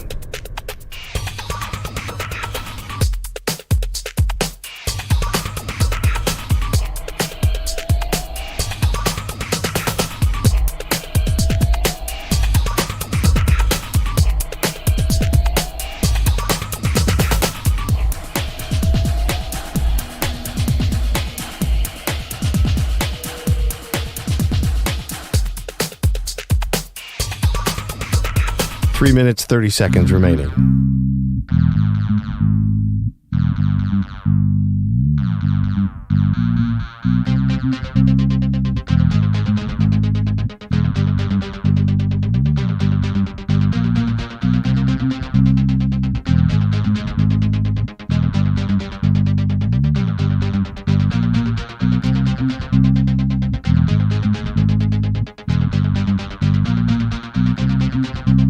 Three minutes remaining.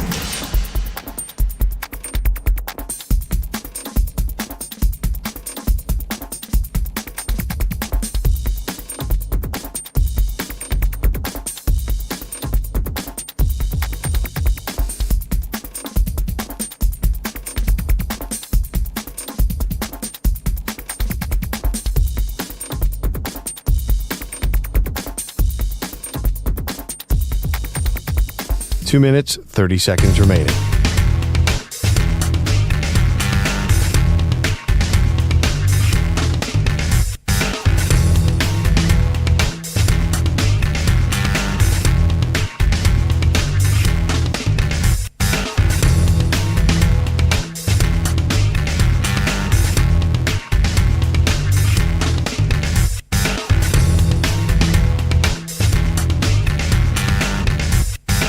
Two minutes remaining.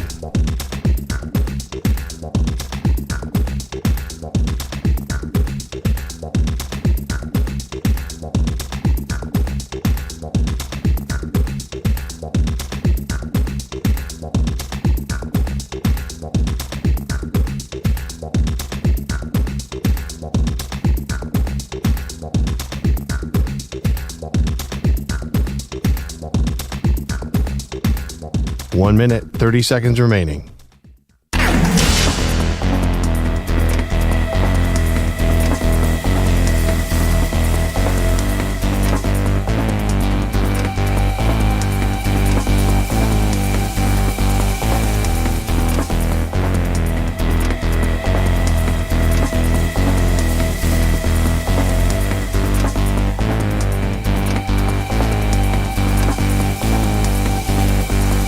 One minute remaining.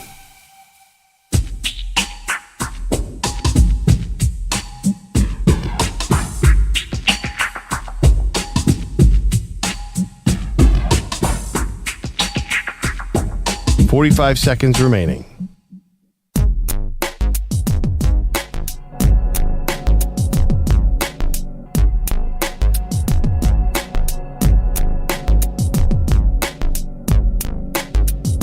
$30 seconds remaining.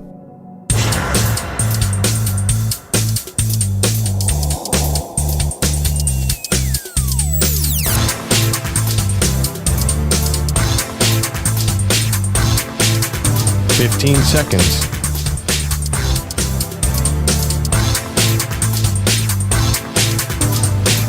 Break ends in 5 seconds.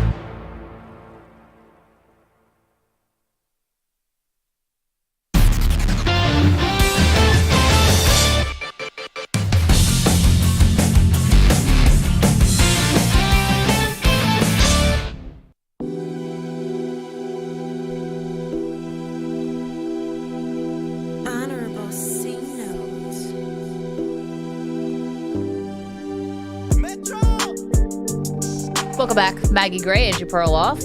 Maggie Perloff Show. Super excited that Friday is going to get underway and the tournament games, are going to get underway, Pearl, so that I can get a little rehab on my bracket, do some do-overs, some make goods, if you will. Could get worse today, though. You never know. That's true. Could get a lot worse. But anyway, very, very fun stuff in the Maggie and Perloff. We got 2 different brackets going on. We got our Pearl Jam Season 4, which is just the traditional men's bracket. Then we also have our movie sequel bracket. So whether sports is your thing or sports and movies are your thing, you can go and vote. It's on all of our social channels. Did you see this story from yesterday? Speaking of hoops, it looks like Caitlin Clark, 40 of her 44 games are going to be televised this year on either ABC or ION, or they're going to be streamed somewhere where you can find them. Like, we are about to get a major, major dose again of Caitlin Clark, who you may have forgotten about, even though she's in a lot of commercials because obviously, WNBA not in college anymore. I have a question for you, though, about Caitlin in year 2 in the WNBA. Do you think year 2 is going to be as crazy as year 1 in terms of, controversies popping up here and there, the rivalry with Angel Reese? Like, what do you envision for year 2 of Caitlin? So I understand this. What annoys me about this is there was a bunch of people in a boardroom who saw analytics that Caitlin Clark gets more eyeballs, so they're going to put her on 40. Almost feels like too much of a good thing. For example, I write columns for Athlon Sports. Yeah. They told me a Caitlin Clark story does double the amount of traffic of every other highest thing. It is their number 1 traffic driver. She is huge. But the networks are going to make it, I think they're overexposing her. That's my issue. I think 40 or 44 is too much. I remember when Zion Williamson came in the NBA, they put 15 of his first 17 games in primetime, and he got hurt. Yeah. And they just weren't there. I just don't. I think this feels like, hey, we're going to milk this from a corporate standpoint, and I think it's going to be a little less fun. I guess your question was, will the hype die down a little bit? Yes, I think that they will not sustain these high ratings if they show that many games. So no scarcity at all. What I would love to know, though, when the Caitlin Clark clicks industry with this big, she's a force. Yeah. Was it articles about her and controversies with Caitlin, with other, players saying that, she is getting special treatment because she's white or whatever? Was it those articles, or was it simply, wow, the Fever are making a playoff push? No, or whatever. No, it was never the Fever. It's never the basketball. No, it's so-and-so says something about Caitlin Clark. Right. Caitlin or Clark hard foul. Or Caitlin Clark answers this question about, no, it was never Caitlin Clark had a great game. Right. Well, actually, no, that would get clicks too. If Caitlin Clark had a 35-point game, that's interesting too. But it really, I think, was the controversy that was being left off the Olympic team and all of that stuff. Okay. And a lot of the other players criticizing her. And then it becomes an echo chamber where former players say, don't criticize her. Like Cheryl Miller came out recently and said it's ridiculous that people criticize her. Right. I would click on that. It's interesting. Sure. And yeah, the former players definitely felt a certain type of way about Caitlin because they feel like they maybe deserve more credit for building the league that she's now, kind of just benefiting. But a lot of people think, this is not fair that the current players, a lot of former players have said, give Caitlin Clark a lot of credit. Sure. So it goes both ways. And Angel. I've always maintained that I think having the rivalry there with Angel, and I know Angel, unfortunately, at times gets the positive and the negative end of that because she gets the positive of everyone's getting famous, everyone's getting rich, Angel's on tons of commercials, but it's also the negative because she's painted as like the villain to Caitlin's Angel. But haven't we moved past that narrative a little bit? I think so, but so here's my kind of prediction for this upcoming year. What I hope doesn't happen, but I think is going to, is now everyone's got a lot at stake. And what I mean, not that they didn't last year, but I think the league has a lot at stake. I think these individuals have a lot at stake in terms of money and in terms of brand. And I don't think we're going to be I think everyone's going to get real vanilla this year with comments and things like that. And I don't know if it's all going to happen. Do we have the Kennedy Carters are still going to be, out there saying things? Maybe. Because you can also get famous off of being a foil. But I think that everyone's going to get real corporate. I don't want to say my worry, because I don't think all of the conversation on Caitlin was necessarily good or positive or moved us in a better direction. Some of it felt like race baiting and on both sides and everything. But I just think everyone's going to get real corporate and real buttoned up this year. Well, okay. What if Indiana Fever get really good to counter that, though? Could that? I think actually that you asked me about her, wearing the headlines about her playing. If she was a dominant force like she was in college, I think that could lift all boats once She's again. in an MVP race I think, something. I think you're absolutely right. Some of the controversy will go away, but I think she can counter that by being amazing, and she's in her second year. Yeah, and listen, this is probably the first extended break that she's really had in a while. So, I imagine she's been, in the lab or whatever, getting more chemistry with her teammates and all of that. Yeah, no, you're absolutely right. There's certainly, to ignore the race factor in Caitlin Clark conversation over the last 3 years would be putting your head in the sand. Yeah. Does that get old at a certain point? And 40 out of 41. Do you think it's a little overexposure? I could see that. Yeah. But I also think that sometimes the audience tells you what they want. I think sometimes we, the viewer, tell the networks what we want. We want Caitlin, and we want a lot of it. And here's the other part. Since it's a summer league, I think not everybody is tuned into every game. You're going on vacation. You're out. The weather's beautiful in most parts of the world. Most parts of the country. So they have a little bit more competition in that way. People aren't stuck inside in the Northeast or in the Northwest and just like hunker down. And this is how you have to maximize a great thing in Caitlin Clark. If you don't do this now, it's a chance she could get old and you'll just miss out altogether. Well, it's so funny, though. I noticed during this year that women's college basketball was taking primetime slots. They were taking the 1 o'clock afternoon games on Fox and ABC that used to be men's games. But there wasn't the same buzz this year without Caitlin. Not yet. It's funny because ESPN put out an article, an email or something recently about how women's ratings were up 13%. And I was like, it's not that I don't believe you. It's just I don't believe that. Well, I think last year maybe non-Caitlin games did not rate that high. So possible. Maybe that's why. There are a lot of stars right now. There's some big names. No, it's awesome. It's just not that singular thing. What I would love to know, and I don't know the answer to this, after Magic and Larry came into the league together, how many, it's different because it's the NBA, maybe? Like how many primetime games were Magic and Larry getting? Probably everything. They didn't have primetime games. Oh, because it was on tape delay back then. No, right? and also, too, there was no TNT at night. I don't think you had national games. You had just your local. You had one. CBS had the day game on Saturday or Sunday. I remember as a kid, you'd see there was a big Sunday game. It'd be at the Boston Garden. Yeah, well, that was NBC, Round Ball Rock. No, even before that, CBS, and the sun would come in and you couldn't see the game. Have you ever, you guys probably missed this altogether. It was a big deal. So CBS would put the Celtics on at 1 o'clock on Sunday for the national game, and you couldn't tell what's going on. No, I think, but I think Caitlin's closer to Jordan. After they were so dependent on Jordan in the NBA, it weakened the rest of the product, too. Interesting stuff. Manny Rodriguez, thank you. Ray Jarvis, thank you so much. Andrew Bogusch, Andrew Kaplan, Weedos, Coffee Drinkers. You guys are in full effect today and this entire week. We'll see you back here on Monday. Enjoy the madness.